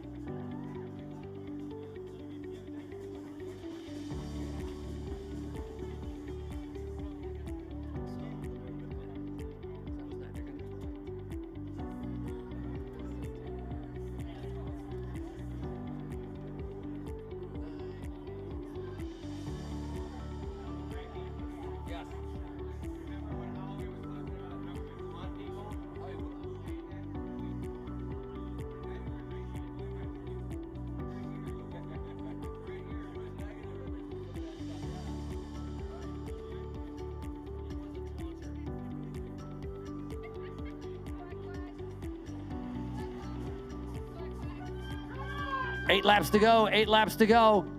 Big move right there. Love being able to see that. That's Tom Chester, the Australian. Very good mountain biker on the attack again. He won some huge preems in Wisconsin at Tour of America's Dairyland. He's got speed and he has strength. The Aussie now going up the road.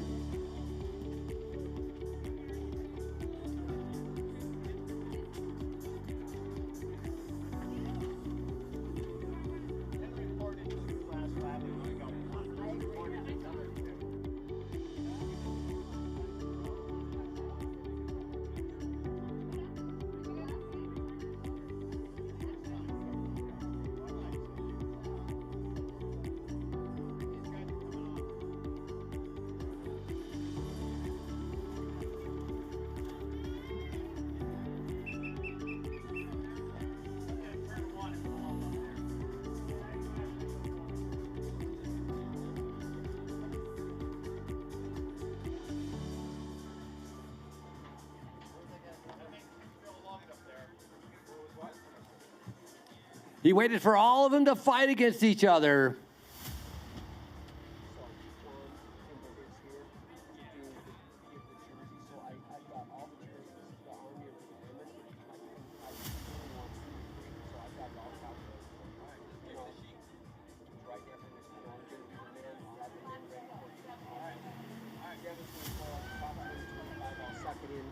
All right, you guys are going to see 7 laps to go, 7 laps to go.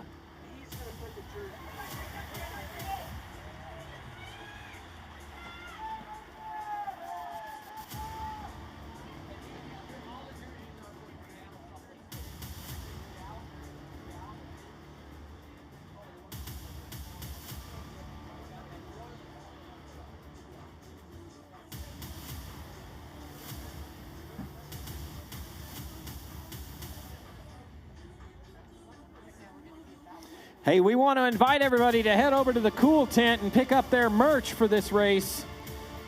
You're going to want to check out their hats and their t-shirts for sure.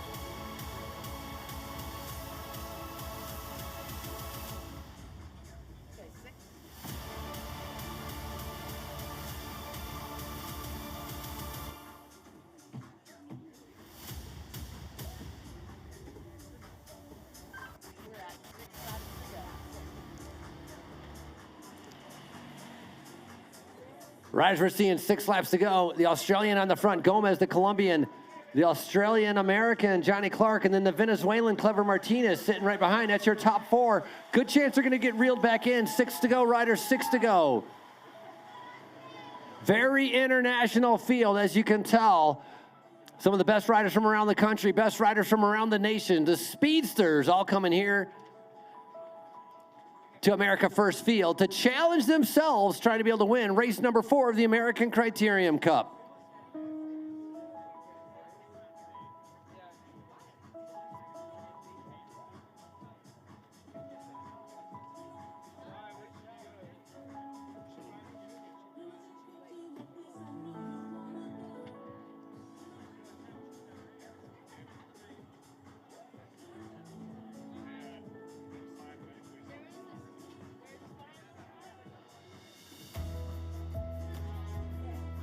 So the 4 riders, Clever Martinez now on the front driving it,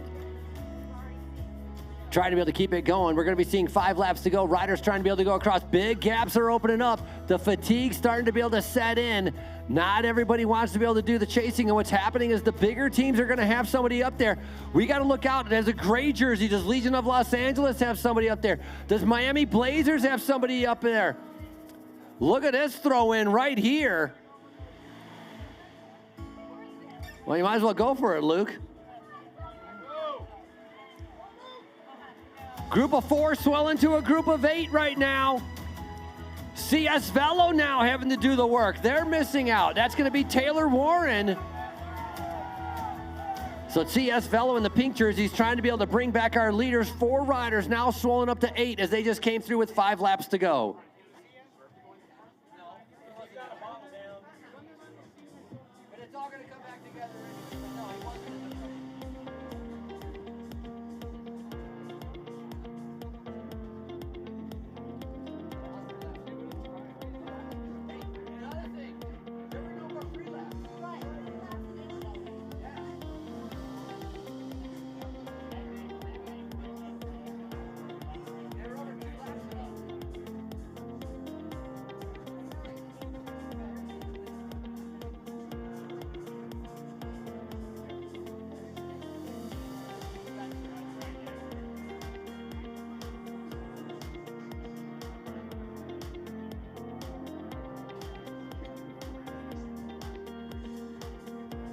Getting down to crunch time, going to be seeing 4 laps to go as our riders are flying around here.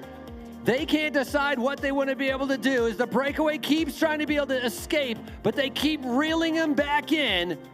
Spider-Man shooting his webs, reeling him back in every single time, and it's no different this time. Out of the saddle right now. Robin Carpenter not giving up as he's going up the road again. Former U.S. Pro Road Champion Kyle Murphy sitting on the back of that group. That's our biggest gap. Nice move right there. Beautiful way to be able to read that. It's Tom Butler going across the gap from Duda Cycling. Duda Cycling is a team out of Australia. Butler actually is out of Colorado, but that's the way you go across the gap. A full sprint to try to be able to get to the leaders.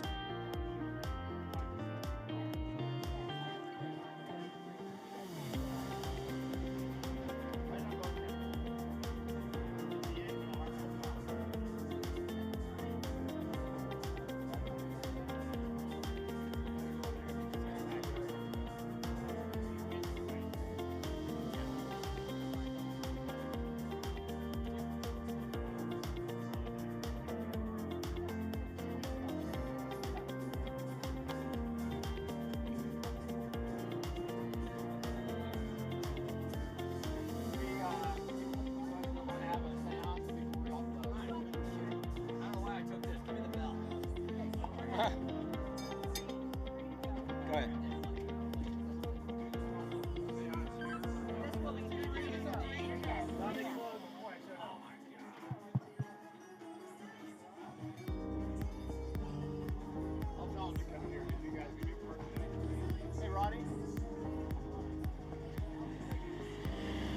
All right, guys, you're going to see 3 laps to go. 3 laps to go. Next lap is your Gambler Preem.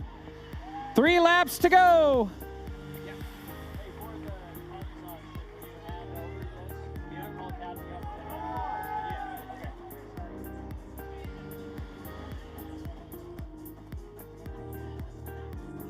Oh, Frankie's looking for his volunteer.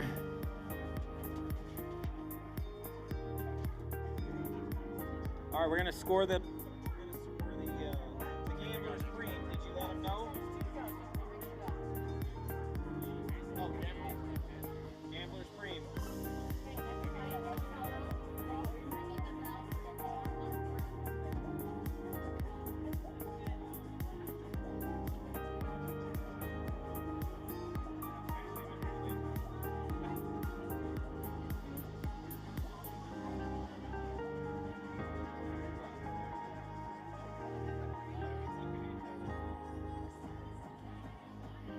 We're getting all sort of attacks on the backside of this course. They're starting to ramp the speed up for sure. We're going to be ringing the bell coming up for the Gambler's Preem. 1 kilogram of silver, a silver bar worth $1,000. We're going to be ringing the bell, Gambler Preem. Start ringing that bell, ring it loud. Gambler Preem, Gambler Preem, Gambler Preem. We're ringing the bell, Gambler Preem. Gambler Preem, Gambler Preem. Silver bar, 1 kilogram worth, Gambler Preem.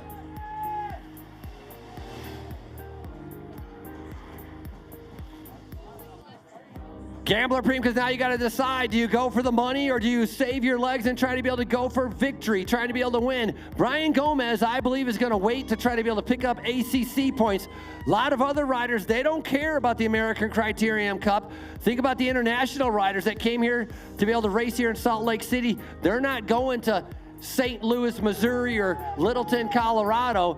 They're just racing here, so they might be thinking about the money more than trying to be able to pick up ACC points. Certain riders are going to be able to win here in Salt Lake City. They're going to want the ACC points. Others are going to go for the cash. Can someone do both? Can somebody win the silver bar and win day number 2 of the Salt Lake City Criteriums?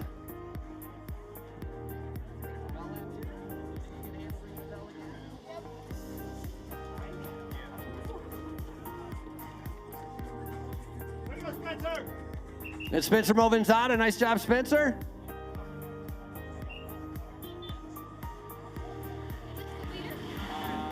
Here we go, Frankie, here we go.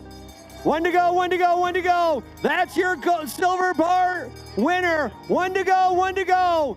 Summerhill's in a good position on Carpenter. Eder Frere sitting right behind him. Here comes Clever Martinez. 1 lap to go, 1 to go. 57, that would be Ulysses Castillo, who took that Gambler's Preem.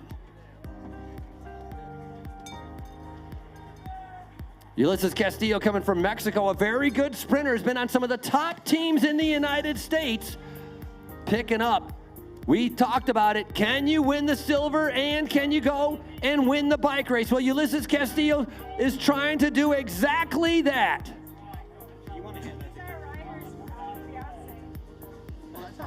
Ulysses? Yeah. All right, perfect. No, it's right here. Crazy how heavy it is? Yeah. We'll get him over here. I'll get him over here. She said she's going to do both next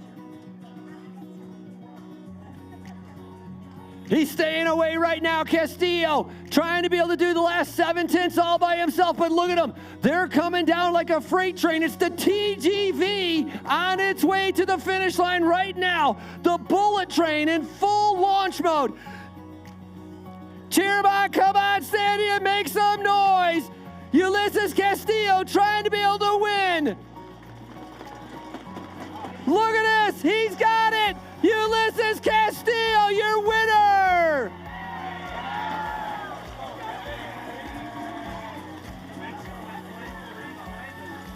Yeah.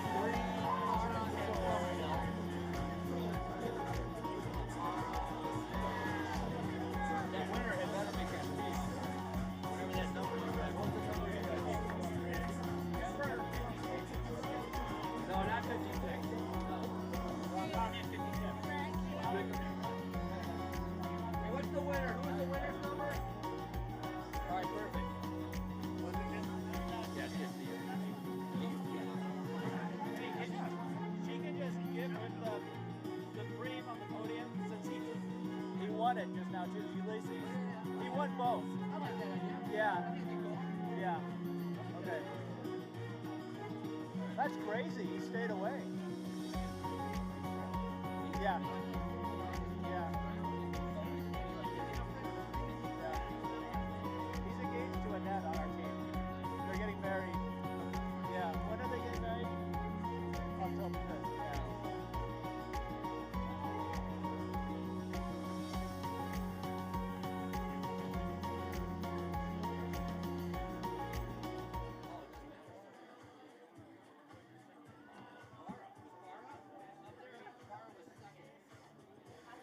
Yeah, we had to do golf.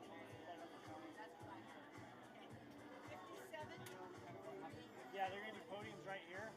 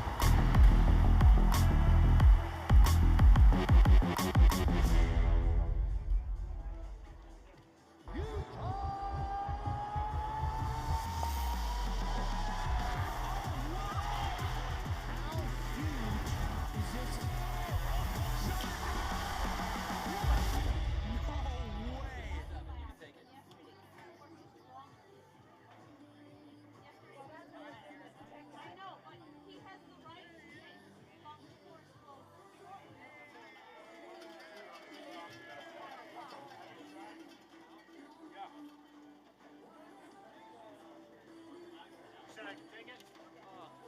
Awesome. Thank you.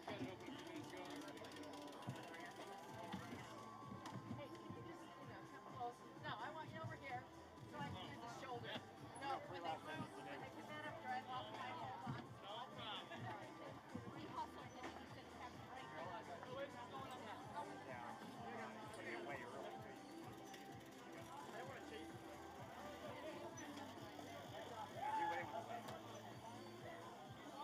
I don't think it was any harm in it. You got bugged out the back pretty quick, so it's all right. But we're all going like, whoa!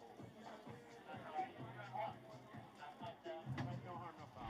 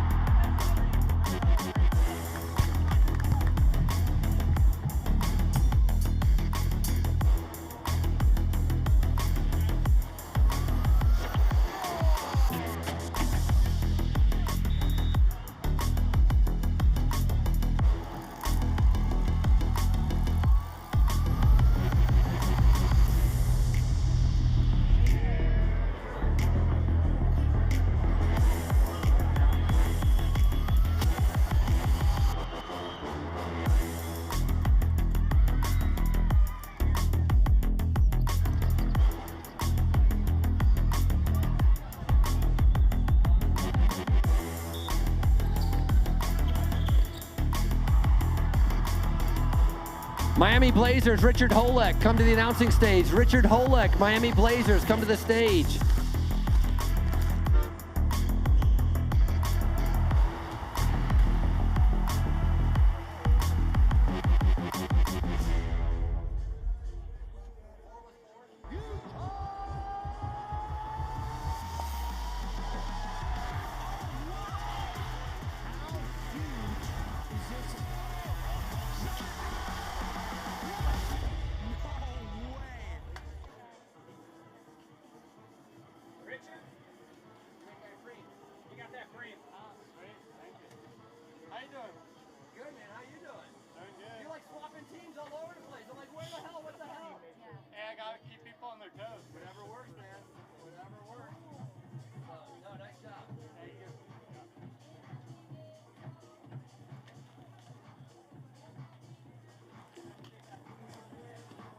Ladies and gentlemen, we are moments away from our podium as we get ready to celebrate our ACC race and 2 days of racing here in Salt Lake City.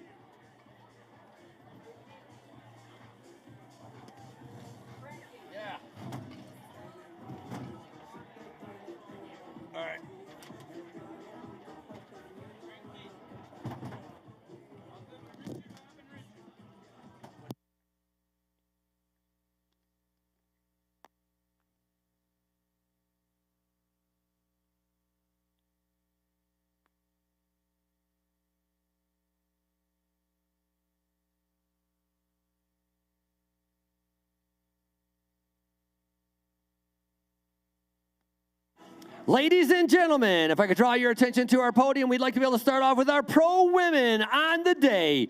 Day number 2 here at America First Field, right here in Sandy, Utah. Like to be able to bring up in 3rd place, racing for Kingdom Elite Racing, Shannon Koch.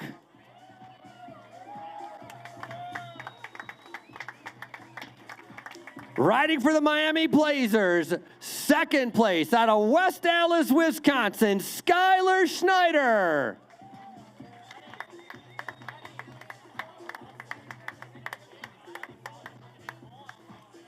And your winner on the day, it's a gold medal ride, racing for Legion of Los Angeles, Kendall Ryan.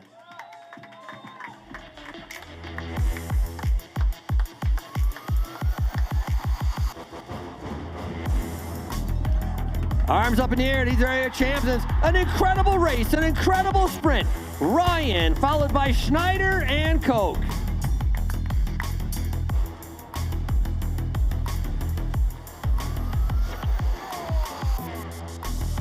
Moving on to our overall for the ACC. Keeping her lead, gaining extra points. Please welcome back to the podium your current overall ACC.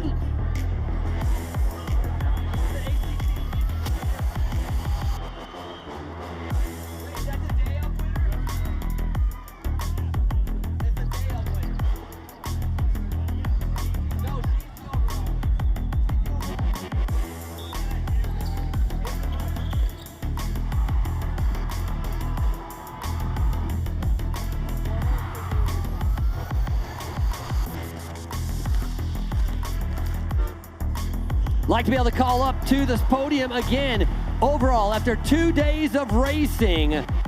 Like to be able to bring up 3rd place overall in our Omnium, Alexis Magner, come on up.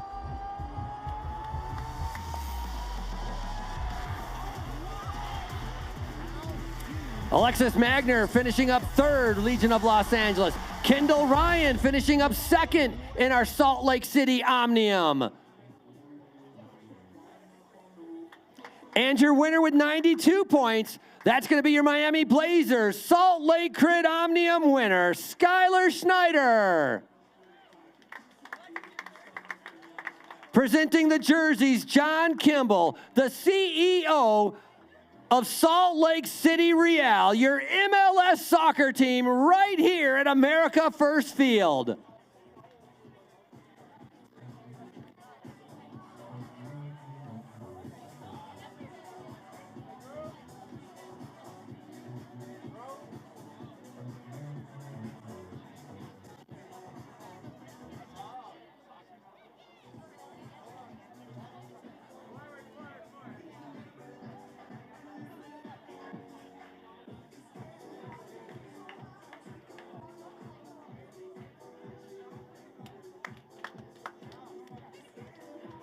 A big thank you for your support, John Kimball. Once again, CEO of Salt Lake City Real.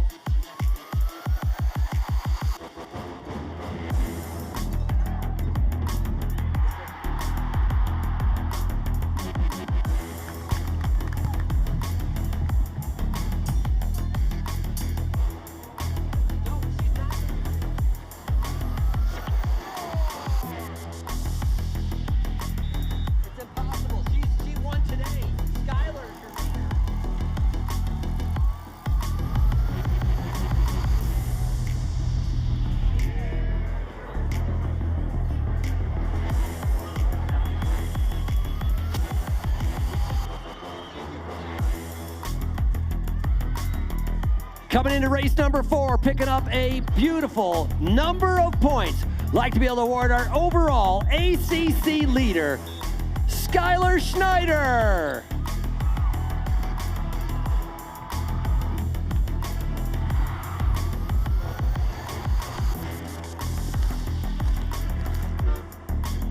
Four races down American Criterium Cup, Miami Blazer, Skylar Schneider.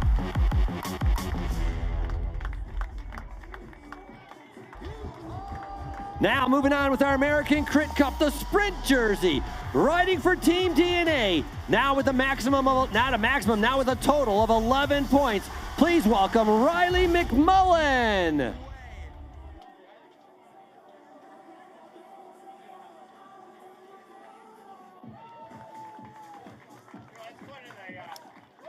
Riley's been focusing on these mid-race sprints with much success as she keeps the green jersey on her shoulders.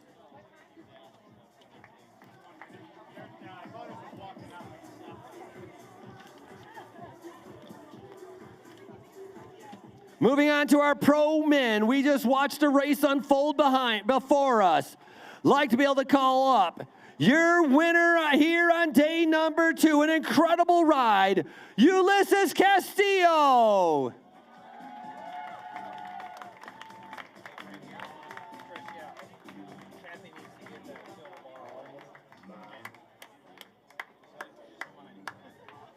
As Ulysses Castillo standing on the top step, like to also let Kathy Kim go up and present him with the 1 kilogram of silver, as he was your winner with the Gambler Preem as well.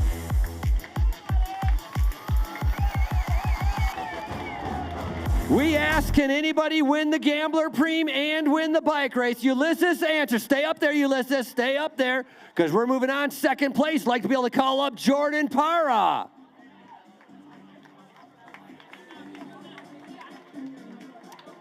And finishing up in third, Danny Summerhill.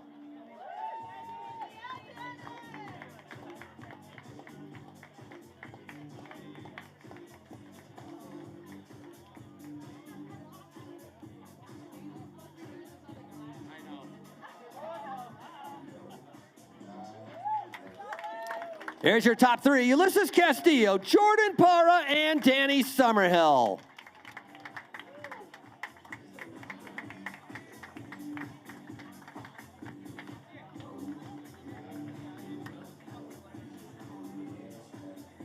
Switching gears, don't go anywhere, Danny and Jordan, but switching gears, we've had 2 days of racing here at Salt Lake City. Like to be able to call up in third place, Danny Summerhill, your third place overall in our Omnium. Danny third, second place overall in the Omnium, Jordan Para. And your winner from Rainstorm Racing, your overall winner for after 2 days of racing here in Salt Lake City, please welcome Alfredo Rodriguez.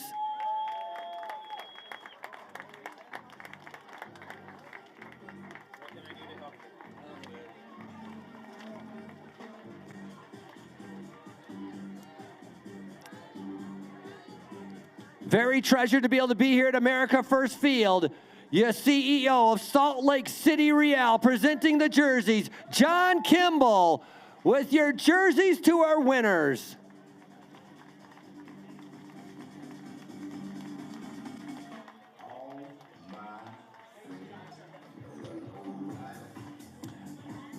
Moving on now to our American Criterium Cup. Your overall leader after 4 days of racing. Please welcome back to the stage your Colombian, Jordan Para.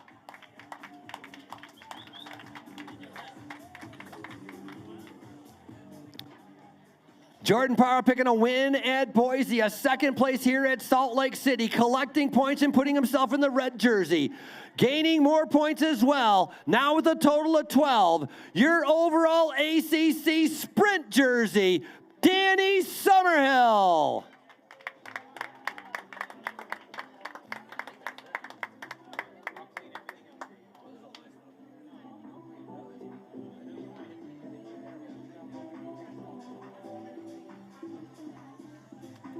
To all the riders, all the spectators, thank you very much for coming out, participating, watching, and enjoying 2 days of racing here at Salt Lake City. We've had a great time. My name's Frankie Andreu for Ronnie Boutte, my co-announcer. Like to be able to say thank you very much. Thank you, the Salt Lake Criterium race organizers, and big thank you to LHM Cycling Club and the Larry H. and Gail Miller Family Foundation, all the suppliers and promoters and sponsors of these races.